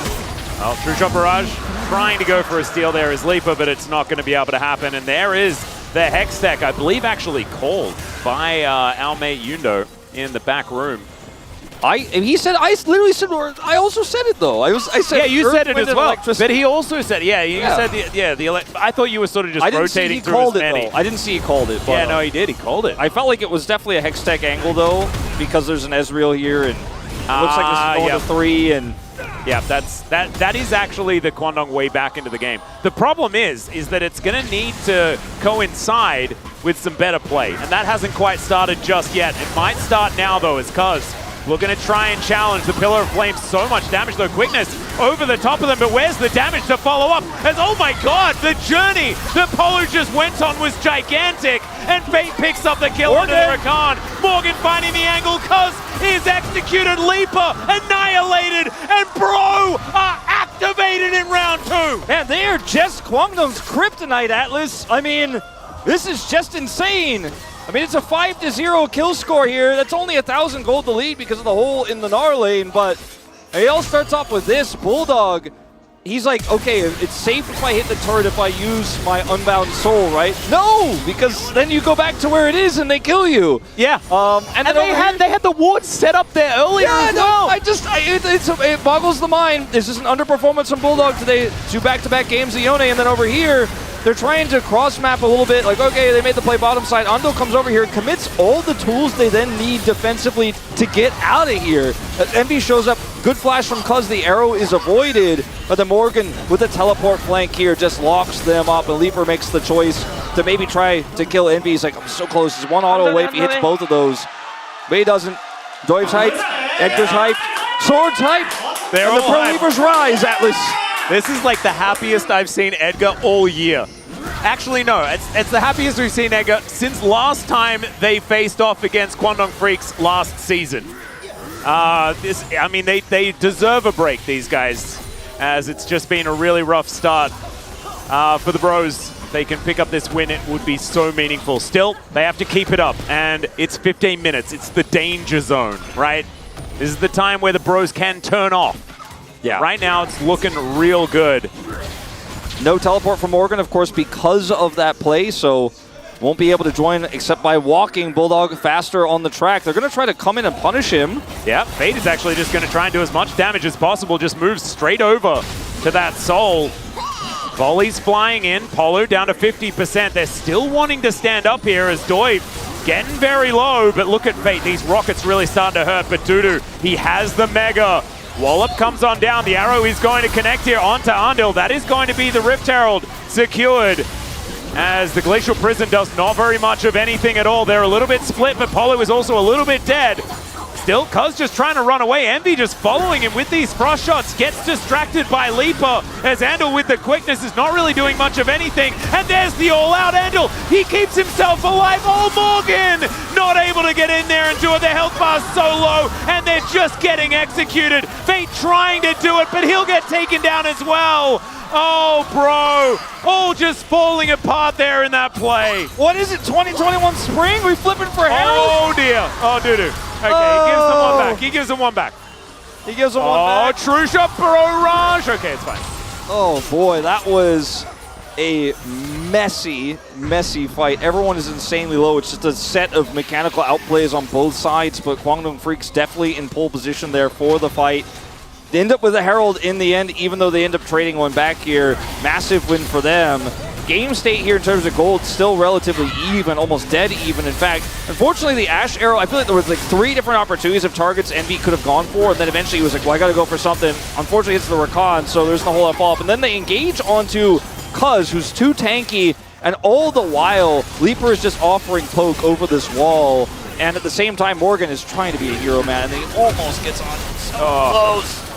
And he just autos him one more time. I know, and if anyone else was, there helping out, right? They're all doing their own thing, and they're all just barely not being able to get there.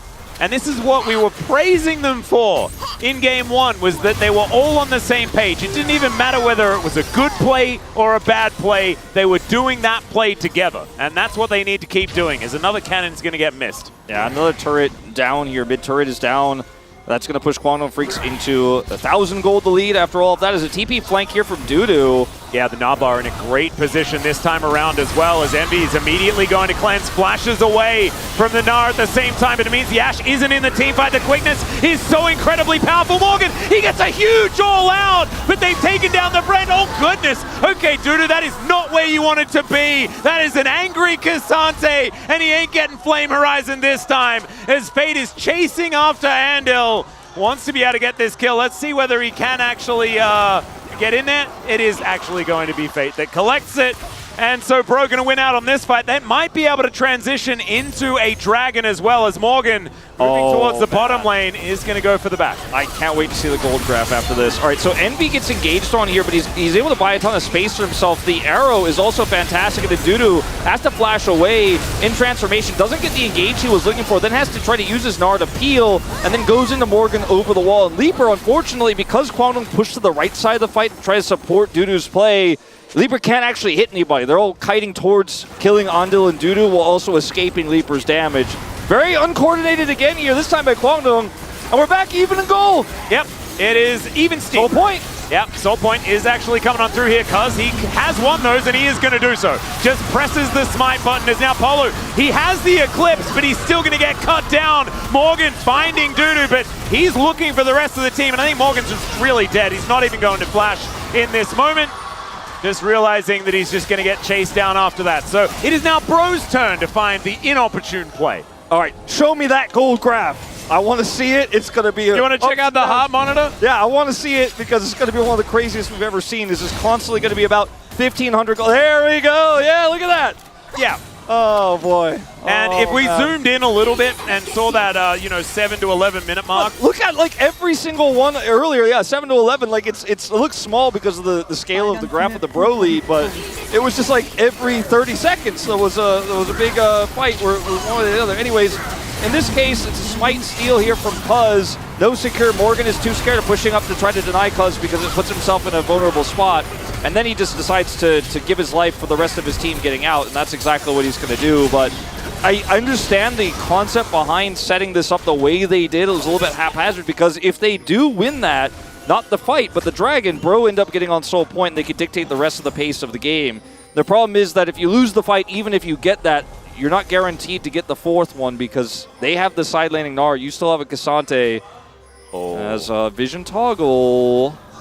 Oh, this is very, very dangerous. Polo's going to be found. The arrow, it's going to come out. Doiv pops out of the brush, and Bulldog is aware of it. So they were going for a bit of a play there. Don't quite get it. It's okay, not end of the world, not exactly committal CC or anything like that. Still, not able to get the pick that they were looking for. 3,000 gold, the lead for Kwangdong Freaks as that dust settles, moving towards 21 minutes into this game. Just look at the 6 and the 9 of the kills and how reversible they are, and it just tells the whole story of this game. Yeah. could be a 9 on the Kwangdong side and a 6 on Bro's side, and flip them upside down, spin them around. It's just, it doesn't actually matter. And yeah. I mean, it's hard to even analyze a game like this because every time you think there's an edge, every time you think after one of these long fights, we jump out of a replay, you're like, where are we? It's another fight, it's another throw. But, you know, if I'm going to be positive with you, Atlas, here again, even 2,000 gold down, there still is that same pick potential in this composition. There still is the functionality of the Cassante from behind. This time he's way less behind. In fact, he's ahead. He has 4 kills, a Frozen Heart in his inventory, and he's actually getting worked on this game. And Dudu showing up for fights a little bit more, but he hasn't been able to make the same impact. I do think there's definitely a world where Bro turn this game around. The gold difference is definitely against them here, but they still have strong Ashe and Leona engage potential. And Bulldog has definitely had some questionable moments in this game, just like he did in game 1. I'm not convinced Kwangdong have a lead. And the thing that I'm convinced about is the fact that the item spikes are starting to come in. There's the teleport. Oh, the setup from Morgan and Envy. That was gorgeous. And Fate is just going to cash it in. Oh, man, that was sick from the Bros. Oh, that was so clean. That was the most complicated way I've seen to give a core kill. Yep. In the history of the LCK. But look, Fate's on 3 kills. He's getting large again. And the timing of the pullback, because Morgan has the Frozen Heart, he's got the Gauntlet as well. He can kind of dictate as long as Dudu opts into the fight, because he's like, oh, I'm ranged, I win these, I've got the hyper procs. If he continues to opt in, you can decide exactly when to pull into that Ashe era. If you're watching on the minimap, Morgan has coordinated this with Envy. And there's that synergy, there's that communication we've kind of been saying hasn't always been there for most of these Bro rosters. This one seems like it's a little bit different. Something special going on here. Fate goes in for the TP as well during the play to make sure they have enough damage. This is Morgan's comms in the moment. Yep. And Envy, I think, just pinged it out, said exactly where it was going to be, and special delivery. Thanks, Morgan. And he told him to eat the kill as well. He's like, get it, giving it to you, Fate. He is selfless leader, you know, the Lord himself. So going to be able to give that one over. And after having such an incredibly tough game 1, I think it's pretty commendable that he's still having that great mindset. That is the mindset of a winner. It's actually 600 gold behind still, actually. Yep. Thought he had a lead but it's in this not one with the kills. It's not 2.5k, which is, I think, the position he was in the last game. Very true. I think a lot of that gold's still residual from the turrets and the plates that were picked up by Dudu, despite the kills looking so Morgan lopsided. It's very Lord-like behavior, though, I will say. Yep. From our top laner for Bro. He is a lordly man, you know. He didn't want the leadership role, but it came to him, and he had to accept it. It wasn't like he wasn't born into it, you know, or anything like that. It's not a feudal system here at the LCK. No. It's earned! Kwangdong Freaks taking a bit of poke. There's a flank angle from Dudu, who's making his way in, teleport, to bring Morgan into the fight. And now Fate sidestepping the True Shot Barrage, trying to keep these health bars as high as possible. And the Drake back up and available once again, trying to avoid this poke as best they can. Ando on the flank too, spotting him is so huge. Yep, very important. And Bulldogs on that bottom side. They're just going to run to Baron. Okay. That's a Bro call. That's another thing you can do. I mean, they have a Drake advantage here. Morgan can slow down the rotation. They have a ton of damage here on this Quirky on Brand, but I don't know if they have the time still. You can see it's Morgan selling it. Yep. They get the control ward in. And Bro not actually going to do this. And in the meantime, the inner turret's going to go down and the Drake's going to go down as well. Like, Bro, I don't know whether this was the call. This was not the way. And they are just going to move all together to try and defend their inner turret in the mid lane as well. This was an out rotation and just a bit of a disaster here for Bro. Yeah, I mean, the concept here is good because you have a Leona, you have a Fed Cassante who's kind of on that angle, and he's trying to sell the idea like maybe we're in the brush or maybe we're doing, but I'm not actually standing in the brush. I'm standing on this edge, which leaves it very ambiguous, but they do close the gap and get that control ward. If you have the Leona and the Ashe turn out of that brush and engage onto somebody instantly and get that turn, then it's a fantastic play. The problem is that you have to consider that there's a Yone pushing, there's also a Gnar doing the drag. Like you don't actually win those unless you really hard commit. Otherwise, if you just try to do a bluff, they're like, well, cool, -2 objectives for you. Yeah, and Bro haven't taken any turrets yet, so they really need to get onto this map and actually start making some things happen in these side lanes, as Arrow is going to connect somehow onto Leaper, as Solar Flare is not. And so Bro not going to be able to find the pick necessarily. They do get the cleanse, though, out of Leaper. This time they didn't get the cleanse and the flash and the E. And yeah, that's true. The root, so he does live in this case. They only read like a couple of the steps that were required. They didn't go all the way down. But hey, now that he doesn't have the cleanse, maybe there's another opportunity, although that one's not quite on as long of a cooldown as the flash button is. I don't think this is a done deal. This is not a Kwangdong win. Yes, it's a 4,000 gold lead, and you know, depending on the analyst, you know, Chronicle says it's only a 4,000 gold lead. Usually I go, ooh, in this meta, 4,000 gold lead, it seems donezo, but I don't think so in this case, just because of all the different engage opportunities that Bro have. I was discussing earlier, they don't have, it's not a game where Kwangdong Freaks have massive map control. Even though they've taken those turrets off the map, Bro could still compete here in mid lane. They have a Shiv on this Ashe, so she can clear this very fast, even though the outer is still up here in mid. Gotta be careful about this Bulldog angle, though. Oh, yeah. Envy very, very close to just being dead. I think that if Vandal had have fully invested, they could have just killed him. But he did have Flash, he did have Cleanse. But even just getting those Summoner spells, I think could start a Baron. Really, really good. Exactly right. Morgan, now with 3 items complete, that is so much armor that has been built by this Cassante. Killing him is going to be such a huge problem. It's just so difficult, you know, when the Gnar is not as ahead as he was in Game 1 to rip through all this armor because of the damage profiles in this draft that we discussed last time around. Cuz going to clear some vision here. A lot of vision control here for Kwangdong, but they can't push it past the river. Now finally putting Ondil in a position for that. Another arrow going to come in here as Leaper is able to Arcane Shift away, and it's not going to connect this time. I do like them going for the proactive plays, but the problem is that Bro they're kind of together and not doing anything together, right? As waves are getting pushed in, side lanes are actually getting collected here by Kwangdong Freaks, and this gold lead is just extending. The only champ they really had vision on to try to punish was the Ezreal, even though Cuz was nearby, they couldn't see him. Speaking of, like, they can't set up engage if they can't see what to engage on, and this is just the Baron going down. Bro cannot close the gap anymore. They're going to try and move in. Kwangdong Freaks staying on it for the moment. Cuz and Bulldog in the area. Their health bar is getting lower as there is the back to come through. I believe the teleport actually... No. Yes, it was the teleport from Fate. Yeah, moving him towards the top side. Dudu has immediately checked Morgan, you know. Dudu has his, but doesn't have the Gnar anymore, but still there's no way Bro can capitalize. And this means that Morgan has to go now be the Gnar watcher and then hope to TP in if a fight breaks out down here. But to fight, they got to get close to this Baron pit. They're so far away. Asher is still not back. Well, Andal taking a little bit of damage here as they just try to lock down the Baron. There it goes. Not quite able to kill Doive, but they do exactly what they need to do. Really well played by Kwangdong Freaks. And they are just playing the map so much better than Bro. Bro just being ran around a little bit, and they couldn't do what they wanted to do last time, which was find these picks and turn them into skirmish wins. Yeah. Because Kwangdong Freaks just aren't giving it to them. If we went back to the moment where they tried to arrow Leaper and he just arcane shifted away, I think that's the moment where Kwangdong are like, okay, it's done. We just start the Baron now. The arrow's gone. That's their longest range form of engage. They can't stop our turn. They're not able to deal with the side lane pressure. If 8 TPs in, we keep pushing. They have to send Cassante, right? So it was in that moment where they're like, okay, arrow down, we go.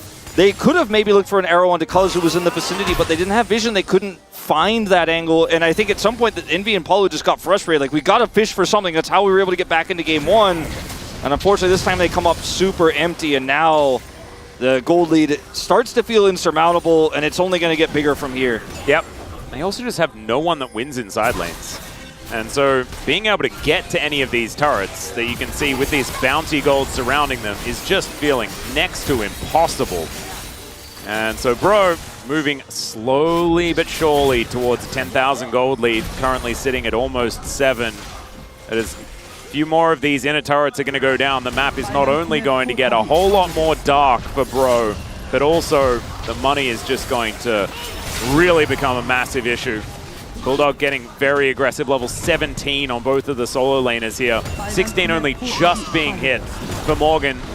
Very similar case for Fate as well. I mean, Dudu, he is not as ahead as he was last game, but he still is ranged into this Cassante, and he's got Baron-empowered minions, so Morgan just kind of has to sit here and help weather the storm, but they're pushing all three here, and now starting to put the pressure on this inhibitor turret mid.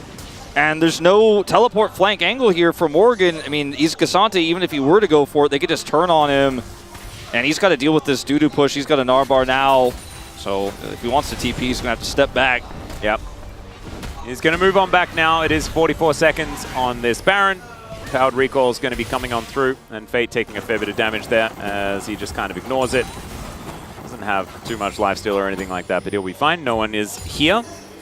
And so Quantum Freaks, they just move back. They take themselves Soul Point triple Hex Tech. Yeah, imagine the attack speed and ability haste that this Ezreal is going to be sitting on. Oh, yeah. As well as if he gets that fourth one, if we get to that point in this game, all of that plus extra slows that are going to be hitting every single time he Mystic shots anyone on the stacked up members of Bro. It was so good for Bro in the early game. They had the 2 Drake lead. They were proactive, excuse me. And they had nice advantages, but they took a few wish-washy fights. Palu and the squad hard committed on that Herald topside, and that's when the dominoes started to fall. And when Quantum Freaks feel too big to fail after that Baron, they're 8,000 gold ahead right now, and there's too many ways for Quantum Freaks to engage in with this kind of a lead because they have the Gnar to force Bro to be in the wrong side of the map, or they have this lopsided rotation where Morgan and Fate are trading places. Look at this. I mean, yeah. Oh, you're so close to the setup of the chain CC, but... And Andal just able to walk in and face check because he can always battle dance or grand entrance or anything like that to get himself out of the way. That happening right there. Not going to be a pick target here that Bro can really look out for. True Shot Barrage is going to spot both of the duo of Doiv and Polo that were just looking for some sort of angle. Doesn't really work out here as Dudu, not a lot of Narbar, but does have a lot of pushing power. Yeah, Leaper's got so much poke. If he hits it. Sure, but I mean, even the threat of it makes them walk back, and that allows these minions to stack up. I mean, Bro can't leave their base. Yeah. They are locked in. It's a siege, quite literally here, and we're just waiting for the next objectives to come up. Quantum Freaks are saying, come at me. Yep, Glacial Prison going to go wide. As Kaz looking for an opportunity there. Envy spots him. If you can get all the minion waves stacked onto all of these turrets, you start to whittle away at them, but it also means you have permanently a dark rift. I'd love to see a vision toggle of, like, you can't see anything as Bro here on the map except that one ward they have to the left, and so you can't engage on anybody. You don't know where anyone's standing, you have no targets, and you're just behind your turret waiting for the end of the game because there is no angle. And unfortunately, a flanking Corki without a package is never going to be the way. A flanking Cassante on a teleport ward that's that far away is just not going to be an opportunity either. And it's looking a little bit rough. And Bro, I want to say that, like, this is the angle, but they've just, ever since they got so horrifically outplayed and outmaneuvered, they have continued to look blindfolded. Yeah, I mean, in terms of the vision when they had all those stacked and even waves, here, they quite literally were. Yeah. But now, I mean, they're in the mid lane, but there's no engaged target here. Leaper's level 18. He's got Flash and Cleanse and E, and we've already explained that. It's going to be hard to take those away on succession this time. And 4 items are now completed for Fate. Maybe that's the positivity, the brositivity that we need to be focusing on. It's dried up a little bit, Atlas. It is very difficult to activate at this point in time. But 5 seconds until the Baron is up. Maybe that is going to be the window. Maybe that's the angle, as that's not, if you're talking about brositivity, that's a lot of damage from Leaper's True Shot Barrage. And now Bro, they're just going to start it up. Bulldog is in the top lane winning the game, and Bro are just doing Baron. Okay, Quickness is going to fly in from Andal as well. That is a whole lot of work that he's getting done here as Polo is just trying to play Bouncer as best he can. Fate is fighting against Leaper and losing, and they are all dying one after the other. They might be able to get Leaper, but that is going to be it. That is the ace, and Quantum Freaks can just go back to what Bulldog was doing earlier and look to return the favor here to the Bros and bring us to Game 3. It's Game 3, the series we expected, going the distance, Envy in that fight, hitting a very, very tanky Sejuani, not able to put the damage into the carries. Double teleport turns a 5v3 to a 5v5. The wallets, they were heavy. Guangdong Freaks with some better map reads here, and they're going to bring us to that third and final game. There goes the Nexus. Guangdong Freaks answering back in this series. It's not going to be a repeat of the spring season, and if they win again, could be a repeat of round robin 1. See whether the Bros can get themselves back on the right foot. Maybe it's a side selection change that's going to help them out. But that was definitely not the Bros that we saw in game number 1. This was the Bro performance that we've seen in many other games this season. Yeah, definitely a good start and then rough middle.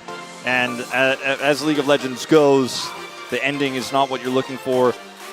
Maybe, I mean, the biggest win for us as casters is we get a third game, but we also might get a different draft coming into this last one because we kind of ran it back with 2 exceptions this time around, and the result was actually not similar because of the way the mid-game went and some of those throws that happened on the map, but I think Guangdong tightened up some of their play, fewer mistakes, respecting the Ashe Leona a lot more in the second game.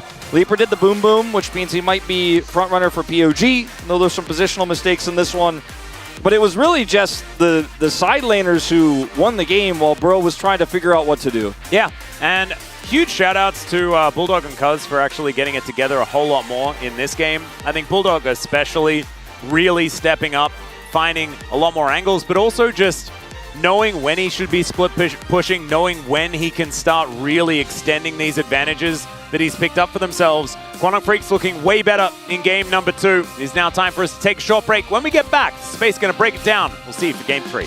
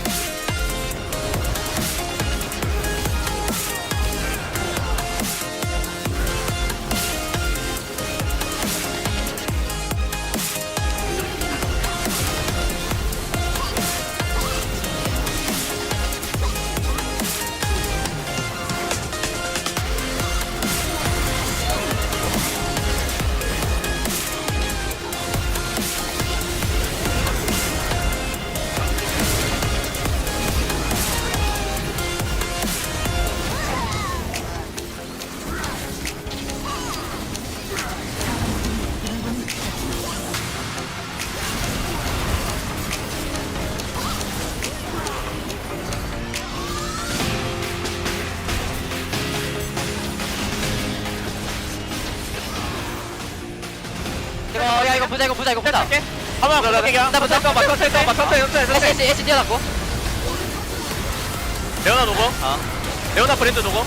이거 위에 코어키 두 개 빨리. S. 맞아. 죽여. 미드 할래 미드. 탑.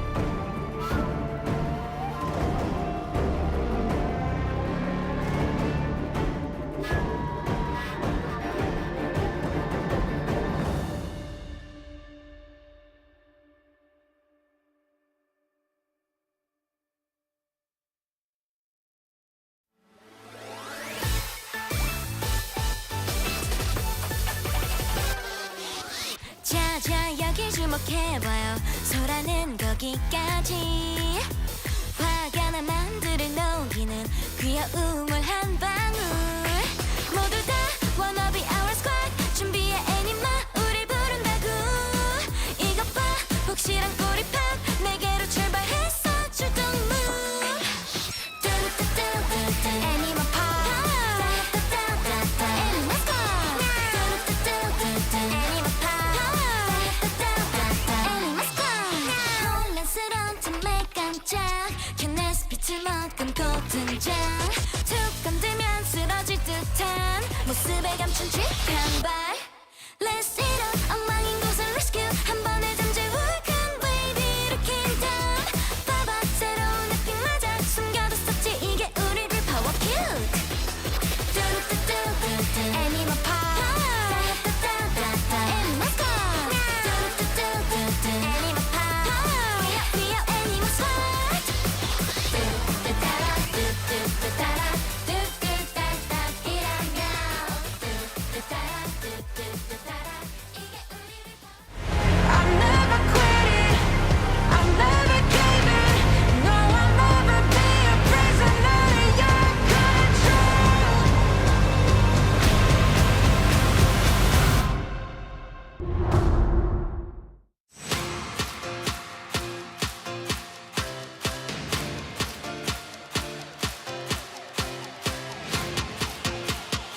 Hello and welcome back to the space. We just had one of the games of all time as Kwangdong Freaks finally took that game away from Bro. After Bro, they had a good start. It was looking good for the potential 2-0, but it did not come true. Guys, what happened in this one?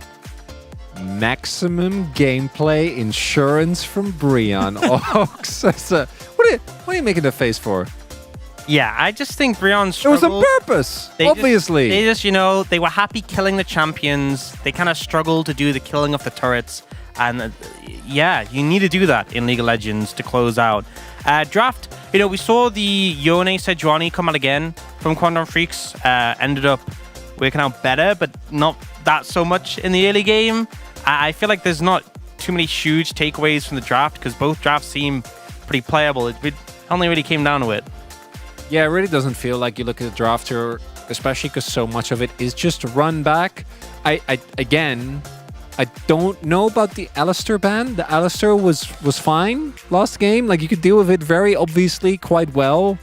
And you could have just banned Gnar. Which we went over in game one. And Wait, then you can ban Gnar? And then they didn't. And they picked Gnar. You can ban Gnar now? That's crazy. Did they change that between last game? Because they couldn't. No, last they didn't game. change that, Ox. Yeah, I don't. You know. No. But was Gnar the problem? Who can say? Yeah, so there was a draft that did happen. It was very similar to the first one. It ended up not mattering much at all. Let's take a look at the first highlight here, which was 15 minutes in. Kwangdong Freaks. Well, we did have some action here. Look at that. Look at the moves. I don't know, the team fights in game number one, I really want to give credit to Brian. I think they were actually very coordinated in this one. I don't know what's happening. What? Why are we committing to the death for this fight? Well, how is this like 5 different skirmishes in one? Also, I feel like this team Just fight... leave! This team fight should have ended so much sooner. No. But just so many skill shots missed. And then it just came down to like the cleanup at the end. What else is that? I feel like the level of play has dropped from game one. You know, I'm just going to flat out say it. I feel like the level of play was so much higher in game one, and it felt like Bro brought it. We were so complimentary of Bro. And not only of Bro, Kwangdong is a playoffs team. They're still, even with all of this, most likely to make playoffs. And I know that we said it before, and then they have to collapse, yada, yada, yada. But think back 2 weeks to this team. What's happening? Yeah, I don't know. I think you're both right. And I think that Kwangdong Freaks are playing on a relatively similar level. Bro, they just kind of got ran around the map a little bit too much, and we can see that in our second highlight here as well around the Baron, because you know, they got forced against a rock and a hard place, and they had no other option but to go for the Baron. Yeah, they were super behind at this point. They started the Baron, they're like, we have to try and burn these TPs. Unfortunately, they didn't really have a plan for getting out the pit. Again, when the TPs came in, and it's hard, though, as well, when they're on red side, trapped in the pit. And it just feels like they didn't really have a game plan for what to do if the fight came out, but also they're so far behind at this point. I can't really fault them. They do the best they can from the situation, but enough people alive, and it's just there for Quantum Freaks to end. They were like 9,000 gold ahead going into that fight. I'm really wondering what is going to happen in game number 3, because I think in game number 1, it really did feel like Brion was better by large parts of it, right? I think they had a pretty decent... In this one, though, I don't know. I don't know what the takeaways for this game are. Well, it did happen, and that brings us to game number 3. But who was the POG for game number 2? This one was kind of a difficult one for our analysts here on the space, but Cuz did pick it up this time. I normally don't talk about DPM on junglers, but it's my Steve. This was like a 36-minute game. Sejuani's base damage are actually pretty impressive. I'm going to be completely frank with everyone at home. I had no idea who to vote for. I went for Cuz because they got the objectives, and I think that Cuz on Sejuani is just like, it's probably a good vote. It's like Chovy. You can just always do it. I'm going to say this, and this may backfire, but I feel like it's going to be one of those POG votes where a bit all over the place. And as I say that, I know it'll just come up and it'll be just me not voting. Oh, no, you're right. You're right. Safe. Thank you. Safe. You're good. You're good. Safe. I was so worried. It'd be the zoom in. It'd be the 11 out of 12. VN cross, actually. It's still 80k. It's always 80k. It all makes sense. It all works out, guys. Everybody gets a vote. You get a vote. He gets a vote. Yeah, literally everybody got a vote. So yeah, that was a game. Our bro going to win the series after giving us some extra time here, an extra game. They do move to the blue side. What I can say is this next game is undoubtedly going to be the scrappiest, messiest game we have seen so far this season. Like, without a doubt, that is what's going to happen. And we meme a lot, but this game really matters. If Kwangdong ends up having a similar collapse like they have the last couple of... This is where it starts. They need to win this 100%. Like, there's a lot, actually, unironically, so much pressure on Kwangdong here. And bro, just chilling, you know? They lose every week. It's no pressure to them. They could just... They're in their comfort zone. It's just another day at the office for bro. We'll see if they can top it off with their first win, or if Kwangdong Freaks will get this very important win for them. Let's go back to the casters for Game 3.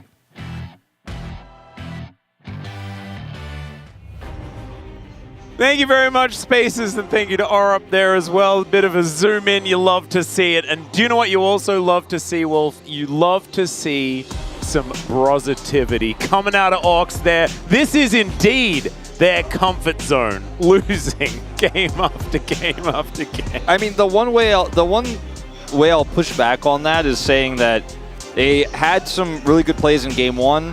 Fans are in tears, right? It feels like, okay, we might actually beat a strong team, relatively, in Kwangdong Freaks. You got so close. You got close in game 2. And now you moved into game 3 where the pressure's off if, yeah, you lose week to week. You're 0-9, winless round robin. However, when you're this close and you were that close to getting potentially a 2-0 if you had tightened up a lot of the plays, I think that's when your mental starts to shake a little bit. That's when you think, I was so close to that elusive first win. I think there's pressure on both of these squads for sure, and that's why we get the scrappy games we get. But Kwangdong Freaks tightened up the map plays, and that was the big issue there for Bro. Yep. We do have to remember that half the series that Bro played in round robin 1, they did manage to pick up a game, right? And yeah, that's sort of rounding up a little bit, you know, 4 out of 9. Nearly half. So definitely, like, they have been in positions like this before. They're starting to get used to it, and we'll see whether that is going to be able to give them the edge in the series. There's no Corki this time. No, and Bro did choose blue side. Yeah. So we are swapping sides finally this series. So we're going to see a very different draft, I think, as the Rumble will be banned here. We'll see if that Tristana gets a look here. Ezreal also taken away from Leaper. I actually really like this because what Bro are doing is they're utilizing the power of blue side very, very well. And I think getting rid of the Ezreal for Leaper is fantastic. And what you're doing to Kwangdong Freaks is forcing them to ban the must bans. And that means that a few of these picks just not going to get... And that's a Yone first pick? Yeah, I don't know if Kwangdong are too worried about it. But I think even though Bro is on the other side, it would be super Giga Chad to just see a Taliyah rotation here. It's fallen off so massively, but... I mean, you can't really play it in the jungle anymore. That's the problem. Yeah, but I still think it's very strong with a Viego that Cuz is very good at. If we just go Sejuani right. Nar Yeah, here, if you're just going to do it on the Kwangdong side, yeah. If we go Sejuani Nar, then I'm a little bit less enthusiastic about it, but I have a feeling... I mean, that's where we're going. When you can just trust Bro to pick Cassante into it, I mean, I love it. Yeah. Normally, I hate blind Nah. I just don't think it's good because there are so many things that you can pick to make its life really, really difficult. One thing comes to mind, you know, you could just do the classic Keen and just pick Rise into it. Or the, okay, wait, we're halfway there. We're halfway there, Atlas! The Cuz Viego. Okay. And I think that, like, it's free. If they want to pick Taliyah, they can just pick it. Yeah. And... you know, it's very good in Dione. Now, this does mean they're going to give over the Sejuani, but I still prefer going something else here, doing a different style from Kwangdong than just trying to have this Yone-less Sejuani with a Gnar running around. Yep. And the final pick here, going to be an 80 carry. The Zeri that goes through. It's the Zeri that's left up. It's been Envy's best pick, frankly. And, you know, I feel like that's been true for a long time. Yeah. He's played some good Lucian games. He's had a good Varus here or there. The Ashe doesn't have a Sejuani with it. Will probably not have a Leona with it this time around. I think Braum Leona bans feel pretty simple here for Bro in second phase, but it's still a strong level 1. And there are a lot of other supports that can be threatening here as well. And I think that Leaper is going to be very happy that he's now the one that gets to throw arrows relentlessly into the opposition because he had a bit of a rough time dealing with that, especially in game number 1. Kennen going to be taken away, of course. Morgan, bit of a fan of the Kennen matchup. Now, and there is the Braum, like you were talking about. Ban Leona next, and we've figured it out. What does that mean for what the pick is going to be out of Anduin? Will it even come in yet? I actually kind of feel like it's just going to be Taliyah that comes through. And maybe a Taliyah ban would be a good idea. Yeah, that's what I was going to say. They could do that. You know, Bulldog is not known to play the Ahri, for example. He could just end up playing Azir if that's going to be the case, which is fine and still strong. But it's not one of his traditional picks. Oh, God. What if they do the Viego Hui? Oh, so it's the freest Leona pick of all time. Maybe they're just trying to convince them that they want to pick Leona instead of picking something else. And then they've got a plan to go into it. I don't know. I don't know what their plan is necessarily. Leona's just pretty good. It's pretty good. It's pretty strong level 1. Very strong with the Ashe Arrow, as we've already seen twice. No, just going to pick Orianna instead. No, it's got to be Leona. Don't troll me like that, Leaper. It's okay. That was a streamer moment right there. This is a professional game. The thing as well is that this is the Kwangdong Freaks. So they could have just done it. You know, it could have just been a crazy pick. Okay, we're gonna consider our options. Looks like Polo is thinking about the Rel, and it is going to be locked in. Okay, and now, where is Morgan going? I mean, would he be bold enough for GP? I was thinking it was going to be Camille, but instead it's going to be the Jax, the other flavor of split push top laner. So and I actually like this. They went from having 0 side lane pressure at all to a 1-3-1 comp. So it's the other self-counter pick. Now, old Kwangdong Freaks go, what up? It's a weird pick like a scaling mid. You know, it's going to be Aurelion Sol. I'm going to play Kassadin. No! It's modern Kwangdong Freaks. It's Viego Taliyah. Lock that in, Bulldog. That's right. It wasn't a secret. It wasn't CMAX like, I have this secret. But you do this all the time. This is quite strong. This is a robust comp. This is the best comp we've seen from Kwangdong all series. And once again, Morgan just opted into a tough matchup here. Now, I do see what you're saying. Great synergy in both mid and top for the Sejuani with the Jax. Insanely strong split pushing, could buy a lot of time for Zeri to scale up. You've got really good follow-up with this Jax when the Magnet Storm comes through, the Yone ult comes through, but it's the losing lane that in isolation should happen. We've seen Keen, you know, turn that on its head a little bit, but besides Keen, we're not really seeing the Jax get synergy there, because Bulldog, I said it before, I was going to push back on the desk where like the mid-jungle synergy isn't there. With this combo, it is, and you have the Ashe Leona bottom lane. You've got tons of follow-up engage. This is the real draft gap. This is the CV Max I want to see. This is the drafting that Kwangdong had in the first few weeks of this season that gave us the belief that maybe this could be a top 4 team and not a team that's going to slide down in round 2. And at least at the end of this series, they pull it together. There was some draft mistakes, I will also say, I think, on the side of Bro here, but the Bro Leavers won't give up. I was going to say, I think that Bro kind of walked into this with zero hesitation. And they saw everything and then just said, okay, you can do that. And banned Alistair again. I don't know. I'm a bit bothered by what Bro did here. However, maybe their play is going to change it up. And honestly, do you know how much the draft has mattered? About zero this series. Let's get onto the rift. 시한상을 탑독에 오신 것을 환영합니다.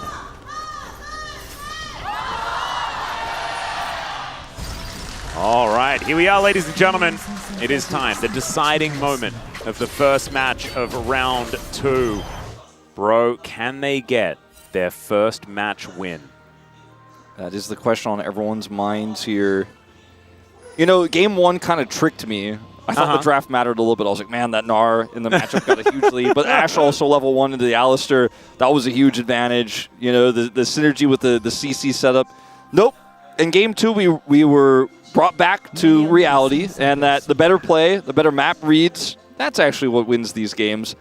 But I look at this draft and I go, if Kwangdong play the map as they did in game 2, with this draft, their control of vision with Ashe, Weaver's Wall, it's kind of insane as we're fishing. Yeah, he got the gold. We've done it. Morgan is he's already ahead. Bro already with a massive lead here before anything has even happened. Morgan just going to walk onto a ward. It's a Fisher tribute after Calix got subbed in. And this is an interesting matchup, the Gnar into the Jax, because there are a couple of schools of thought. And of course, there are some people that think that the Jax just hard wins the matchup, and there are just ways to play it that are just better. And if you play around Mega Gnar and things like that, it can work. And of course, later on in the game, you are going to win in the side lane. But I think that in practice, that's not how it's worked. I think on the east side, Gnar just wins. Yeah. That's kind of the way.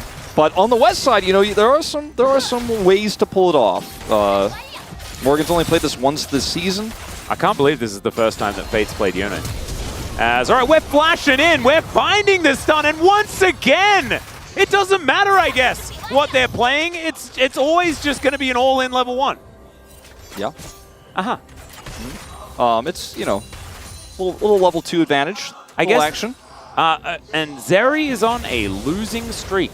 Notice some of the big names in there. Aiming, Guma. Yeah. Aiming, of course, is our resident Zeri player as well. So it's not necessarily it's only the east side teams playing this.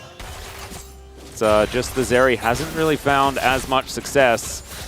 If, you know, Viper hadn't played that Ezreal as well as he did in that loss for Guma, it might have been a little bit less on the loss streak there, but you know, it is what it is. Like, it's not always about Zeri being bad. Sometimes it's just about the loss you had, but still, level 2 hit, trade of flashes. That sounded like song lyrics, Wolf. Actually, I was really kind of into that. Well, you know, I'd inspire some teenagers. Yeah. I'd listen to it. It's okay. There's the knock up onto Bulldog. Polu making his way in. It's a decent seismic shove. That's going to push him back. It's now Doiv in this top lane has found Cuz. Going to slow him up a little bit. Not going to be able to find this dive though, as Cuz is positioning once again pretty good. They're going to get that rotation from Bulldog as well. He leaves the gank that Polu goes for and immediately moves up to support top lane. Actually kind of performing double duty there. Nicely done. It's really interesting that the Jax pick specifically was the Gnar pick was kind of a specific Jax counter when we had that really long Jax meta. And you would just, if you pick the Jax, you ban the Gnar 100%. You just never let this go through. And Dudu has just ended up with 3 games of Gnar into a favorable matchup for him, as you can see here. Like, the Jax was keeping it even until now. Yep, well, we've seen this play before, but it was on the other side. It's going to get a flash this time, though, as Cuz is also going to be able to take the Rift Scuttler. As you can see, Leaper is going to get a lot of pressure on him, but not going to be dying just yet, as Dudu will hit the Mega as he throws this minion wave towards the turret. Morgan just going for a bit of a walk back, so not actually utilizing his teleport to get back up there. That's going to be a decent amount of power. Yeah, that's definitely huge for him. If he can get back in time to prevent any minions from being lost, and it looks like that's likely to be the case. And in mid, you know, we've seen no games of Fate this season. It said it was first Yone pick. Those are seasonal stats, but he's not known for his Yone, of course, on his time as Sandbox. Yeah, it feels to me like it would fit into the Fate playstyle. But maybe that's more of a vibes thing rather than any actual based on statistical analysis or anything like that. I did the check earlier for Yehu, and I'll pull it up for you again here this time around. We can do the bit of a check. Yeah, because it does feel like it could be his first game ever, but I'm not saying it until I look it up. I feel like it isn't, but I don't know. I just don't know. As all right, Envy. And Polo throwing some abilities towards the Quantum Freak's bottom lane. He has 2 games of Yone. It's his third. He's a 0% win rate, though. 0-2. Well, let's see whether we can turn that one around here, as right now it's not looking too positive in these trades. But if you have a look at the numbers, it's still a whole lot of farm that he has managed to pick up for himself. So really nicely done, utilizing that health bar as a resource. We've seen a lot of Yones in matchups like this into the Talia, into the Azir, where you don't usually get a huge lane lead in terms of health trades and stuff like that, but you are able to maintain a CS parity at worst case. Players like BDD have done that really well, even to the Tristana, the Corki, as not the dash he was looking for there, but yeah, dashing over the rocks just to show that he doesn't care. He's just caster curse. I'm like, yeah, he's doing all right. He's still all right. He's still fine. We have positivity on both sides here. Yeah, but, yeah. It'll be fate-sided this time, as we're just going to trade objectives now.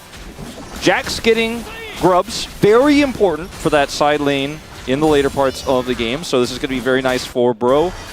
In return, it will be the Mountain Drake that goes over to Quantum Freaks, which is in itself quite significant too. But if the Jax does end up with 5 grubs and has some time in a side lane, same with the Yone, can of course clear turrets very quickly if given some additional time. Yep. Does feel like that could be the more valuable setup here, as Fate's coming up here, looking to punish the Gnar. Yeah, this is dangerous. Doiv, with his Frost Armor, is actually pretty capable of tanking up these turrets. Morgan has to get through these minions, though. And now Doiv, yeah, he's just going to flash on in.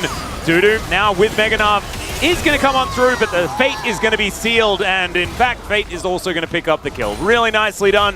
It's a heavy cost, though, in the mid lane as well, as Bulldog's going to be able to push that wave in and grab a plate. But I think this is still worth here for Bro, especially considering Morgan also grabs a plate top side. Yeah, Morgan should probably be the one to teleport mid, maybe, as never mind. Not going to back away fast enough. And that's going to mean that he is going to head back towards top lane, and Fate is going to be able to just collect what's left of that wave. Yeah, still ends up being even in CS, even though he left the lane, and we'll obviously have that extra first blood gold on top of that.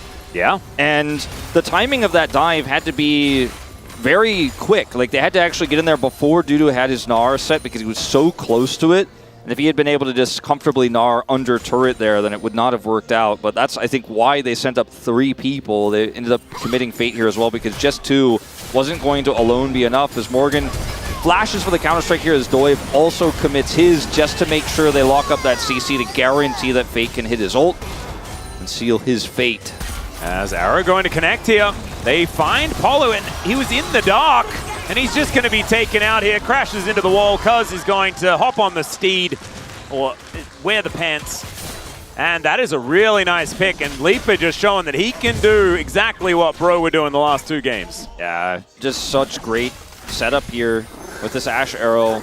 And even the Viego get on the action. Cuz commits his Heartbreaker just to make sure they get the kill. And sometimes when you give a kill over to the jungle, you don't feel too great about it. When you give the kill over to Cuz's Viego, it's always a happy ending. Oh, yeah. That's that one feels real good. Just to correct myself, there was a ward in that brush. So it was Polo just kind of caught napping and standing on vision that Quantum Freaks had. Great capitalization, though. He's been so proactive this game that, there's a lot of ways you could try to punish this. If you have a ward here, though, it's just as simple as shoot arrow towards stationary target. Yep. Doesn't have a lot of time to react there. Unfortunately, does get taken out. And Envy not actually able to punish or anything like that with a arrow on cooldown, because, of course, he is a Zeri. Level 6 has been a spike in the past, but doesn't really have too much of a map state to be able to do it. Yeah, he's, fortunately 10 CS down, just kind of locked under turret. So has been relatively on lock, hasn't been able to go in for any of those all-ins, kind of what you were saying there. And it's been a quiet early game outside of that one proactive play top side and then a punish by Kwangdong Freaks. Trade of objectives is going to get a little bit more interesting here when we go to second grubs, because that's where Kwangdong Freaks, with the timing of this, should be able to contest and try to deny that magic grub spike, as Sundered Sky is picked up with that additional gold for Cuz. Ooh, Fate able to walk out of the seismic shove there as well. Looking a little bit dangerous. As you're right, it's going to be grubs that's going to be the focus. 30 seconds on the clock before they come up. Minute and a half until Chemtech Drake going to be up on the Rift. See what soul we're going to get this time, as Bro might be able to even out the, might be able to reach that 6 grub stack if they're able to get control of this. As Morgan, there are a lot of bad guys in the area, just a leap strike. That's what it's going to cost him, and he doesn't even lose any health. Not sure if Ondil is happy or not that didn't land. I think probably pretty happy considering the rotation up here and that turret, as he does not connect with it, but Solar Flare on cooldown here. Yeah. Weaver's Wall also available for Bulldog, but the angle is a little bit tricky, actually. They just don't have a great entry point. And Envy's rotating in, going to meet Leaper in the mid lane right now. They can see Cuz clearing out this control ward. His first grub is going to be taken down. There's the knock-up onto Andal. Permafrost comes in as well, but they're investing the teleport, and they only get half the health bar of the Leona, as the teleport is actually going to get cancelled, as Dudu going down low. Cuz sneaks in and steals away one of the grubs, but now Andal's in a bit of trouble. Extendo Beam comes through. Polu finds the angle with the Magnus Storm, and now Envy is starting to get online. Cuz trying to do what he can as he transforms into the Dead Rel, but now Fate is fighting Leaper, and he'll take him down. Bulldog is going to punish him, but it's still a bro win in the team fight. And it's a bro win on 5 grubs for the Jax, which is what this was all about. And I'm going to go ahead and put my stamp on it here, because this was such a fantastic engage from Palu that sets Envy up for success. Cuz transforms after getting that kill, or rather getting the reset there, but it's ultimately not really going to change the story here. As you can see, position-wise for the side of Bro here, Andal goes in, but he's way too far away from the rest of his team. Can't heal for Palu's engage, and he's just going to be free food here for Envy. Cuz gets the transformation, but unfortunately, there is just no way out. Bro, very happy with this exchange, because it also means Voidlings for the Jax in a side lane later on when the Zeri is already this scaled, this farmed up. This is a huge win. I think more than the gold lead that swings into their favor really shows. Also, Cull about to be cashed in for the Zeri at the same time, so that's a very, very powerful Envy on his next back, even though he did just go back to base. And you can see that bounce up, I think. Yep, 1,000 as the Cull is cashed through. So Doive thinking about a Doive, perhaps. And you know what? I don't know about the Jax and Gnar matchup. I'm not going to necessarily make judgment on that, but if you just keep diving the Gnar, it's pretty good for the Jax. I think so too. I think that's going to start getting him ahead. And also, another thing that's good is Cloud Soul. It's, you know, it's a bit of a non sequitur. I just wanted to say it. That's very good for Zeri. It is, certainly, and also good for if you're not as comfortable rotating, and that is something that Bro have certainly been, as Glacial Prison is going to come down. Great Magnus Storm there as well, as they just layer the CC through. The Gnar is dead, and now Andal, I don't know whether that was the safe direction to go. He didn't have too many options here, and I think he is just dead. Shattering Strike comes on through, and Envy gets another one. I mean, this is a disaster for Kwangdong Freaks. They're matching the rotations, but so late that not only are they not saving their Gnar or the turret, but they're giving over kills a second time here. Additional kills going over. 5 assists for this Jax, a full turret's worth of gold. A lot of that going to the Zeri, by the way, sitting on 7K. 7,000 gold at 13 minutes 50 as the plates fall. And if you have your Talia in position, the Weaver's Wall over, maybe you can make a play here. Doesn't have teleport. And why are we rotating up here? You're outnumbered.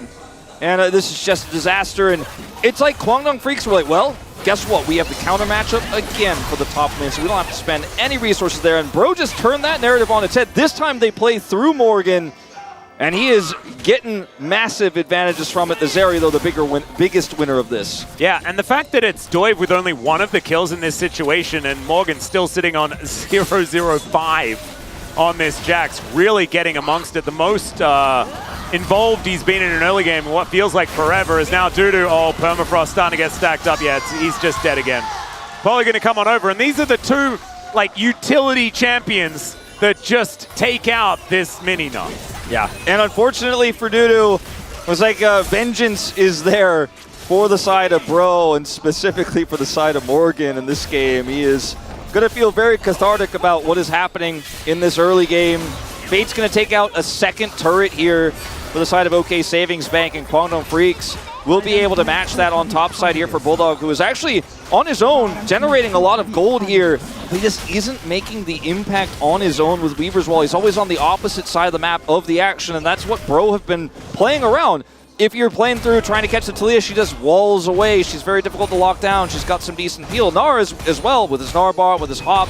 He can get out of a lot of sticky situations, but even if he gets out there, you get the turret worst case scenario. But for the third time, they kill him and get even more value. It's the first time got plates, second time a whole turret, second time an additional turret. And Dudu has definitely been pushed out of this one. He really has. And the fact that Morgan is ahead in farm by about 20 CS, but also, like, he'll just have way more money. The threat in a side lane is going to be huge. And the way Bro are actually playing around side lanes exists. Yeah. And that is way more than what it did in game number 2, where they weren't quite able to identify where turrets were. It felt like they couldn't really get any side lane farm because they felt like no one was actually safe enough to go over there and collect it unless it's underneath the turret. And that just meant the Kwangdong Freaks had run to the map. This time around, though, they are putting on the pressure and they are making the plays. And it's great to see. Bulldog indexed heavily into that arm guard, which the stats of it alone will be relatively useful into the Ione, but he's not going to team fight with his squad. I don't know how much the stasis is going to be valuable, as they might catch Fate. Nope. Oh, walk. He is going to ult away, though, so that means that it puts the Fate Sealed on cooldown. It seals Fate's ability to use his ultimate, as it were. Yeah, he likes the pun champions, huh? Yeah, definitely is. Arrow going to connect here. Weaver's Wall going to scale on through, but Envy, he gets over. And the seismic shove, yeah, that's not walk, that's run, because there's a Cloud Soul. I mean, look at this flank here for Morgan. They really need to respect this, though, and they're not in position with Prio. This Herald will change that narrative very quick, though, and yeah, means that Bro are going to have to go and defend this or give up Dragon Prio. Well, Dudu, they're just going to dive on top of him. Doive not actually going to connect the ulti, but it doesn't matter. Magnet Storm from Polo is gorgeous, and now Envy dives in. I don't even know whether he really wants to, but Bulldog, he's going to break that arm guard, and he's just going to find a permafrost waiting for him. There's the double as the lightning is going to strike.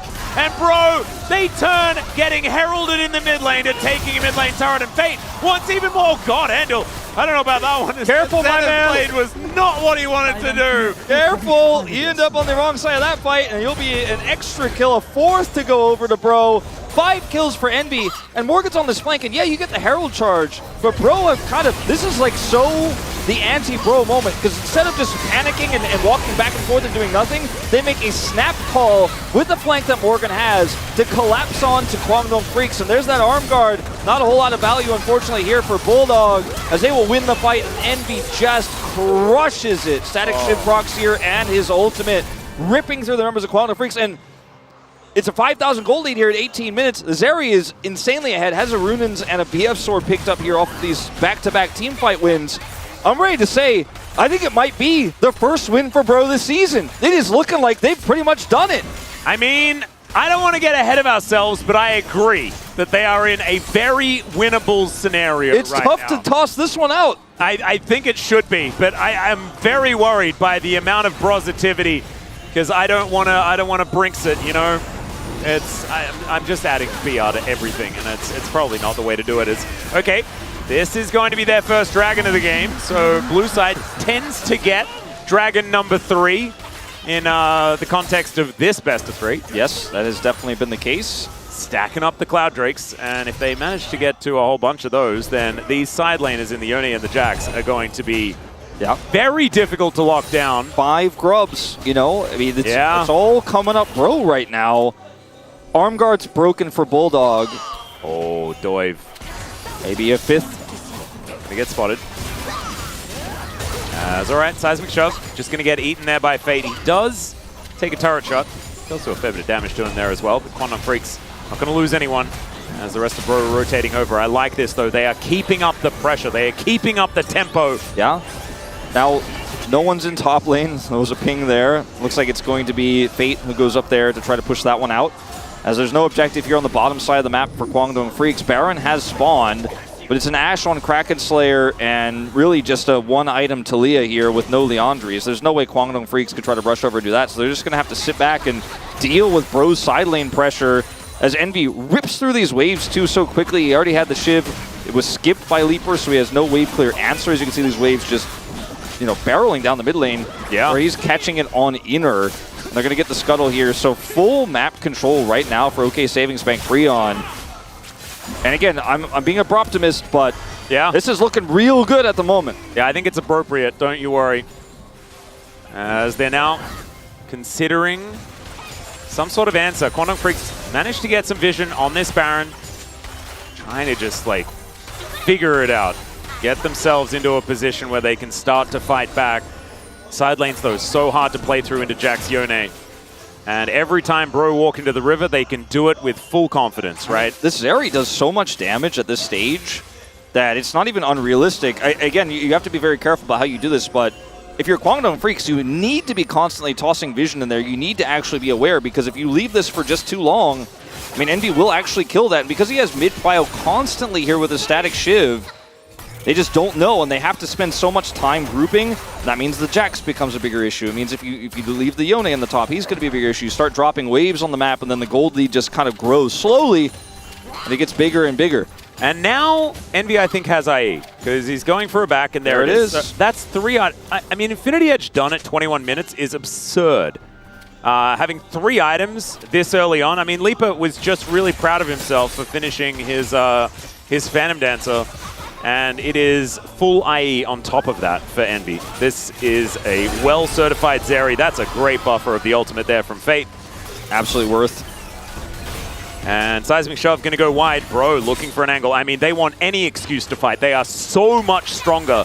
And the fact that Envy just hits this spike, like, they're not going to find a gap in strength until they, unless they win a huge fight, right? And yeah, then it's just like that's the result of this anyway. So if the Narbar is down too, it's so hard to fight as Kwangdong, and you're so far behind that the pick-based idea doesn't work very well. And yeah, Envy's not as mobile as an Ezreal is into the Ashe and the Leona combo we were talking about in games 1 and 2, but he's still fairly mobile, can get over walls, can do a lot of stuff to get away from that, has his cleanse.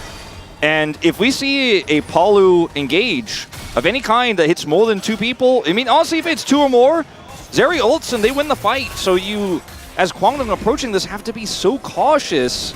And yeah, Cuz got gold early, but he hasn't really been able to turn that into anything. Ooh, Doif gets out of the way, Seismic Shove. Kwangdong Freaks still preventing a Baron from just being taken here. But that's not what Bro want. They want to find a fight, and here it is! The Magnus Storm comes in, Cuz! Nowhere to go, no options. It's another kill for Envy, and that's the perfect target, right? Yep, that's the jungler down, had flash and ult, but just isn't able to get out of there. And somebody's got to check, but they just have no vision, and there's just too many threats. And this is done with the Yone pushing the side as well. He had a wraparound angle too. Kwangdong Freaks were just so cut off from the rest of the map, and then, yeah, you push the Jax out of the bottom lane, but he doesn't care. He doesn't even need it for this Baron. Yeah, teleport went to mid lane so they could set up that second wave here, and Bro, playing the map well, playing the early game well. I'd say they're even mapping the plays, Wolf. They're kind of getting it all right. Yeah, and this is such a good draft from Kwangdong, and it's their style of draft. They just fell so far behind they can't use any of the pieces, and frankly, I don't think they really did, as Bulldog's been on the opposite side of the map for all of these plays. But look at where Fate is. Bulldog is like, I'm sorry, cuz there's nothing I can do for you. This Yone is pushing hard on the top side. And somebody's got to check the Baron. And he was just straight up chain CC'd. I think maybe there was an opportunity to use a flash, but he was already so incredibly low that I think he would have just been dead anyway. 100%. I agree with you. And so may as well just not invest it, try and live to fight another day. As Bro should be able to head on over and grab themselves their second Cloud Drake if they would like it. And keeping Jax in this top lane so incredibly smart as well. Utilize the 1-3-1 use the rest of them to try and take this Drake. You're so far ahead, you don't need 5 people necessarily to win this fight. As a Seismic Shove, unfortunately, Polo is not going to be running away from you, Kwangdong Freaks. He is very, very happy to fight, as Cuz is not. He's just going to get taken down as Envy's in the back line. Actually flashes away. The wallop's going to go wide. The spacing's gorgeous. And man, I've been pretty critical of this guy, but that was an outplay if ever I've seen one. And Bro are gonna, possibly just win. And Fate, I mean, he doesn't care about dying here. Unless he just kills both of them. Okay, Leaper's gonna get knocked up. Can he actually do it? No. Leaper's now gonna be able to make his way home, but home is getting destroyed. And Bro, Nexus turret number 2 gonna go down. The Nexus is finally going to fall in 2 games of the same series, and they will break the loss streak and find their first win of the season. Talking about going home, and Bro is going to go home as the first to cross the stage for the first time in LCK Summer here in 2024. They finally did it. She had her hands together, she was praying, and now she's praising him like any true Pro Leaper would in this moment, because today is the day they repeat history. Today is the day they prove again they're the kryptonite of the Kwangdong Freaks. And next time they check the schedule, Kwangdong Freaks start, they check it, and they see that the first match of round robin 2 is Bro. They're gonna throw that back and say, Riot, you will change this. We will not face the Breon Bros in round 2 ever again, because every time they just get destroyed. And finally, our Lord has a smile on his face. And they finally played through him. I didn't have faith that they were going to. Yeah, Doib. I want to see Doib next match as well, by the way. I mean, he was really good. I didn't think they were going to play through him. I didn't think they were going to get the Jax ahead. I didn't think they were going to be able to win those topside grub fights. I thought we were going to see some more Cuz Talia action. I love the draft, but you know what? On the day, they just threw him for a loop on the third game. Envy is doing his Zeri impression. He got 8 kills. He was 8-0-2. He took the gold he was given, and he made the outplays in that final fight. And like you said, but you said it really well, Paulo's not running from anybody. Nope. He wants to go in. And sometimes, like, that's what the read is normally on the Talia, right? Like, you put down the Seismic Shove because you think as soon as you show, they're going to run away. No. That was just not how he was playing. And, you know, the way that could have gone for Bro if they had just been playing sloppy macro like they did so many games this series is they bring Morgan in because they want to have a cool Counter-Strike combo, and then, you know, Kwangdong back away, and they waste their Baron buff to get a dragon that's like their third Cloud Dragon of the game. No, they put the Jax, who has Baron buff, in the top lane, had him pushing, made Kwangdong come to them. It's basic macro, but Bro get it done this time around.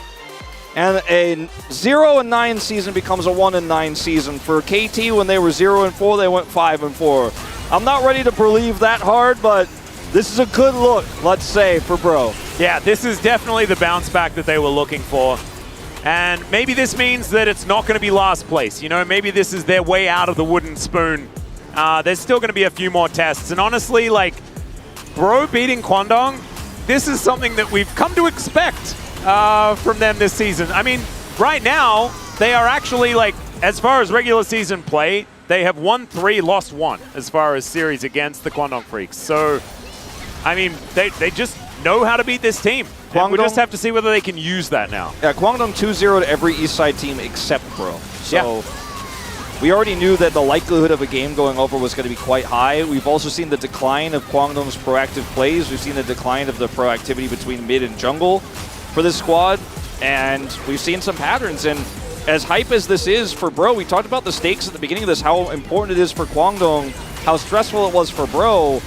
But they lose this one, and momentum is massively against them. We'll see what the rest of the round robin is going to look like, but I've seen this one before, and it doesn't have a happy ending. It doesn't. The fact that Polu gets into the brush that they have Soul Vision of as well, absolutely massive. But this flash from Envy, I felt like it might have just been game over.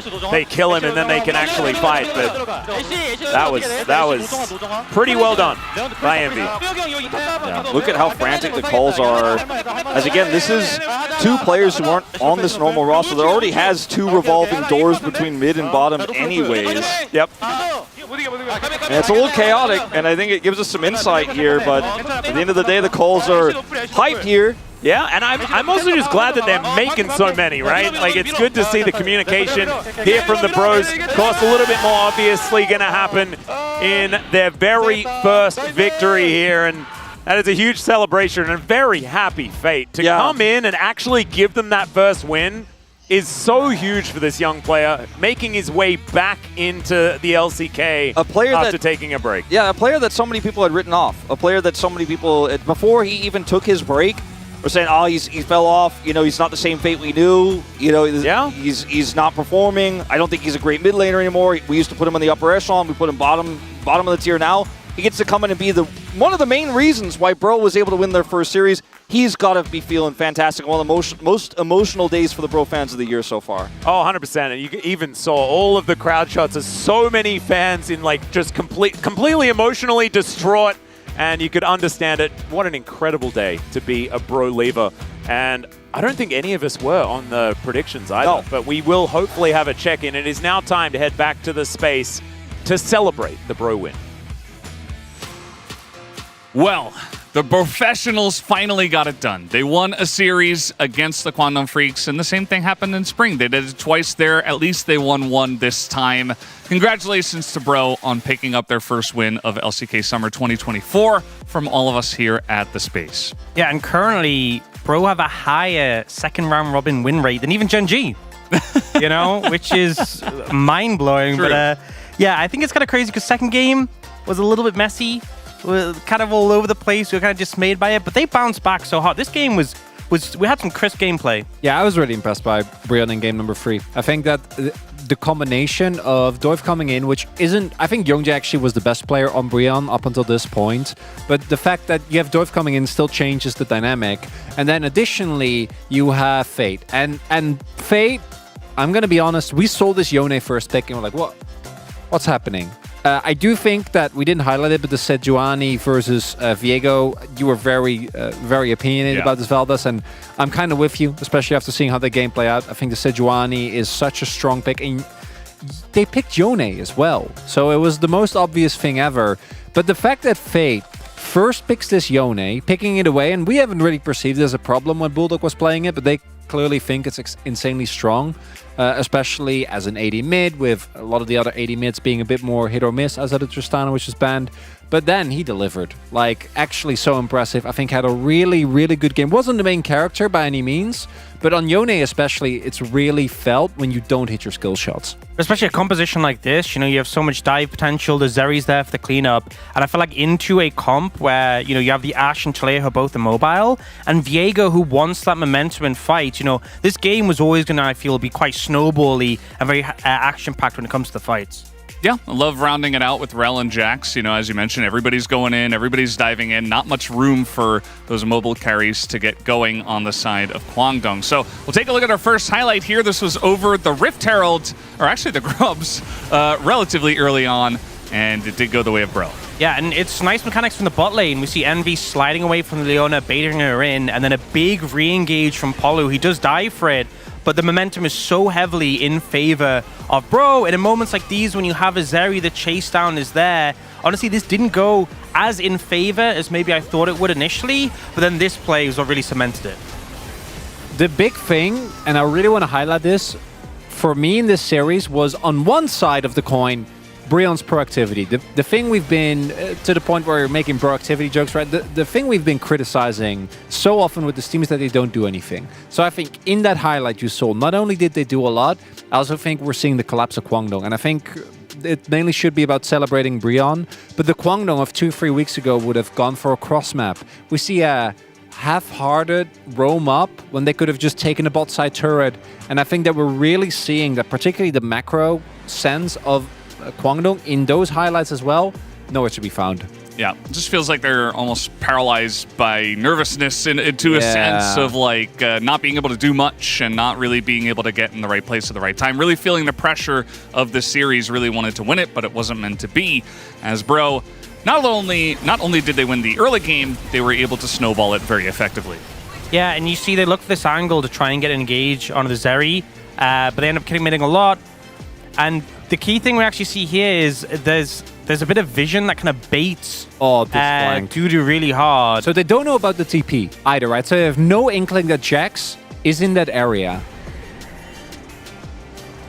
And the tension's building. The thing is, the ward doesn't see him there, but he sees the ward. He's like, oh, it's fine. They're supposed to be in such a shock. I'm not going to lie. You just see the Yone walking up. What are you supposed to do? Because when I saw this, my literal words like, Dudu, what are you doing? Dudu, you're in. Yeah. And then you look at it and like, no. It was just genuinely insanely well set up there. Because with Mininar, you have to, walk up a little bit, try and threaten. But the Counter-Strike, it's like a horror movie. Jax jumps out of the brush that you think you have vision in, spinning with the Counter-Strike, and from this point on, I think the game was done. Yeah, I can't put too much blame on Dudu for that, because obviously I think a lot of us would fall for it, but it kind of shows, you can't lose gracefully in fights against that composition, and already was Bro with the momentum, and they just found a great window to punish and just kept pushing it forward throughout the game. Yeah, really did feel like it was Bro that made a lot of this happen, right? We talk about Quantum Freaks maybe not playing their best game, but Bro really stepped it up in Game 3, so a lot of credit to be given there. Let's see who does get the credit for the POG for Game 3, as it will be Palu to pick it up on his realm. It was another game where I think it was kind of tough, and you can really give it to for Fate for his impact. Doiv was all over the map. I think Envy will definitely get a bunch of votes, not just because of the Boom Boom, actually played some of the fights on the edge, but well enough. But especially looking back at the team fights, I think that so many of the engagers from Palu, multi-man, 2 free men at the right time, not going in too early, which I think has been one of his biggest weak points, ended up being a big difference maker. I think obviously game 2, wasn't a great one for Bro, but between game 1 and 3, I think Palu just had such a fantastic show of form, so ends up being a close one, but I think Palu deserving for how he played over the series. What happened with the media votes there? Kind of got lost. I guess they were alongside a KR cast. I guess Doiv was good. He had some ults. It was also... Yeah, it wasn't even the pick. It was just the fact that they're all they're all... Yeah, I don't know about that. I would love to track how many 80 carry votes we've had from Vietnamese. It's been all day today, right? I think it has, actually, yeah. A bit of a... Almost every pretty vote. justified day. I was on the same boat, but... I'm not gonna lie. I was actually considering going for... By the way, this is a jungle. 3-way tie. Yeah. 4-4-4. Yeah, that's actually great. Because I was thinking going for jungle as well. Because, again, I do think that Doiv, if you look at the early game, he was everywhere where he needed to be on the Sejuani. He definitely was. So what does this mean? Is Bro just going to go on a 9-series winning streak? Does Quantum Freaks not know how to beat this team? Yeah, I think, unfortunately, we have to move away from Brian for a little bit. I think for Brian, the main thing this means is they can beat Nongshim, they can beat DRX. Like, I know we love the memes, but I don't think Brian is suddenly going to jump up. The main thing, though, that I'm worried about, don't look me in the eye and tell me you don't believe me. The main thing, don't believe, bro. Look at me and say it with zero irony. I just think that Kwangdong, this is something that they've really struggled with before. And I'm really worried that we're not going to see them bounce back. And this is just going to be the rest of their split. Because that happened like 3 times already. Well, at least this time it's only 1 loss, right? To Bro. Like not 2. We were kind of talking about it this time. It was like, surely this time it doesn't happen. But sometimes you say that as a joke, but genuinely I was like, they look legit. There's no way they just suddenly... Surely. Yeah, it's a bit... I don't know. I hope they bounce back, obviously. We make light of it because it has happened so many times. But, a lot of these players we believe in, and it would be nice to see them just maintain that form because we know what they're capable of. Yeah, absolutely. Well, we'll see just how far they can go. But first, we do have an interview with the Bros for the first time this season. And Ji-sun is here for the translation. 2024 LCK Summer 2라운드 첫 번째 매치 광동 프릭스와 Thank you very much, guys. 브리온의 This is 대결. Ji-sun for the OK POG 저축은행 interview 브리온이 translation. 서머 첫 승을 이뤄냈습니다. For the first time 피오지 ever 선수 this 페이트 선수 season 만나서 인터뷰 for the 나눠보겠습니다. Bros. We're here joined by Polo and Fate after their very first victory of the season. Congratulations.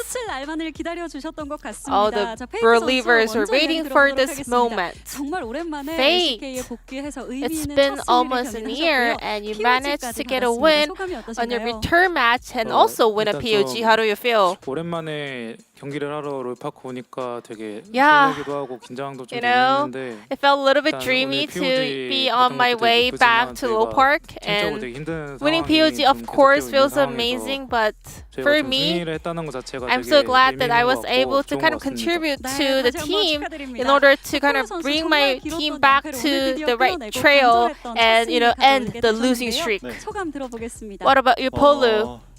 정말 좀 연패 길었어가지고 Yeah, 생각보다 좀 많이 it was 다 indeed 같이 이제 힘든 a very 시기였는데 long losing 이제 streak, 선수들과 and 이제 we were all 감독은 다 having a 이제 very hard 포기하지 time 않고 together, 이제 but none of the 이제 새로 players 오신 이제 or 이제 조커 the 이제 coaching 분량 staff gave up, you know. Also, Joker joined our team as strategic coach, so all the teamwork finally paid off. 오늘의 승리였는데요. 1라운드 정말 아쉬움이 크셨을 것 Round 같습니다. 1 was 힘든 점도 very 많았을 difficult 텐데 for you 어떻게 guys. 승리적으로 좀 극복하고자 하셨을까요? What did you focus on in order to overcome the hardships? 게임도 많이 지고 그래가지고 There were a lot of games where we lost, even though we had a lot of, you know, leads in our hands. So but we just wanted to make sure that we never feel, you know, too regretful of the games that already happened. We just wanted to make sure that we still stay strong together.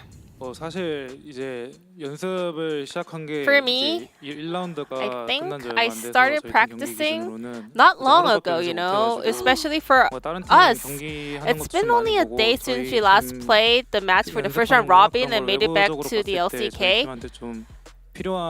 So I just wanted to kind of think to myself what we actually need to do in order to become a stronger 실제 team. 연습 시간은 짧았지만 내외부적으로 정말 많은 준비를 해주신 것 같습니다. 폴로 선수, 페이트 선수랑 같이 해보니까 좀 어떠신가요? 경험이 많으신 만큼 좀 조언도 많이 주실 것 How does it feel 같습니다. to be 물론 조언도 많이 on the team with Fate, who has a long experience? Yeah, of course. I think he was the missing puzzle that we needed, actually. I was able to learn so much. Anything that comes to your mind? Any specific advice from him? Sorry, not really. 너무 다 뜻깊은 말이었나 Because every single words from me was very meaningful. I want to believe it that way. 페이트 선수 1세트 이야기 해보도록 하겠습니다. Fate, I want to go all the way back to the first game. Nar, on the side of Kwangdong Freaks, was getting very, very fed. So playing macro game against that champion was not easy for you guys. 좀 나와서 인원수 갖춰서 하는 교전이 되게 Yeah, 했는데 so when they group up for team fights, it was really difficult for us to play out the fights. But still, I believed in our bottom duo, who was also scaling pretty well. And I knew that our team fight is still good, so we wanted to kind of play around the winning conditions for us, and also try not to take fights when it's not on our side. 이전에는 많이 활용하진 않았지만 승률이 굉장히 좋습니다. 현재 5승 1패거든요. Quirky, so far, it's pretty strong right now, 5-1. How did you prepare that pick? 다른 거 자체적으로 이제 저희 연습할 시간이 많지 I mean, I 않아서 just, you know, didn't really have much time to practice many different picks. So Quirky was one of the champions that I practiced, and there was a little bit of a, you know, kind of a lot of change-ups, but still the champion is very similar. Not too much of a dramatic change, so I managed to just pull it off. 상대 진영을 갈라 놓으면서 끊임없이 So let's take a look at this 어떻게 replay 보셨는지 where 설명 좀 you were able 부탁드리겠습니다. to do so much damage. 일단 좀 싸움을 피하지 않아야 되는 상황에서 서로 We had to take this fight, and then both of our supports who were the front lines got picked already. So I just wanted to stay proactive and finish up the Alistar.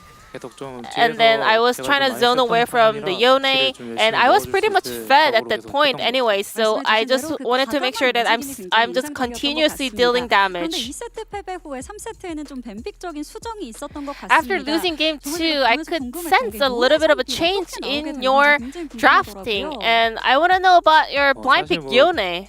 제 선픽 나오게 된 배경 자체가 그냥 Well, 챔피언을 괜찮다고 생각하는 것도 있는데 we thought A, Yone is pretty decent right now, and also B, I was just feeling pretty confident that my Yone wouldn't really go, you know, bad. I was pretty confident in playing Yone and going 50-50 in lanes, so I was pretty vocal, saying that I can just play around my confidence. And Polu, you played Rel in game 3 and won POG. Rel has dropped a little bit in terms of the support role preference. 바텀이 서로 내려간 상태에서 서폿이 좀 많이 So we were in a situation where we had to choose our champion, the bottom duo champions in the second phase. So, Rel, definitely one of the options that I'm always confident in. Also, we didn't really have much picks to go for in the second phase. 네, 여기서 상황 설명 좀 부탁드리겠습니다. Could you break down the team fight over here? 탑에서 이제 모건 선수가 이제 드리블 잘해가지고 Already, Morgan, prior to this play, he was able to absorb so much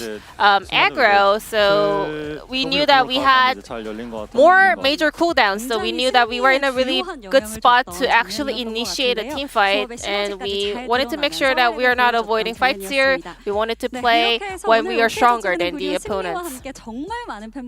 And we have so many bro fans here at LCK Arena in tears after watching you guys getting the first win of the season. Well, I mean, I couldn't really see them cry, but still, like the moment I took off my headsets after winning game number 1, I could hear our fans shouting and like chanting for us. So I was a little bit touched.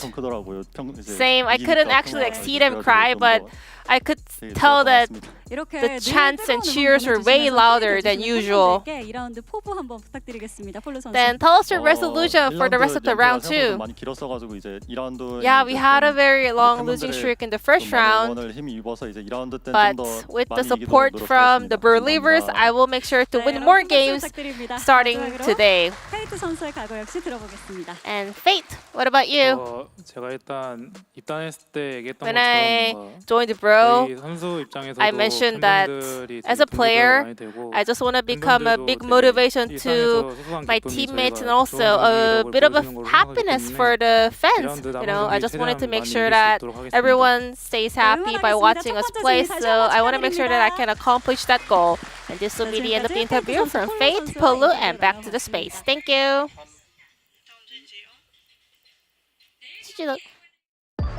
Thank you, Ji-sun, so much for that awesome translation. Very proactive one there. As we do take a look at the standings here, Quantum Freaks are going to sit at 5-5 and Bro get their first win. And so wholesome hearing them on the interview, you know.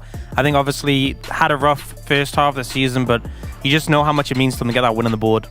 It really does. And as mentioned, I think what we really wanted to see out of Breon specifically is just that they're, again, contesting with Nongshim, contesting with DRX. These teams that are also struggling. That alone, I think, with this win, it remains to be somewhat viable. And previous to this, I wasn't really a believer. Today's was, you know, it was good. Today was great. Tomorrow's a little different. Is just bonkers. If you're not watching tomorrow, I don't know, man. T1 versus Hamalife Esports, the rematch. Hamalife Esports, you know, taking that win the last time. T1 looking for revenge. And then Gen.G, DK, a second chance, the team that got closest to actually taking a game from Gen.G. Any thoughts, Ox? Seemed like he wanted to say something. I'm just hyped for it, you know. I'm casting tomorrow. I'm vibing. I'm ready. Woo! It's going to be a great time. Make sure you guys are joining us tomorrow. Thank you so much for watching us today, and we'll see you tomorrow.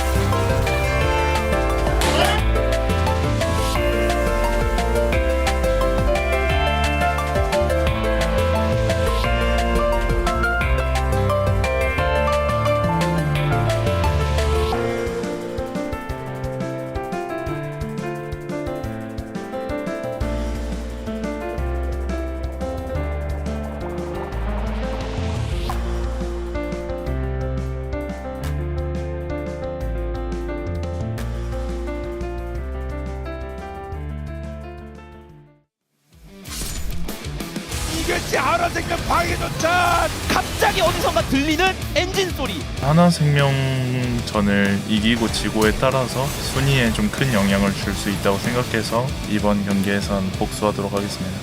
T1을 상대로 결승 진출전에서 패배했던 기억들이 아직도 뚜렷하기 때문에 역으로 저도 상대에게 패배의 감정을 돌려주고 싶습니다.